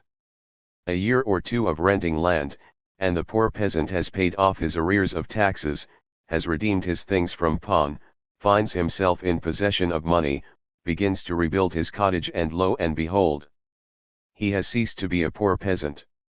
And Mr. Sharapov points with pride to the fact that his peasants are flourishing, that he is spreading enlightenment, introducing clover, phosphates, and so on, whereas left to themselves, the peasants would have done nothing. All the work, moreover, has to be done at my orders and instructions. I decide on the time for sowing, manuring and reaping.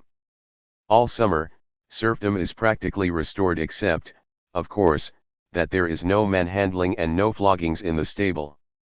As you see, Mr. Sharapov, the blunt squire, is a little more outspoken than Mr. Yuzhakov, the enlightened publicist. But is there much difference between the types of farming on the estate of the former and in the utopia of the latter? In both cases the whole essence lies in labor service. In both cases we have compulsion, either by the pressure of the rich men who dominate the village community, or the threat of being consigned to a corrective gymnasium. The reader may object that Mr. Sharapov runs his farm for profit, whereas the officials in Mr. Yuzhakov's utopia do so from zeal for the common good. One moment. Mr. Sharapov says outright that he farms from moral motives, that he surrenders half the proceeds to the peasants, and so on, and we have neither the reason nor the right to believe him less than Mr. Yuzhakov, who, after all, also provides his utopian teachers with by no means utopian lucrative posts. And if some landlord follows Mr. Yuzhakov's advice and lets his land be used as an agricultural gymnasium, and receives interest from the students for payment into the noble's bank, the difference will practically disappear. Of course, a tremendous difference in educational problems still remains, but, heavens, would not Mr. Sergei Sharapov prefer to hire educated laborers at 50 rubles than uneducated ones at 60 rubles?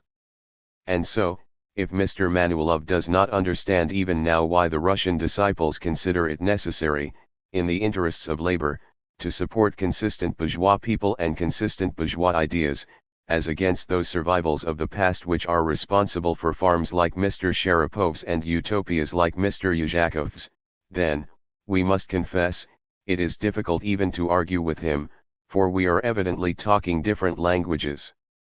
Mr. Manulov presumably reasons on the lines of the celebrated recipe of the celebrated Mr. Mikhailovsky: take what is good from here and from there, like Gogol's young lady 138 who wanted to take the nose from one suitor and stick it above the chin of another.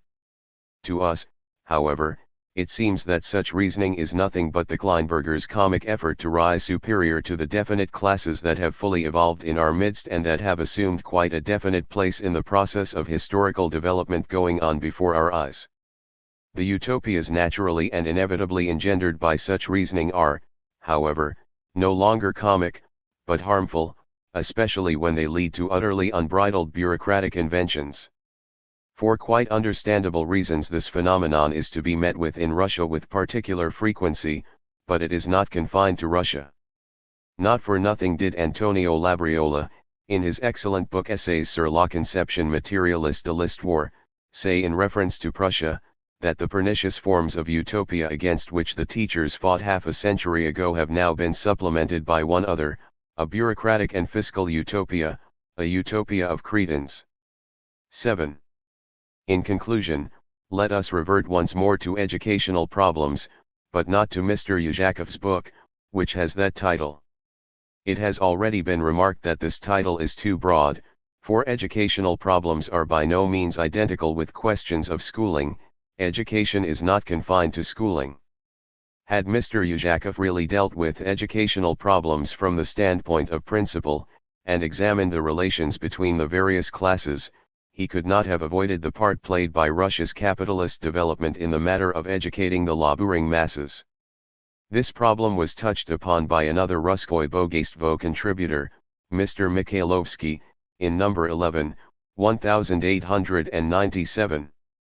Writing in reference to the statement by Mr. Novice 139 that Marx did not fear, and rightly so, to speak of the idiocy of rural life, 140, and considered it one of the merits of capitalism and of the bourgeoisie that they had rescued a considerable part of the population from this idiocy, Mr. Mikhailovsky says: I do not know where Marx used this coarse expression, a characteristic confession that he is not acquainted with one of Marx's cardinal writings. But what follows is even more characteristic, but it has long been known that there is no need to break furniture even if Alexander the Great was a hero. Generally speaking, Marx was unfastidious in his expressions, and, of course, to imitate him in this respect would be, to say the least, unwise. But even so, I am certain that this expression was simply a boutade on Marx's part. And if the generation that worried so much, along with Mr. Zlatovraski, over the intricate problems of rural life suffered much woe in vain, no less though different is the woe of the generation being educated in a spirit of contempt for the idiocy of rural life. It is highly characteristic of Mr. Mikhailovsky that, having proclaimed his agreement with Marx's economic doctrine time and again, he is so utterly ignorant of this doctrine as to express the certainty that the words of Marx quoted by Novice were due simply to his being carried away, simply to an unfastidious choice of expressions, and were simply a boutade. No, Mr. Mikhailovsky, you are grievously mistaken. These words of Marx are no boutade, but an expression of one of the most cardinal and fundamental features of his whole outlook, both theoretical and practical. These words clearly express a recognition of the progressive nature of the diversion of the population from agriculture to industry, from country to town, one of the most characteristic features of capitalist development, that is to be observed both in the West and in Russia. In my article, A Characterization of Economic Romanticism, I have already had occasion to show how important is this view of Marx's, which has been adopted by all the disciples, and how sharply contradictory it is to absolutely all romantic theories, ranging from those of old Sismondi to those of Mr. N. On. There I pointed out that this view is also quite definitely expressed by Marx in Das Kapital, and by Engels in his Condition of the Working Class in England. To this might be added Marx's Der Akzentbrummeier de Louis Bonaparte.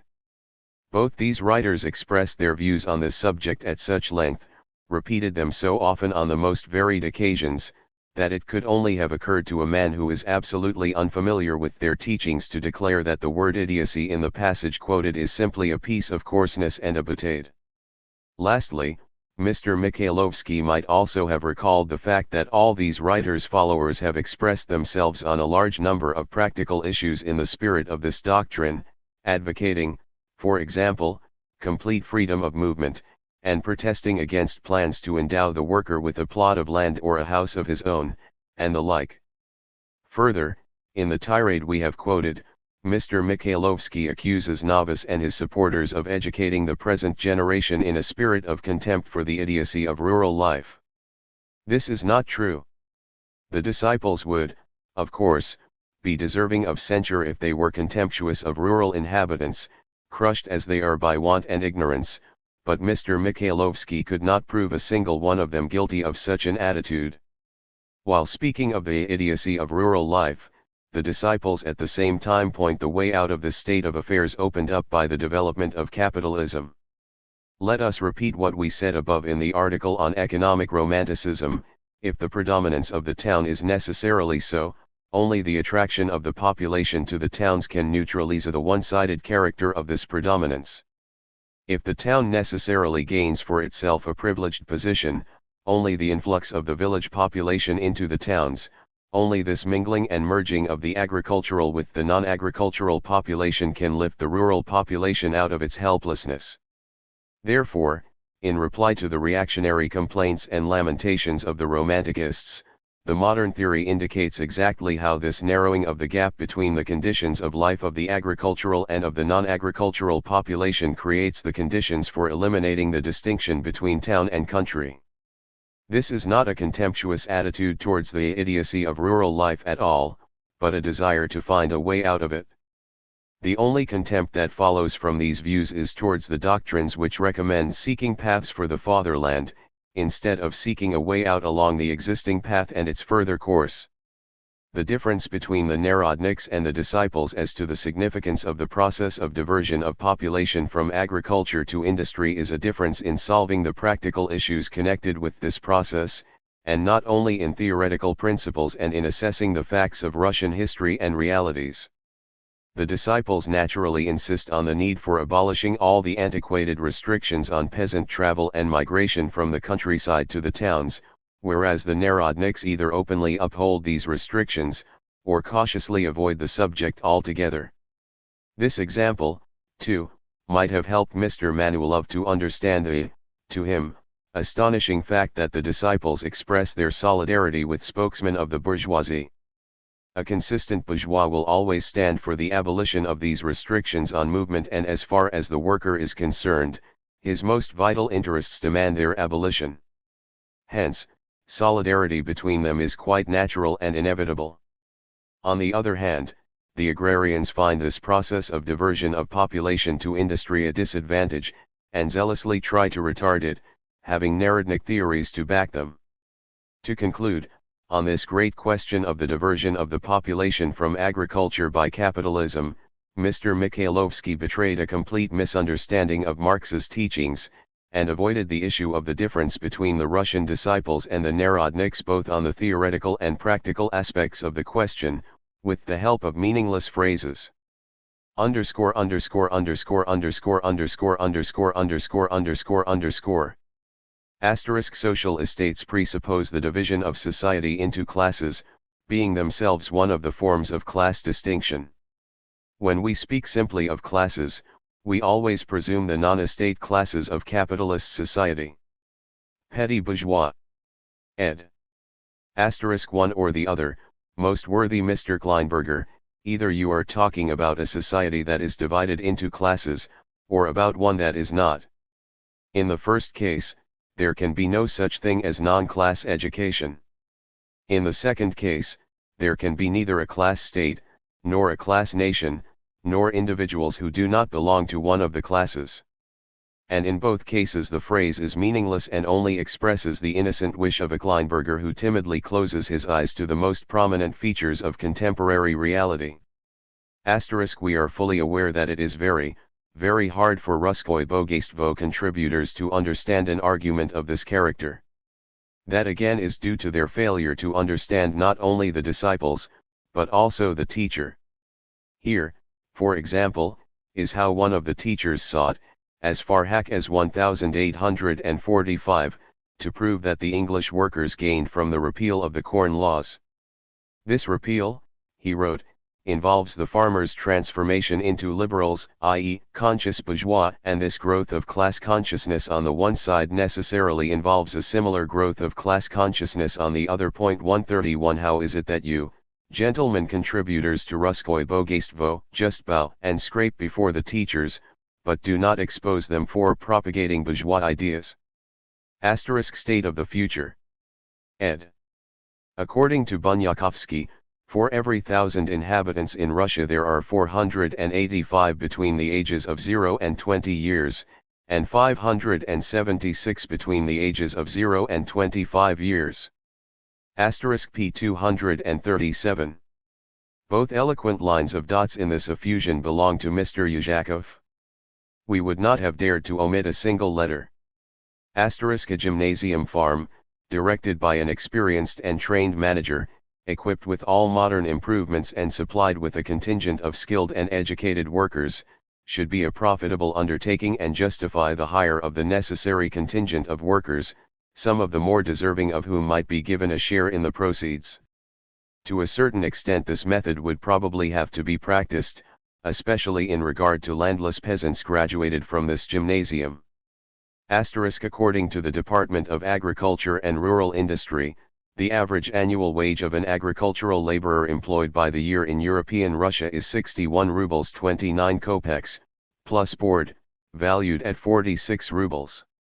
Asterisk, here is a full list of these categories of fortunates who are to be exempted from the agricultural gymnasia: people of means, people undergoing correction, Mohammedan girls, non-Russians belonging to small nationalities, members of fanatical sects, the blind, deaf and dumb, idiots, insane, chronic inebriates, the diseased, and criminals. We read this list with a clutch at the heart. Heavens, we thought, shall we manage to get at least our own kith and kin included in the list of exempted, under the first category, perhaps, but no, our means will scarcely allow that. Well, we might manage with a little cunning to get the womenfolk classed as Mohammedan girls, but what about the males? The only hope is the third category. Mr. Yuzhakov's fellow contributor to the magazine, Mr. Mikhailovsky, as we know, has already simply classed P.B. Struve as a non-Russian national, so perhaps he will be gracious enough to class us also at least as non-Russians belonging to small nationalities, and so exempt our kith and kin from the agricultural gymnasia. Asterisk p. 216 to 10,000 rubles per gymnasium. Since those with means are excluded.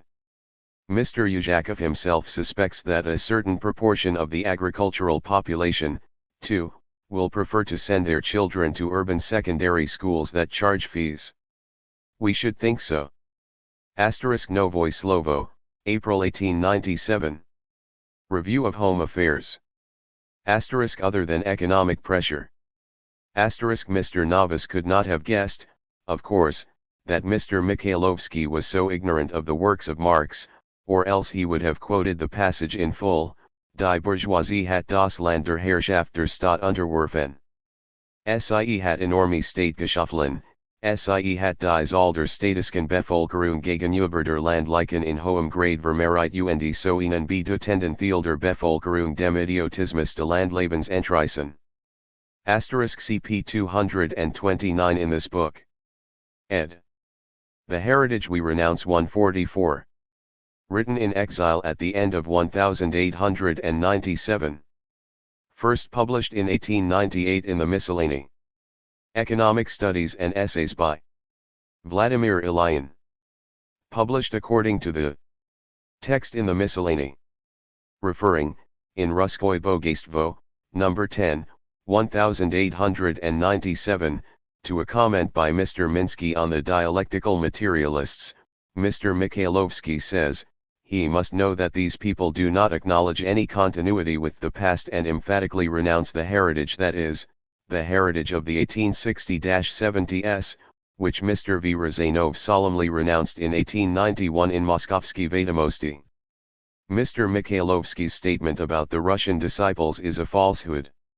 True, he is not the only, and not the independent, author of the falsehood that the Russian disciples renounce the heritage. It has been reiterated for quite a long time now by practically all the representatives of the liberal Narodnik press when fighting the disciples. As far as we remember, when Mr. Mikhailovsky began his fierce war on the disciples, he had not yet invented this falsehood, but others had done so before him. Later he, too, chose to seize upon it. The further the disciples developed their views in Russian literature, the more minutely and thoroughly they set forth their opinions on a number of issues, both theoretical and practical, the more rarely did one find the hostile press objecting in substance to the fundamental tenets of the new trend, to the view that Russian capitalism is progressive, that the Narodnik idealization of the small producer is absurd, that the explanation of trends of social thought and of legal and political institutions must be sought in the material interests of the various classes of Russian society. These fundamental tenets were hushed up. It was and still is thought best to say nothing about them, but fabrications to discredit the new trend were concocted with all the greater fertility. One of these fabrications, shabby fabrications, is the modish phrase that the Russian disciples renounce the heritage, that they have broken with the best traditions of the best, the most progressive section of Russian society, that they have severed the democratic thread, etc., etc., and all the many other ways in which this is expressed. The fact that such phrases are so widely used prompts us to undertake a detailed examination and refutation of them. In order that our exposition may not appear unsupported, we shall begin by drawing an historico-literary parallel between two essayists of the countryside, chosen in order to describe the heritage. Let us say in advance that we shall confine ourselves exclusively to economic and social questions, that of the heritage, we shall examine only these, leaving aside philosophical, literary, aesthetic, and other problems. One representative of the heritage. 30 years ago, in 1861, Otechestvenie Zapiski 145 began publishing a series of essays by Skaldin, under the title In the Backwoods and in the Capital. The essays appeared over a period of 3 years, 1867 to 69. In 1870 the author gathered them together in a single volume bearing the same title. A perusal of this book, now almost forgotten, is extremely instructive from the angle of the subject under discussion, i.e., the relation in which the representatives of the heritage stand to the Narodniks and the Russian disciples. The title of the book is inaccurate. The author himself was conscious of this, and he explains in a foreword that his theme is the attitude of the capital to the countryside, in other words, that his book is a series of social essays on rural conditions, and that he does not propose to speak of the capital specifically. Or rather, he might have proposed to do so, but does not find it expedient.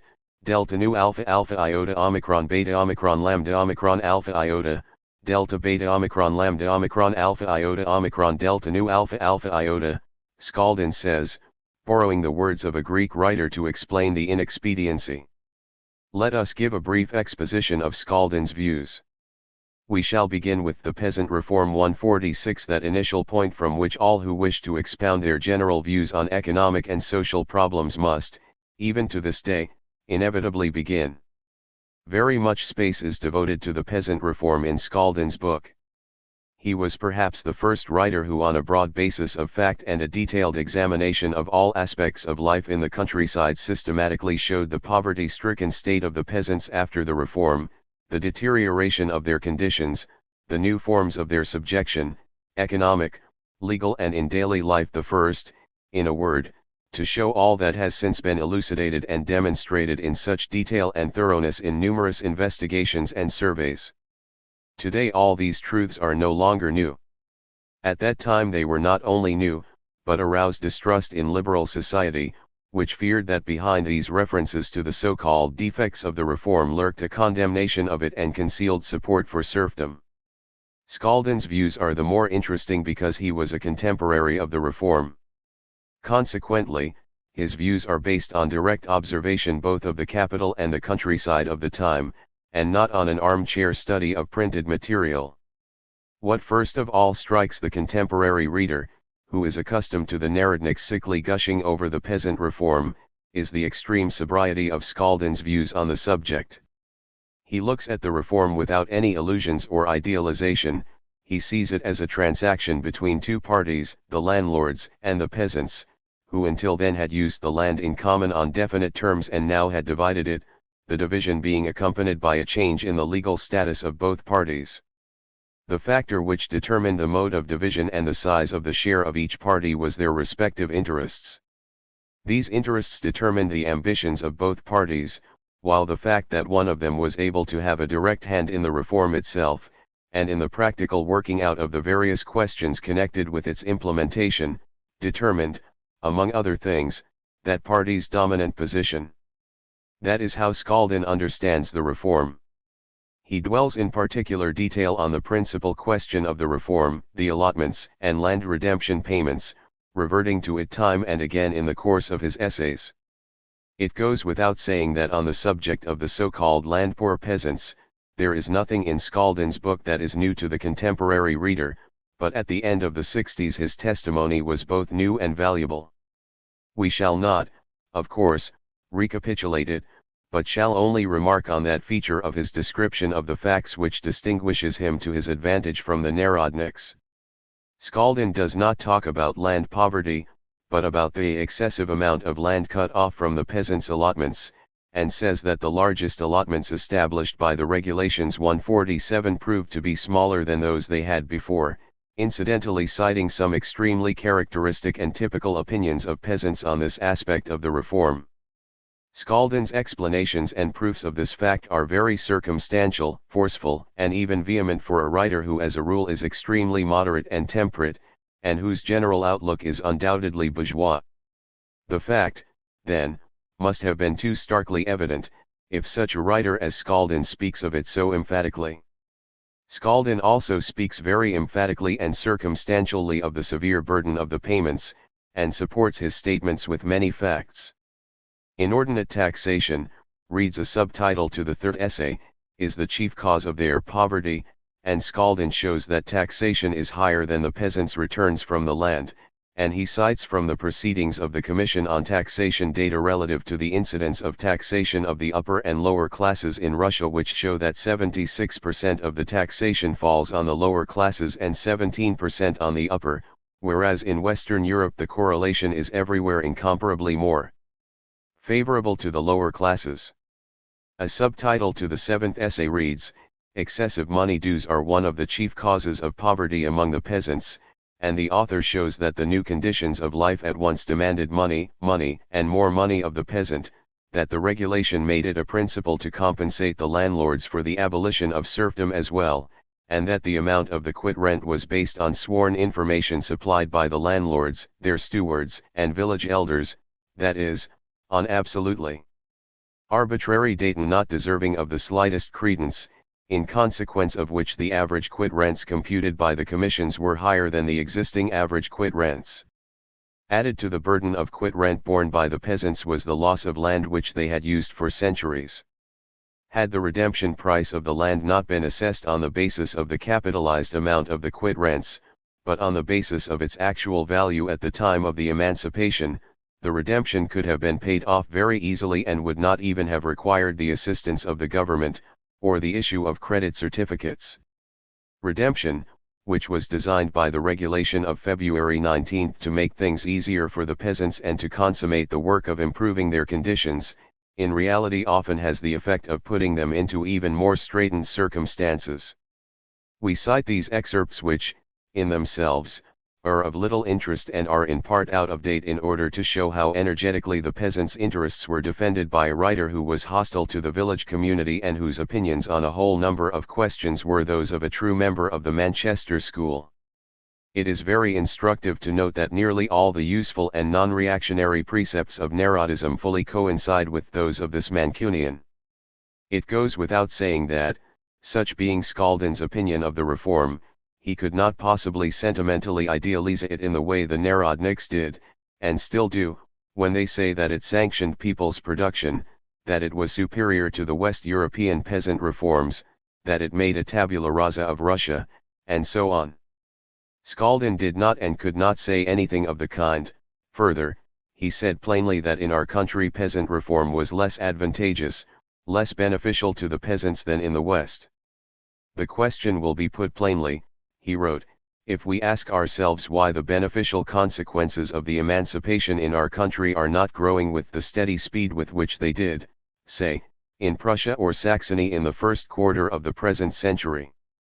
In Prussia, and throughout Germany, the peasants paid not for the redemption of their allotments, which had long been recognized as their property by law, but for the redemption of their compulsory services to the landlords. Let us now pass from the economic to the legal aspect of the reform, as Skaldin sees it. Skaldin is a bitter foe of collective responsibility, of the passport system, and of the patriarchal power of the peasant community over its members. In the third essay he insists on the abolition of collective responsibility, the poll tax and the passport system, on the necessity for an equitable property tax, and on the replacement of passports by free and permanent certificates. In no other civilized country is there a tax on internal passports. We know that this tax was only abolished in 1897. In the title to the fourth essay, we read, arbitrary actions of village communities and urban dumas in sending out passports and levying taxes on absentee payers. Collective responsibility is a heavy burden which efficient and industrious husbandmen have to bear on account of idlers and wastrels. Skaldin is disposed to attribute the differentiation of the peasantry, which was already to be observed at that time, to the personal qualities of those who get on or go under. He describes in detail the difficulties peasants living in St. Petersburg experience in obtaining or prolonging passports, and repudiates those who would retort that thank God, all this multitude of landless peasants have not been registered in the towns, have not increased the numbers of propertyless town dwellers. This barbarous collective responsibility. Can people placed in such a position be called free citizens? Are they not the same old glebe adscripti? The peasant reform is blamed. But is the peasant reform to blame for the fact that the law, having released the peasant from his bond to the landlord, has devised nothing to deliver him from his bond to his community and place of registration? Where are the attributes of civil liberty, if the peasant is not free to decide either his place of domicile or manner of occupation? Skaldin very accurately and aptly calls our peasant a settled proletarian. In the heading to the eighth essay we read, the fact that the peasants are tied to their communities and allotments prevents improvement of their conditions. It is an obstacle to the development of outside industries. Apart from the ignorance of the peasants and the burden of progressively mounting taxation, one of the causes retarding the development of peasant labor and, consequently, of peasant prosperity, is the fact that they are tied to their communities and allotments. The tying of the laborer to one place and the shackling of the rural community in unbreakable fetters, this in itself is an extremely unfavorable condition for the development of labor, private enterprise, and small landed property. Bound to their allotments and communities, and unable to apply their labor where it would be more productive and of greater advantage to themselves, the peasants are, as it were, frozen in that congested, herd-like, unproductive form of life in which they emerged from serfdom. Skaldin, consequently, regards these aspects of peasant life from the purely bourgeois standpoint, but in spite of that, his assessment of the harm caused to all social development and to the peasants themselves by the fact that the latter are tied down is very accurate. And it causes particular harm to the lowest sections of the peasantry, the rural proletariat. Skaldin says very aptly, the concern of the law that the peasants shall not remain without land is admirable, but it should not be forgotten that the concern of the peasants themselves on this score is incomparably greater than that of any legislator. Apart from the fact that the peasant is bound to his allotment and his community, even his temporary departure to earn something elsewhere involves considerable difficulty and expense, owing to collective responsibility and the passport system. For many peasants, in my opinion, a way out of their difficult situation would be opened if measures were taken to make it easier for peasants to give up their land. Here Skaldin is expressing a wish that runs sharply counter to the Narodnik projects, which all tend in the very opposite direction, namely, to perpetuate the village community, to make the allotments inalienable, etc. There has been ample evidence since then to show that Skaldin was perfectly right. The fact that the peasant remains tied to the land, and that the peasant community is an exclusive social estate only worsens the position of the rural proletariat and retards the country's economic development, while being unable in any degree to protect the settled proletarian from the worst forms of bondage and subjection, or from the decline of his wages and living standards to the very lowest level. The reader may have already seen from the above quoted excerpts that Skaldin is a foe of the village community. He objects to the community and to land redistribution because he favors private property, enterprise, and so on. To the defenders of the village community, Skaldin retorts that the ancient common law has outlived its day. In all countries, he writes, as the rural dwellers came into contact with a civilized environment, their common law lost its primeval purity and became subject to corruption and distortion. The same is to be observed in our country. The power of the community is gradually being turned into the power of the village exploiters and rural clerks and, instead of protecting the person of the peasant, is a heavy burden upon him, a very true observation, corroborated by endless facts in these 30 years. In Skaldin's opinion, the patriarchal family, communal ownership of the land and common law have been irrevocably condemned by history. Those who would preserve these venerable monuments of past centuries for us in perpetuity, show thereby that they are more capable of being carried away by an idea than of penetrating into realities and grasping the irresistible march of history, and to this correct observation Skaldin adds hot Manchester School Philip Picks. Community land tenure, he says elsewhere, places every peasant in slavish subjection to the whole community. Therefore, Skaldin's unreserved hostility to the village community from the purely bourgeois standpoint is combined with his consistent defense of the peasants' interests. Hostile though he is to the village community, Skaldin does not advance foolish projects for forcibly abolishing the community and forcibly introducing some other, similar system of land ownership, such as are usually concocted by the present-day opponents of the village community, who favor gross interferences in the peasant's life and attack the village community from anything but the standpoint of the peasant's interests. Skaldin, on the contrary, strongly protests against being classed with the believers in forcible abolition of communal land tenure. The regulation of February 19, he says, very wisely left it to the peasants themselves, to pass, from communal to family tenure. Indeed, none but the peasants themselves can properly decide the best time for such passage.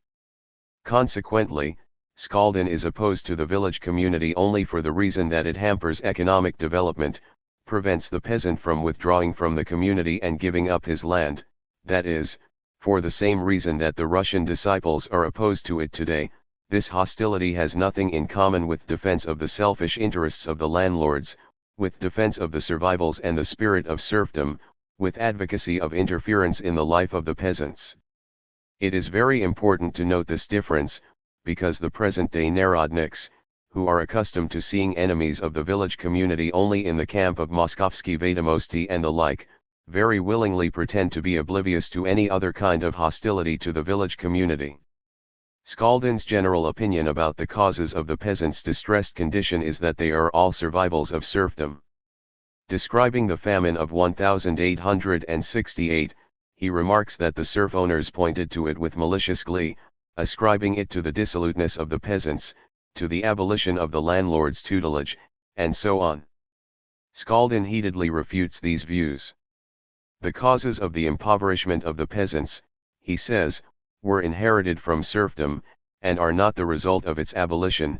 They are the general causes which keep the majority of our peasants at a level bordering on that of the proletariat, and he repeats the above quoted opinions of the reform. It is absurd to attack the family division of the land, Even if divisions do injure the peasants' material interests for a while, they save their personal freedom and the moral dignity of the peasant family, that is, those higher human blessings without which no civil progress is possible, and Scaldin rightly points to the real reasons for the campaign against land divisions. Many landlords highly exaggerate the harm caused by divisions, blaming them, as well as drunkenness, for all the consequences of the various causes of the peasants' poverty, which the landlords are so unwilling to recognize.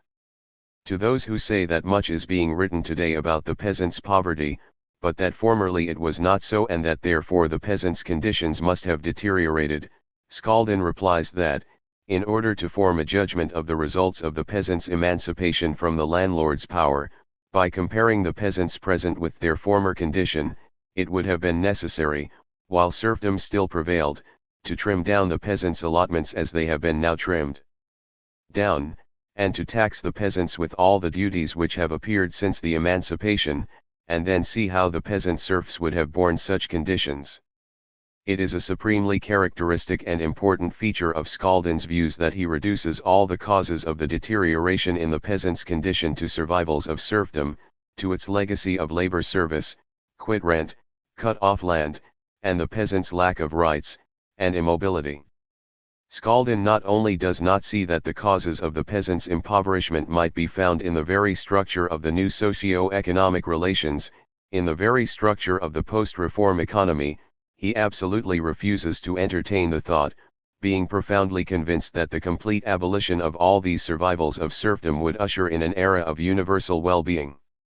His views, in fact, are negative: remove the obstacles to the free development of the peasantry, remove the shackles bequeathed by serfdom, and everything will be for the best in this best of possible worlds. Scaldin writes, here there is only one course the government can follow, to eliminate steadily and unflaggingly the causes which have reduced our peasants to their present state of dullness and poverty and which do not allow them to rise to their feet. Highly characteristic in this respect is the reply given by Scaldin to those who defend the community on the ground that, without it, a rural proletariat will emerge. This objection, Scaldin says, falls to the ground when we remember what boundless tracts of land lie idle in our country from lack of hands to cultivate them. If the law did not hamper the natural distribution of manpower, the only people who would be real proletarians in Russia would be the professional beggars or the incorrigibly vicious and dissipated, the typical view of the 18th century economists and enlighteners, who believed that abolition of serfdom and all its survivals would usher in a reign of universal well-being on earth. The Narodnik would no doubt look down on Scaldin with disdain and say that he was simply a bourgeois. Yes, of course, Scaldin was a bourgeois, but he was a representative of the progressive bourgeois ideology which the Narodniks have replaced by one that is petty bourgeois and, on a whole number of points, reactionary. And this bourgeois had a better idea than the Narodnik of how to defend those practical and real interests of the peasants which coincided, and coincide now, with the requirements of social development generally. To complete our account of Scaldin's views, let us add that he is opposed to the system of social estates, advocates a single court of justice for all of them, sympathizes theoretically with the idea that the volost authorities should not be constituted on the basis of social estates, is an ardent advocate of public education, especially general education, favors local self-government and zemstvo institutions, and believes that land credits, especially small, should be widely available. 4. There is a strong desire among the peasants to buy land. Here, too, Scaldin is a true Mancunian. He says, for instance, that zemstvo and municipal banks are a patriarchal or primitive form of bank and should give way to private banks, which are vastly superior. The land might be endowed with value through the stimulation of industrial and commercial activity in our provinces, and so on. To sum up, in outlook, Scaldin may be called a bourgeois enlightener. His views are very reminiscent of those of the 18th century economists, and he reflected the general Enlightenment character of the heritage of the 60s quite vividly. Like the West European enlighteners and the majority of the literary representatives of the 60s, Scaldin was imbued with a violent hostility to serfdom and all its economic, social, and legal products. That was the first characteristic feature of the enlightener. The second characteristic feature common to all the Russian enlighteners was ardent advocacy of education, self-government, liberty, European forms of life and all-round Europeanization of Russia generally. And the third characteristic feature of the enlightener was his defense of the interests of the masses, chiefly of the peasants, the sincere belief that abolition of serfdom and its survivals would be followed by universal well-being, and a sincere desire to help bring this about. These three features constitute the essence of what in our country is called the heritage of the 60s, and it is important to emphasize that there is nothing whatsoever of Narodism in this heritage. There are quite a number of Russian writers whose views are characterized by these features and who have never had anything in common with Narodism. Where the outlook of a writer bears these features, he is always recognized by everyone as having preserved the traditions of the 60s, quite irrespective of what his attitude to Narodism may be. Nobody, of course, would think of saying that Mr. Mstislavich, for instance, whose jubilee was recently celebrated, had renounced the heritage merely because he was an opponent of Narodism or was indifferent to the questions advanced by Narodism. We have taken Skaldin as an example precisely because, while he was undoubtedly a representative of the heritage, he was at the same time a confirmed enemy of those ancient institutions which the Narodniks have taken under their protection. We have said that Skaldin was a bourgeois. Ample proof of this description has been given above, but it must be observed that this word is often understood very incorrectly, narrowly, and unhistorically, it being associated with the selfish defense of the interests of a minority. It must not be forgotten that at the time when the 18th century enlighteners wrote, and at the time when our enlighteners of the 40s and 60s wrote, all social problems amounted to the struggle against serfdom and its survivals. At that time the new socio-economic relations and their contradictions were still in embryo. No selfishness was therefore displayed at that time by the ideologists of the bourgeoisie. On the contrary, both in the West and in Russia, they quite sincerely believed in universal well-being and sincerely desired it. They sincerely did not see the contradictions in the system which was growing out of serfdom. It is not for nothing that Skaldin in one part of his book quotes Adam Smith. We have seen that both his views and the character of his arguments in many respects repeat the theses of that great ideologist of the progressive bourgeoisie.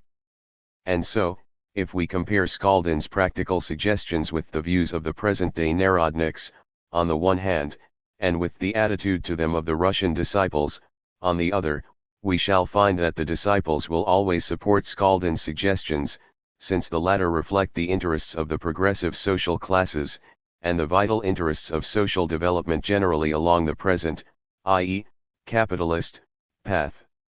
The things that the Narodniks have changed in Skaldin's practical wishes, or in his presentation of problems, are a change for the worse, and are rejected by the disciples. It is not against the heritage that the disciples hurl themselves, but against the romantic and petty bourgeois additions to the heritage made by the Narodniks. To these additions we shall now pass. 2. Narodism's addition to the heritage. From Skaldin, let us pass to Engelhardt. His letters from the countryside are likewise essays on the social aspects of rural life, so that in substance and even in form his book very much resembles that of Skaldin's. Engelhardt is much more talented than Skaldin, and his letters from the country are incomparably more lively and imaginative. The lengthy disquisitions of the serious author of In the Backwoods and in the Capital are not to be found in Engelhardt's book, which, for its part, is replete with deft delineation and imagery. It is not surprising that Engelhardt's book enjoys the steady sympathy of the reading public, and only recently appeared in a fresh edition, while Skaldin's book is almost completely forgotten, although it was only 2 years after its publication that Otechestvenniyi Zapiski began printing Engelhardt's letters. There is therefore no need for us to acquaint the reader with the contents of Engelhardt's book, and we shall confine ourselves to a brief exposition of 2 aspects of his views. First, views that are characteristic of the heritage in general, and common to Engelhardt and Skaldin in particular, and, second, views that are specifically Narodnik. Engelhardt is already a Narodnik, but his views still contain so much that is common to all the enlighteners, so much that has been discarded or altered by contemporary Narodism, that one is at a loss how to class him with the representatives of the heritage in general, without the Narodnik, or with the Narodniks. What makes Engelhardt akin to the former is, primarily, the remarkable sobriety of his views, his plain and direct descriptions of realities, his relentless exposure of all the bad sides of the foundations in general, and of the peasantry in particular of those very foundations, the false idealization and embellishment of which is an essential component of Narodism. Engelhardt's very feebly and timidly expressed Narodism is therefore in direct and crying contradiction to the picture of rural realities that he paints with such talent, and if some economist or sociologist were to base his opinions of the countryside on Engelhardt's facts and observations, he would find it impossible to draw Narodnik conclusions from such material. Idealization of the peasant and his village community is one of the essential components of Narodism, and Narodniks of all shades, from Mr. VV to Mr. Mikhailovsky, have given full rein to this effort to idealize and embellish the community. There is not the slightest trace of such embellishment in Engelhardt. As against the fashionable talk about the communal spirit of our peasantry, the current contrasting of this communal spirit to the individualism of the town, the competition of capitalist economy, etc., Engelhardt is absolutely relentless in exposing the amazing individualism of the small farmer. He shows at length that our peasants in matter of ownership have the keenest possible sense of property, that they cannot tolerate gang work, hate it from narrowly selfish and egoistic motives. In gang work each is afraid of doing more than the others. This fear of doing more work than others goes to comical extremes. The author, for instance, tells of women living under one roof and bound by ties of common residence and kinship, each of whom washes only her particular part of the table at which they eat, or who milk the cows in turn, each getting milk for her own child and preparing porridge for her own child separately. Engelhardt brings out these features in such detail, and corroborates them with such a mass of examples, that there can be no question of there being exceptional instances. One or the other, either Engelhardt is a worthless observer who deserves no credence, or the tale about the communal spirit and communal virtues of our muzhik are sheer imagination, which transfers to economic practice features abstracted from the form of land tenure. Engelhardt shows that in his economic activity the muzhik aims at becoming a kulak. There is a definite dose of the kulak in every peasant, he says. Kulak ideals prevail among the peasants. I have said time and again that individualism, egoism, the urge to exploit are strongly developed among the peasants. Each prides himself on being a pike and strives to swallow the tiddler. Engelhardt demonstrates superbly that the trend among the peasantry is not towards the communal system, not towards people's production, but towards the most ordinary petty bourgeois system inherent in all capitalist societies. He describes and proves incontrovertibly the tendency of the well-to-do peasant to launch into trade, to loan grain in return for work, to buy the labor of the poor muzhik or, in economic language, the conversion of enterprising muzhiks into a rural bourgeoisie. If, says Engelhardt, the peasants do not adopt the artel form of economy and each continues to conduct his own farm in isolation, then, even if there is an abundance of land, there will be both landless peasants and farm laborers among the peasant tillers. Further, I believe that the difference in status among the peasants will be even wider than it now is. Despite communal ownership of the land, side by side with the rich, there will be many virtually landless farm laborers. What benefit is it to me or my children if I have the right to land, but neither the capital nor the implements with which to cultivate it? It is like giving a blind man land and saying eat it. With a sort of melancholy irony, the artel form of economy figures forlornly in this passage as a pious and innocent wish which, far from following from the facts about the peasantry, is directly repudiated and ruled out by them. Another feature which makes Engelhardt akin to the representatives of the heritage without any Narodnik tinge is his belief that the chief and fundamental cause of the distressed condition of the peasantry is the survivals of serfdom and the reglementation characteristic of it. Do away with these survivals and this reglementation, and all will be well. Engelhardt's absolute hostility to reglementation and his caustic scoffing at all attempts to confer happiness on the muzhik through reglementation from above, are in the sharpest contrast to the Narodnik's faith in the reason and conscience, the knowledge and patriotism of the ruling classes, to their fantastic projects for organizing production, etc. Let us recall Engelhardt's sarcastic denunciation of the rule that vodka should not be sold at flour mills, a rule intended for the muzhik's good, or the disgust with which he speaks of the obligatory order issued by several Zemstvos in 1880 forbidding the sowing of rye before August 15, of that gross interference by armchair scientists also actuated by consideration for the muzhik's good in the farming of millions of peasant proprietors. Referring to such rules and orders as those forbidding smoking in pine forests, pike fishing in spring, cutting birch for the May festival, bird nest pillaging and so on, Engelhardt sarcastically remarks: "Solicitude for the muzhik is and always has been the principal concern of intellectual minds. Who lives for himself? Everybody lives for the muzhik. The muzhik is stupid, he cannot manage his own affairs. If nobody looks after him, he will burn down all the forests, kill off all the birds, denude the rivers of fish, ruin the land, and himself die out." Do you think, reader, that this writer could have had any sympathy for laws so dear to the hearts of the Narodniks, as, say, those forbidding alienation of allotments?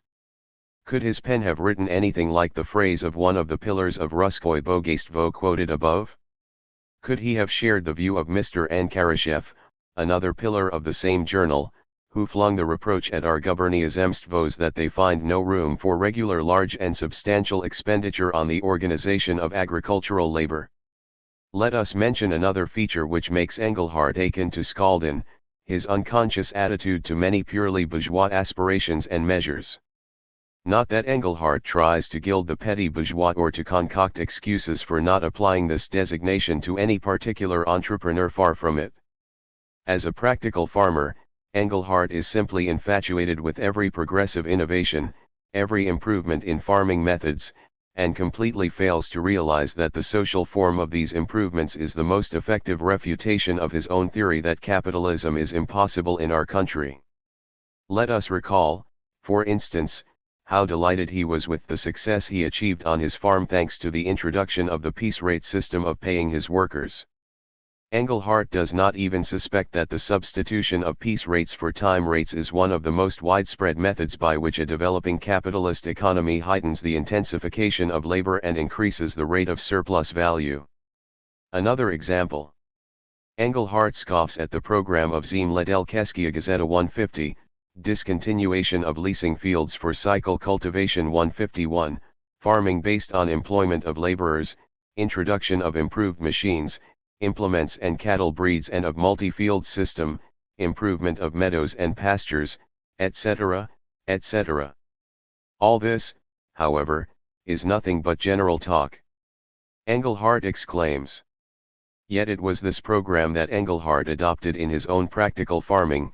He achieved technical progress on his own farm precisely by basing it on the employment of farm laborers, or again, we know how frankly and faithfully Engelhardt exposed the real tendencies of the enterprising muzhik, but that did not prevent him from asserting that it is not factories that are needed, but small rural distilleries, oil mills, etc., that is, what is needed is that the rural bourgeoisie should go in for agricultural industries, which has always and everywhere been one of the major indications of agricultural capitalism. Here we have the influence of the fact that Engelhardt was not a theoretician but a practical farmer.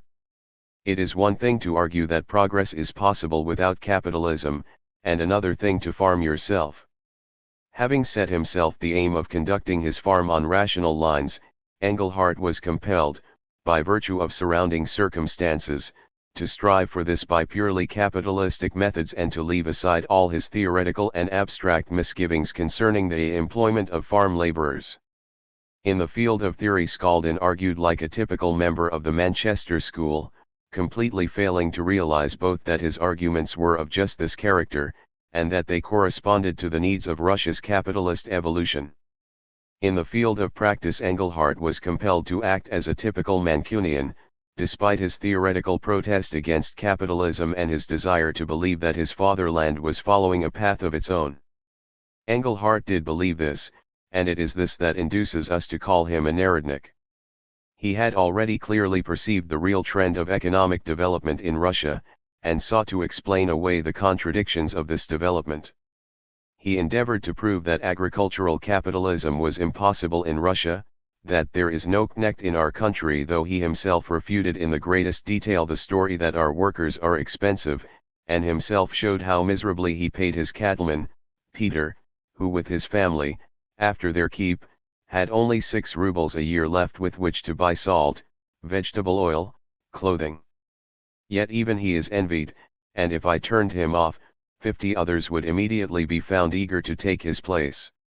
Speaking of the success of his farm, and of the skillful way his workers handle the plough, Engelhardt triumphantly exclaims, "And who are these ploughmen? Ignorant, unconscientious Russian peasants." Though his own farming experience and his exposure of the peasant's individualism refuted all illusions concerning the community spirit, Engelhardt not only believed that the peasants could adopt an artel form of economy, but expressed the conviction that such would indeed be the case, and that we, the Russians, would accomplish this great feat and introduce a new mode of farming. It is this that constitutes the exceptional character, the specific nature of our economy.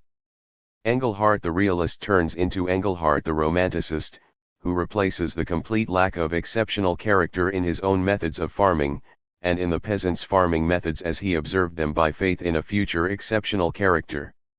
From this faith it is only a stone's throw to the ultra-Narodnik features which, though very few, one finds in Engelhardt, to a narrow nationalism bordering on chauvinism, said Engelhardt to a landlord with whom he was discussing the prospect of war, and even to idealization of labor service. Yes, this self-same Engelhardt who devoted so many superb pages of his book to describing the downtrodden and degraded condition of the peasant who has taken a loan of money or grain to be paid off in work and is compelled to toil almost for nothing in the very worst conditions of personal dependence, the self-same Engelhardt goes to the length of saying that it would be a good thing if the doctor had a farm of his own, so that the mujik could pay for the treatment with his labor. Comment is superfluous. All in all, comparing the above enumerated good features of Engelhardt's outlook with the bad, we have to admit that the former unquestionably predominate in the author of Letters from the Countryside, while the latter are an extraneous and accidental admixture, as it were, which has drifted in from without and is at odds with the general tone of his book. 3. Has the heritage gained from association with Narodism? But what do you understand by Narodism, the reader will probably ask. The meaning attached to the concept heritage was defined above, but no definition of the concept Narodism has been given. By Narodism we mean a system of views which comprises the following 3 features. 1. Belief that capitalism in Russia represents a deterioration, a retrogression. Hence the urge and desire to retard, halt, stop the breakup of the age-old foundations by capitalism, and similar reactionary cries. 2. Belief in the exceptional character of the Russian economic system in general, and of the peasantry, with its village community, artel, etc., in particular. It is not considered necessary to apply to Russian economic relationships the concepts elaborated by modern science concerning the different social classes and their conflicts. The village community peasantry is regarded as something higher and better than capitalism. There is a disposition to idealize the foundations. The existence among the peasantry of contradictions characteristic of every commodity and capitalist economy is denied or slurred over. It is denied that any connection exists between these contradictions and their more developed form in capitalist industry and capitalist agriculture. 3. Disregard of the connection between the intelligentsia and the country's legal and political institutions, on the one hand, and the material interests of definite social classes, on the other. Denial of this connection, lack of a materialist explanation of these social factors, induces the belief that they represent a force capable of dragging history along another line, of diversion from the path, and so on. That is what we mean by Narodism. The reader will consequently see that we use this term in its broad sense, just as all the Russian disciples use it when opposing a whole system of views, and not individual representatives of this system. Among these individual representatives there are differences, of course, and sometimes important ones. Nobody ignores these differences. But the aforementioned views are common to all the most diverse representatives of Narodism, from Mr. Yuzov, let us say, to Mr. Mikhailovsky. To these objectionable features of their views, the Yuzovs, Sazonovs, VV, etc., add others, which are not shared, for instance, either by Mr. Mikhailovsky or by other contributors to the present-day Russkoye Bogatstvo. To deny these differences between the Narodniks in the narrow sense and the Narodniks in general would, of course, be wrong, but it would be wronger still to ignore the fact that the fundamental socio-economic views of all Narodniks coincide on the aforementioned major points. And since it is these fundamental views that the Russian disciples reject, and not only deplorable deviations from them in a worse direction, they are obviously fully entitled to employ the term Narodism in its wider meaning. Not only are they entitled to do so, they cannot do otherwise. Turning to the fundamental views of Narodism outlined above, the first thing we must note is that the heritage has absolutely no part in them. There are a whole number of undeniable representatives and guardians of the heritage who have nothing in common with Narodism, who do not pose the question of capitalism at all, who do not believe in the exceptional character of Russia, the peasant community, etc., and who do not regard the intelligentsia and our legal and political institutions as a factor capable of diversion from the path. Above we named in illustration the editor and publisher of Vestnik Evropy 152 who might be accused of anything save violation of the traditions of the heritage. On the other hand, there are people whose views resemble the aforementioned fundamental principles of Narodism, yet who plainly and frankly renounce the heritage we might mention, for example, the same Mr. Y. Abramov to whom Mr. Mikhailovsky refers, or Mr. Yuzov. The Narodism which the Russian disciples battle against did not even exist when the heritage was bequeathed, that is, in the 60s. Germs, rudiments of Narodism existed, of course, not only in the 60s, but in the 40s and even earlier, but it is not the history of Narodism that concerns us here. We repeat, what is important for us is to establish that the heritage of the 60s, in the sense outlined above, has nothing in common with Narodism, i.e., that there is nothing in common in the substance of their views, that they pose different problems. There are guardians of the heritage who are not Narodniks, and there are Narodniks who have renounced the heritage. Of course, there are also Narodniks who guard the heritage, or who pretend to do so. That is why we speak of a connection between the heritage and Narodism. Let us see what has been the effect of this connection. First, Narodism made a big step forward compared with the heritage by posing for the attention of society problems which the guardians of the heritage were partly not yet able to pose, or partly did not, and do not, pose because of their inherent narrowness of outlook. In posing these problems the Narodniks performed a great historical service, and it is quite natural and understandable, that, having offered a solution for these problems, Narodism thereby occupied a foremost place among the progressive trends of Russian social thought. But the solution of these problems proposed by Narodism proved to be worthless, to be based on backward theories, long ago discarded in Western Europe, on a romantic and petty bourgeois criticism of capitalism, on a disregard for the cardinal facts of Russian history and reality. So long as the development of capitalism in Russia and of its inherent contradictions was still very weak, this primitive criticism of capitalism could hold its ground. But Narodism is absolutely incapable of measuring up to the contemporary development of capitalism in Russia, the contemporary state of our knowledge of Russian economic history and reality, the contemporary demands made on sociological theory. Once progressive, as the first to pose the problem of capitalism, nowadays Narodism is a reactionary and harmful theory which misleads social thought and plays into the hands of stagnation and Asiatic backwardness. Today the reactionary character of its criticism of capitalism has even lent Narodism features that make it inferior to the outlook which confines itself to faithful guardianship of the heritage. That this is so we shall now endeavor to prove by analyzing each of the three basic features of the Narodnik outlook mentioned above. The first feature, the belief that in Russia capitalism represents a deterioration, a retrogression. Very soon after the problem of capitalism in Russia had been posed, it became clear that our economic development was capitalistic, and the Narodniks proclaimed this development a retrogression, a mistake, a deviation from the path supposedly prescribed by the whole history of the nation's life, from the path supposedly hallowed by age-old foundations, and so on and so forth. The enlighteners' ardent faith in this course of social development was replaced by distrust of it, historical optimism and cheerfulness were replaced by pessimism and dejection founded on the fact that the farther matters proceeded as they were proceeding, the harder and more difficult would it be to solve the problems raised by the new development. Appeals were made to retard and halt this development, the theory was advanced that Russia's backwardness was her good fortune, and so forth. All these features of the Narodnik outlook, far from having anything in common with the heritage, flatly contradict it. The belief that Russian capitalism represents a deviation from the path, a deterioration, etc., leads to a misrepresentation of Russia's whole economic evolution, to a misrepresentation of that changeover which is taking place before our eyes. Carried away by their desire to retard and stop the breakup of the age-old foundations by capitalism, the Narodniks display an amazing lack of historical tact.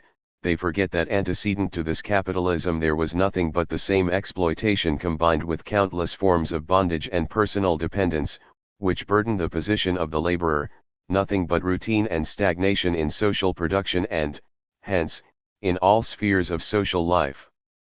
Contending against capitalism from their romantic, petty bourgeois angle, the Narodniks throw all historical realism overboard and always compare the reality of capitalism with the fiction of the pre-capitalist order.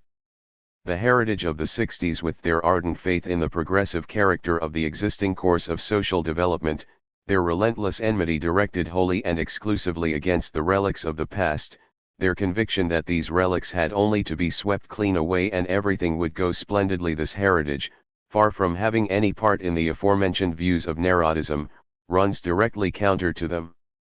The second feature of Narodism is belief in Russia's exceptionalism, idealization of the peasantry, the village community, etc. The doctrine of Russia's exceptionalism induced the Narodniks to seize upon outdated West European theories, prompted them to regard many of the achievements of West European culture with amazing levity. The Narodniks reassured themselves with the thought that, if we lack some of the features of civilized humanity, we are destined, on the other hand, to show the world new modes of economy, etc. Not only was the analysis of capitalism and all its manifestations given by progressive West European thought not accepted in relation to Holy Russia, every effort was made to invent excuses for not drawing the same conclusions about Russian capitalism as were made regarding European capitalism. The Narodniks bowed and scraped to the authors of this analysis and calmly continued to remain romanticists of the same sort as these authors had all their lives contended against. Again, this doctrine of Russia's exceptionalism, which is shared by all the Narodniks, far from having anything in common with the heritage, runs directly counter to it. The 60s, on the contrary, desired to Europeanize Russia, believed that she should adopt the general European culture, were concerned to have the institutions of this culture transferred to our anything but exceptional soil. Any doctrine that teaches that Russia is exceptional is completely at variance with the spirit and the tradition of the 60s. Even more at variance with this tradition is Narodism's idealization and over-embellishment of the countryside. This false idealization, which desired at all costs to see something specific in our rural system, something quite unlike the rural system in every other country in the period of pre-capitalist relations, is in naked contradiction to the traditions of the sober and realistic heritage.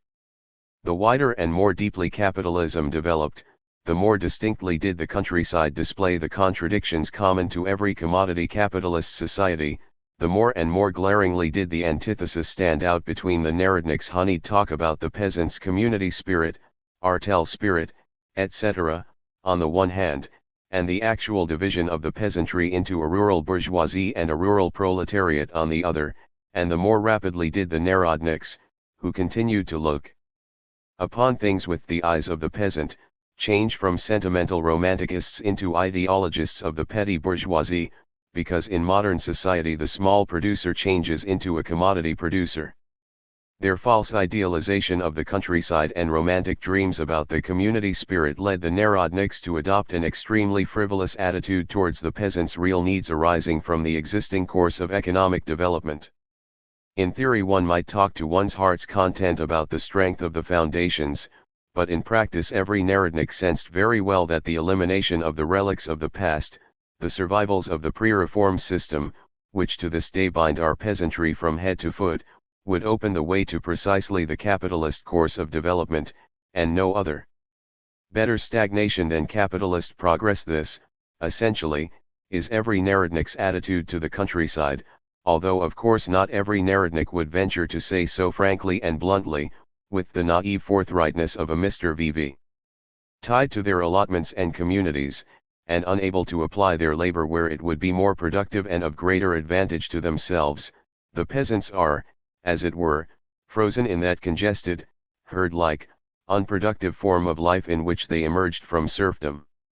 That is how one of the representatives of the heritage saw it from his characteristic enlightener standpoint. 153 Better that the peasants remain frozen in their routine, patriarchal form of life, than clear the way for capitalism in the countryside. That, essentially, is how every Narodnik sees it.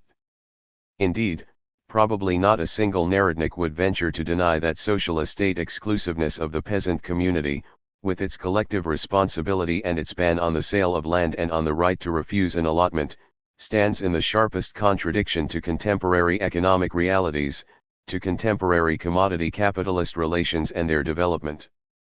To deny this contradiction is impossible, but the whole point is that the Narodniks are mortally afraid of this presentation of the question, of this contrasting of the legal status of the peasantry with economic realities and the present course of economic development.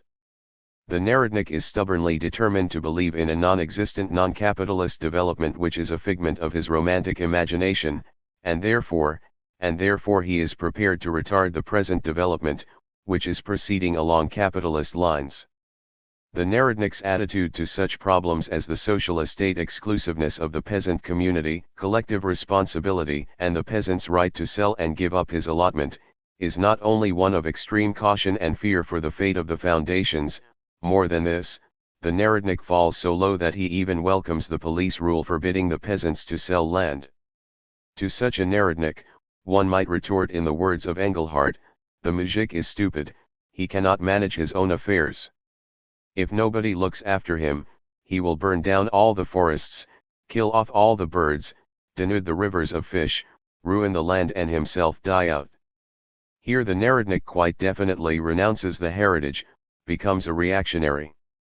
And note that with the progress of economic development, this destruction of the social estate exclusiveness of the peasant community increasingly becomes an imperative necessity for the rural proletariat, while the inconveniences arising therefrom for the peasant bourgeoisie are not at all considerable. The enterprising muzhik may easily rent land on the side, open an establishment in some other village, and travel on business wherever he likes and whenever he likes.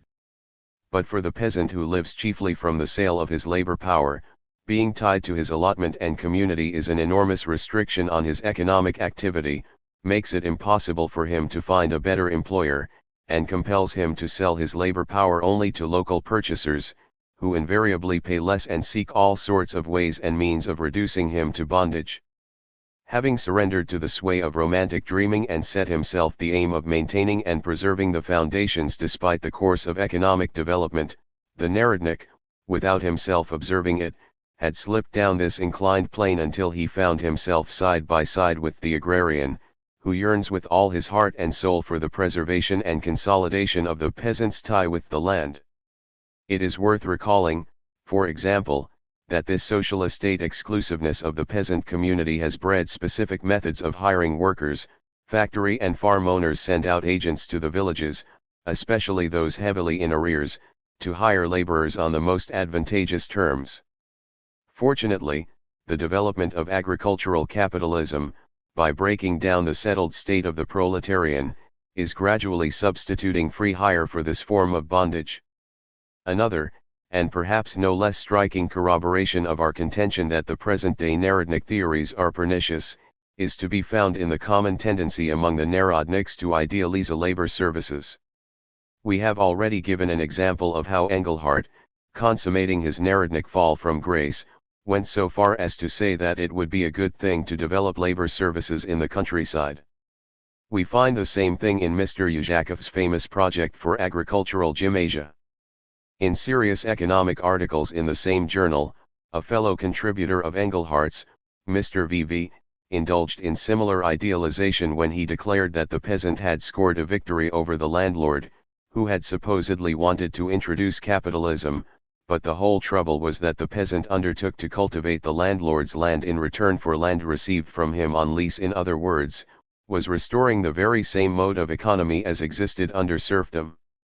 These are some of the most glaring illustrations of the Narodnik's reactionary attitude to problems concerning our agriculture. In less glaring form, you will find this idea advocated by every Narodnik. Every Narodnik says that capitalism in our agriculture is pernicious and dangerous, because capitalism, you see, substitutes the farm laborer for the independent peasant. The reality of capitalism is contrasted to the fiction of the independent peasant, and this fiction is based on the peasant ownership of means of production in the pre-capitalist era, the fact being modestly ignored that the peasant has to pay double their value for these means of production, that these means of production serve for the performance of labor service, that the living standard of this independent peasant is so low that in any capitalist country he would be classed as a pauper. And that added to the hopeless poverty and intellectual inertness of this independent peasant is the personal dependence that inevitably accompanies pre-capitalist forms of economy. The third characteristic feature of Narodism, disregard of the connection between the intelligentsia and the country's legal and political institutions, on the one hand, and the material interests of definite social classes, on the other, is bound up indissolubly with the previous ones. Only this unrealistic attitude to sociological problems could have bred the doctrine that Russian capitalism is a mistake, and that diversion from the path is possible. This Narodnik view, too, bears no relation to the heritage and traditions of the 60s, on the contrary, it runs directly counter to these traditions. A natural corollary to this view is the Narodnik's attitude to the numerous survivals of the pre-reform reglementation of Russian life, an attitude which the representatives of the heritage could not possibly have shared. To illustrate this attitude, we shall take the liberty of borrowing the excellent remarks of Mr. V. Ivanov in his article A Shabby Fabrication. The author refers to Mr. Babarykin's novel A Different Way, and exposes his misconception of the dispute between the Narodniks and the disciples. Mr. Babarykin makes his hero, a Narodnik, reproach the disciples for supposedly dreaming of a barrack regime with the intolerable despotism of reglementation. Mr. V. Ivanov observes in this connection that, far from saying that the dream of their opponents was the intolerable despotism of reglementation, they cannot and will not say so as long as they remain Narodniks. The substance of their dispute with the economic materialists in this respect is that, in the opinion of the Narodniks, the remaining survivals of the old reglementation may serve as the basis for its further development. The intolerableness of the old reglementation is veiled from their eyes, on the one hand, by their conviction that the very peasant soul is evolving towards reglementation, and, on the other, by their belief in the existing or coming moral beauty of the intelligentsia, society, or the leading classes generally. They accuse the economic materialists of being infatuated not with reglementation, but, on the contrary, with the West European system, which is based on freedom from reglementation. And the economic materialists really do assert that the survivals of the old reglementation, which sprang from a natural form of economy, are daily becoming more intolerable in a country that has passed over to a money economy, entailing countless changes both in the actual status and in the mental and moral complexion of the various sections of its population.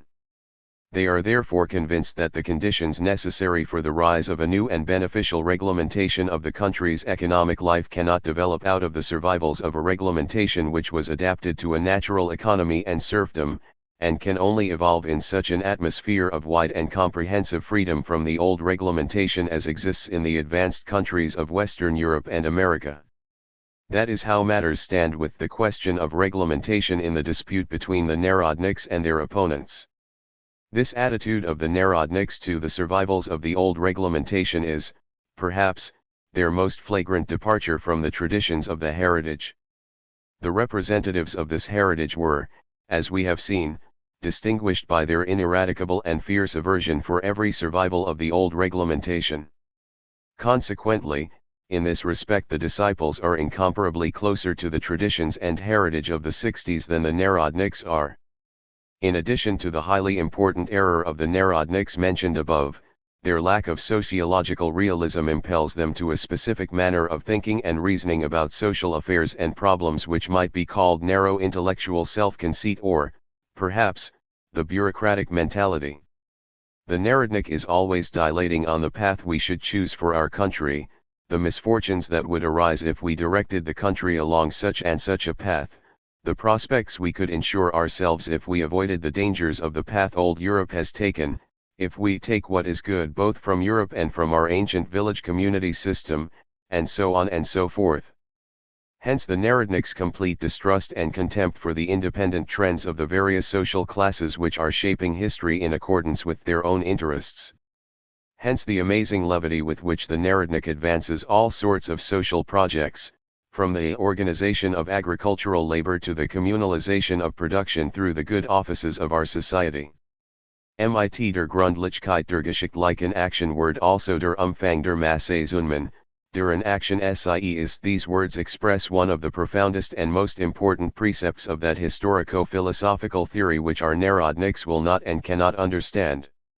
As man's history-making activity grows broader and deeper, the size of that mass of the population which is the conscious maker of history is bound to increase. The Narodnik, however, always regarded the population in general, and the working population in particular, as the object of this or that more or less sensible measure, as something to be directed along this or that path, and never regarded the various classes of the population as independent history makers on the existing path, never asked which conditions of the present path might stimulate the independent and conscious activity of these history makers. And so, although Narodism, by posing the question of capitalism in Russia, made a big step forward compared with the heritage of the Enlighteners, the solution of the question it offered has proved so unsatisfactory, because of its petty bourgeois outlook and sentimental criticism of capitalism, that on a number of cardinal questions of social life it lags behind the Enlighteners. Narodism's association with the heritage and traditions of our Enlighteners has proved in the end to be a drawback. The new questions with which Russian social thought has been confronted by Russia's post-reform economic development, Narodism has not solved, confining itself to sentimental and reactionary lamentations over them, while Narodnik romanticism has obscured the old questions already posed by the Enlighteners, thus retarding their full solution. 4.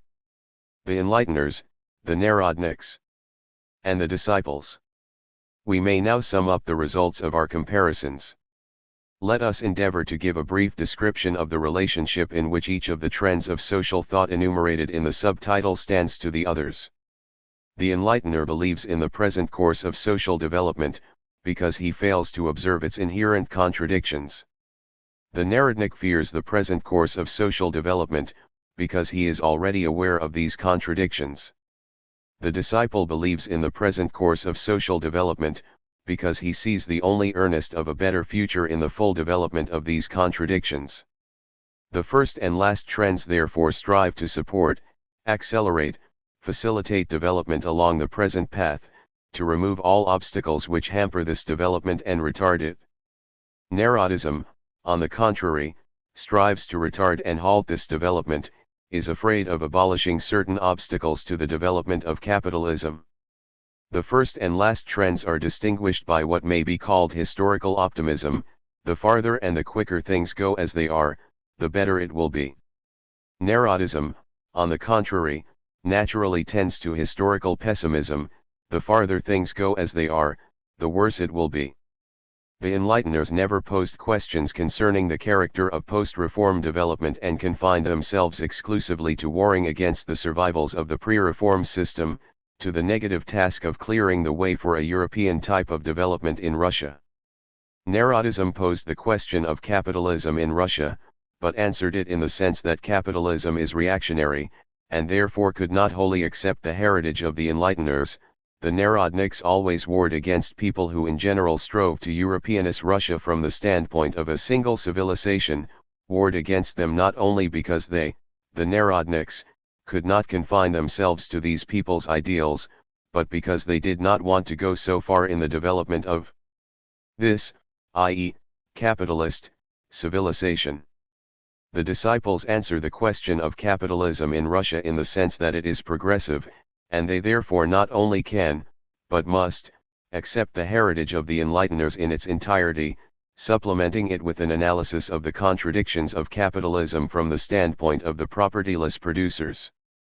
The Enlighteners did not single out any one class of the population for special attention. They not only spoke of the people in general, but even of the nation in general. The Narodniks were desirous of representing the interests of labor, but they did not point to any definite groups in the contemporary economic system. Actually, they always took the standpoint of the small producer, whom capitalism converts into a commodity producer. The disciples not only take the interests of labor as their criterion, but in doing so point to quite definite economic groups in the capitalist economy, namely, the propertyless producers. By the nature of their aims, the first and last trends correspond to the interests of the classes which are created and developed by capitalism.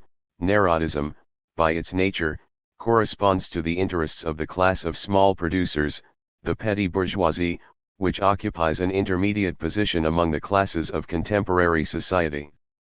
Consequently, Narodism's contradictory attitude to the heritage is not accidental, but is a necessary result of the very nature of the Narodnik views. We have seen that one of the basic features of the Enlighteners' views was the ardent desire to Europeanize Russia, but the Narodniks cannot possibly share this desire fully without ceasing to be Narodniks. We have in the end arrived at the conclusion which we have repeatedly indicated above in particular instances, namely, that the disciples are much more consistent and faithful guardians of the heritage than the Narodniks. Far from renouncing the heritage, they consider it one of their principal duties to refute the romantic and petty bourgeois fears which induce the Narodniks on very many and very important points to reject the European ideals of the Enlighteners. But it goes without saying that the disciples do not guard the heritage in the way an archivist guards an old document.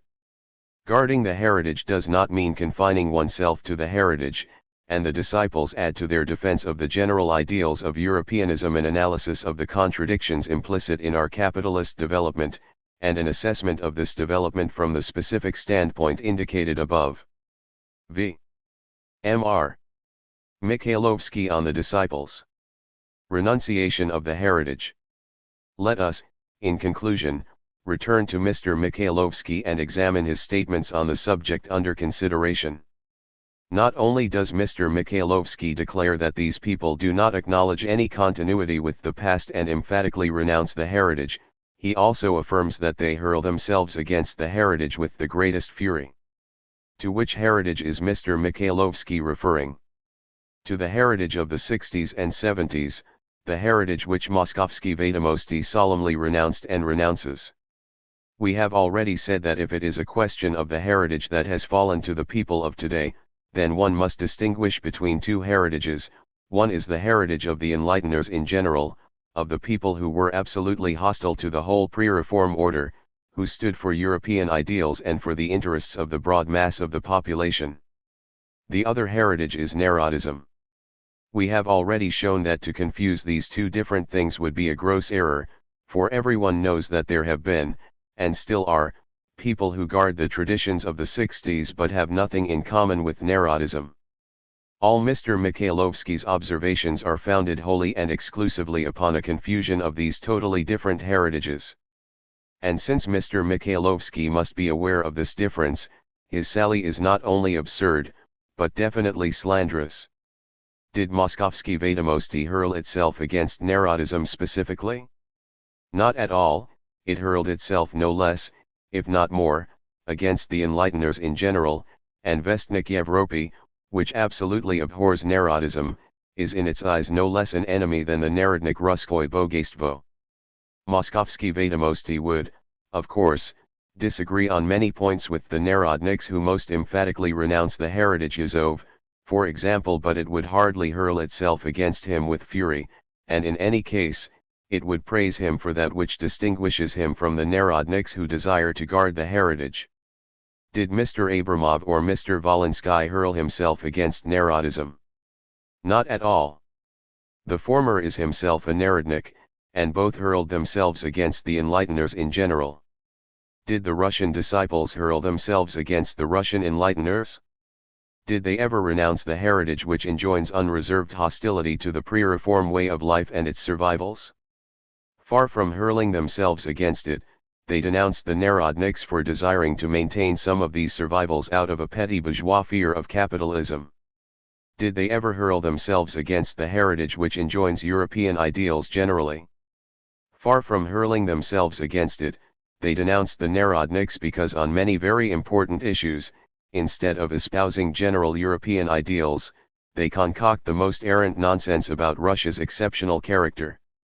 Did they ever hurl themselves against the heritage which enjoins concern for the interests of the laboring masses of the population? Far from hurling themselves against it, they denounced the Narodniks because their concern for these interests is inconsistent, because the value of their concern is diminished by their habit of dreaming of what might be, instead of turning their attention to what is, because their concern is extremely circumscribed, since they have never been able properly to appraise the conditions which make it easier or harder for these people to care for their own interests themselves. Mr. Mikhailovsky may not agree with these denunciations being a Narodnik, he certainly will not agree with them, but to assert that certain people furiously attack the heritage of the 60s and the 70s, when, actually, they furiously attack only Narodism, and attack it for having failed to solve the new problems posed by post-reform history in the spirit of this heritage and without contradicting it, such an assertion is a direct misrepresentation of the truth. Mr. Mikhailovsky most amusingly complains that the disciples readily confuse us with the Narodniks and other persons who have no connection with Ruskoy Bogaystvo. This curious attempt at dissociation from the Narodniks, while at the same time preserving all the basic views of Narodism, can evoke nothing but laughter. Everyone knows that all the Russian disciples employ the words Narodnik and Narodism in the broad sense. That there are quite a number of different shades among the Narodniks has not been forgotten or denied by anybody. In their books neither P. Strug nor N. Beltov, for instance, confused Mr. N. Mikhailovsky with Mr. V.V., or even for that matter with Mr. Yuzhakov, that is, they did not gloss over the differences between them, or ascribe the views of one to the other. P.B. Struve even expressly drew attention to the difference between Mr. Yuzhakov's views and those of Mr. Mikhailovsky. It is one thing to confuse different views, it is another to generalize and class in one category writers who, despite their differences on many questions, are at one on the fundamental and principal points, points which the disciples oppose.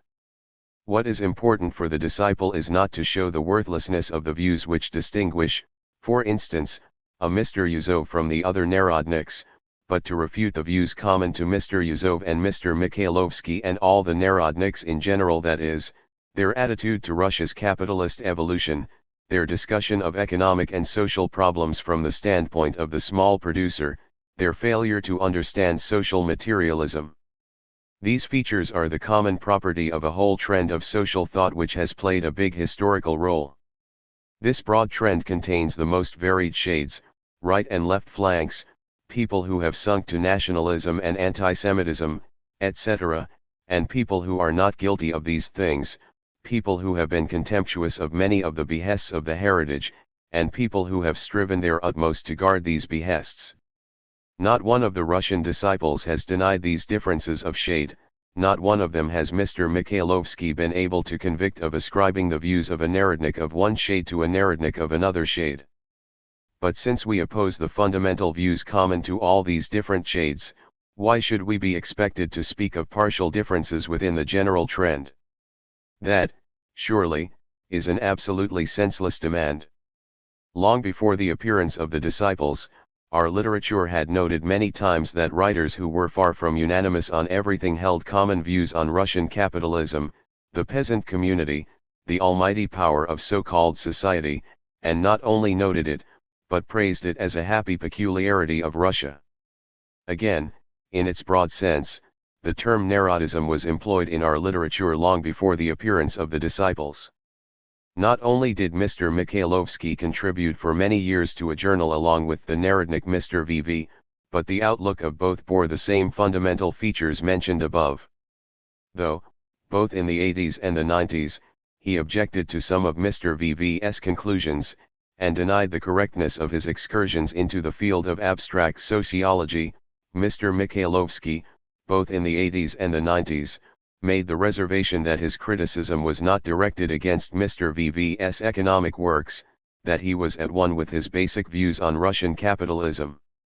Consequently, if the pillars of Russkoye Bogatstvo, who have done so much to develop, reinforce and disseminate the views of Narodism, now think that they can escape the criticism of the Russian disciples simply by declaring that they are not Narodniks, that they constitute a quite specific ethico-social school, such subterfuges, of course, can only expose to justified ridicule people who are so brave and at the same time so diplomatic. On p. 182 of his article, Mr. Mikhailovsky also levels the following phenomenal argument against the disciples. Mr. Kamensky venomously attacks the Narodniks 155, that, you see, indicates that he is angry, which he is not entitled to be. We, the subjective oldsters, as well as the subjective youngsters, can permit ourselves this weakness without being guilty of self-contradiction. But the representatives of a doctrine which prides itself on its inexorable objectivity are in a different position. What is this? If people insist that views on social phenomena must be based upon an inexorably objective analysis of realities and the real course of development, then it follows that they are not entitled to be angry. Why, this is utter twaddle, the sheer gibberish. Have you not heard, Mr. Mikhailovsky, that the famous work on Capital is considered to be one of the finest specimens of inexorable objectivity in the investigation of social phenomena? It is precisely the inexorable objectivity of the work that is regarded by many scientists and economists as its principal and basic defect. Yet rarely will you find in a scientific work so much feeling, so much heated and passionate polemical attacks on representatives of backward views, on representatives of the social classes which, in the author's convinced opinion, are hampering social development. A writer who shows with inexorable objectivity that the opinions of Proudhon, say, are a natural, understandable, and inevitable reflection of the views and sentiments of the French petit bourgeois, nevertheless hurls himself against that ideologist of the petty bourgeoisie with tremendous passion and fiery wrath. Does Mr. Mikhailovsky believe that Marx is here guilty of self-contradiction? If a certain doctrine demands of everyone taking part in public life an inexorably objective analysis of realities and of the relationships between the various classes arising from these realities, by what miracle can the conclusion be drawn from this that they must not sympathize, are not entitled to sympathize with one or another class? It is ridiculous in this connection even to talk of duty, for no living person can help taking the side of one class or another, can help rejoicing at the successes of that class and being disappointed by its failures, can help being angered by those who are hostile to that class, who hamper its development by disseminating backward views, and so on and so forth. Mr. Mikhailovsky's nonsensical sally only shows that he still fails to grasp the very elementary distinction between determinism and fatalism. Capital is coming, that is certain, writes Mr. Mikhailovsky, but the question is, how shall we greet it? Mr. Mikhailovsky makes a great discovery, points to a question to which the Russian disciples have evidently given no thought whatever. As though it were not on this question that the Russian disciples have parted ways with the Narodniks. One can greet the capitalism developing in Russia only in two ways: one can regard it either as progressive, or as retrogressive, either as a step forward on the right road, or as a deviation from the true path, One can assess it either from the standpoint of the class of small producers which capitalism destroys, or from the standpoint of the class of propertyless producers which capitalism creates. There is no middle way. Consequently, if Mr. Mikhailovsky denies the correctness of the attitude to capitalism which the disciples insist on, it means that he accepts the Narodnik attitude which he has many a time expressed quite definitely in his earlier articles. He has not made any additions or amendments to his old views on this subject, and continues to remain a Narodnik. But nothing of the kind. He is not a Narodnik, heaven forbid. He is a representative of an ethico-sociological school. Let no one talk, Mr. Mikhailovsky continues, of those future benefits which the further development of capitalism will bring. Mr. Mikhailovsky is no Narodnik. He only reiterates all the Narodnik's errors and fallacious methods of argument. How many times have the Narodniks been told that this talk of the future is wrong, that it is not a question of future, but of actual progressive changes already taking place in the pre-capitalist relationships, changes which the development of capitalism in Russia is bringing. By transplanting the question to the future, Mr. Mikhailovsky in point of fact takes for granted the very assertions which the disciples contest. He takes it for granted that in reality, in what is taking place under our eyes, the development of capitalism is not bringing any progressive changes into the old socio-economic relations. This is what constitutes the Narodnik view, and it is against this that the Russian disciples argue and demonstrate that the contrary is true. There is not a book put out by the Russian disciples which does not affirm and demonstrate that the replacement of labor service by wage labor in agriculture, and the replacement of what is called handicraft industry by factory industry, is a real phenomenon which is taking place now, under our eyes, and not merely in the future, that this change is in all respects progressive, that it is breaking down routine, disunited, small-scale hand production which has been immobile and stagnant for ages, that it is increasing the productivity of social labor, and thereby creating the possibility of higher living standards for the working man, that it is also creating the conditions which convert this possibility into a necessity, namely, by converting the settled proletarian lost in the backwoods, settled physically and morally, into a mobile proletarian, and by converting Asiatic forms of labor, with their infinitely developed bondage and diverse forms of personal dependence, into European forms of labor, that the European manner of thought and feeling is no less necessary for the effective utilization of machines than steam, coal, techniques, etc. All this, we repeat, is affirmed and demonstrated by every disciple, but, presumably, does not apply to Mr. Mikhailovsky and company. All this is only written against Narodniks who are not connected with Russkoye Bogatstvo. Russkoye Bogatstvo, you see, is an ethico-sociological school, whose essence is that it serves up the old rubbish under a new guise. As we observed above, the purpose of this article is to refute the allegation so widespread in the liberal Narodnik press that the Russian disciples abjure the heritage, break with the best traditions of the best section of Russian society, and so forth. It is not without interest to observe that, in reiterating these hackneyed phrases, Mr. Mikhailovsky in point of fact says exactly the same thing as was said much earlier and much more emphatically by a Narodnik not connected with Russkoye Bogatstvo, Mr. VV. Are you familiar, dear reader, with the articles which this writer contributed to Nedelia 157 3 years ago, at the close of 1894, in reply to P.B. Struve's book? If you are not, I must confess that, in my opinion, you have lost absolutely nothing. The basic idea of these articles is that the Russian disciples are breaking the democratic thread which runs through all the progressive trends of Russian social thought. Is this not exactly what Mr. Mikhailovsky says, only in somewhat different terms, when he accuses the disciples of renouncing the heritage, against which Moskovsky Vedomosti hurls itself with fury? Actually, as we have seen, the inventors of this allegation blame others for their own sins when they assert that the disciples' irrevocable break with Narodism signifies a break with the best traditions of the best section of Russian society. Is it not the other way round, sirs? Does not such a break signify that these best traditions are being purged of Narodism?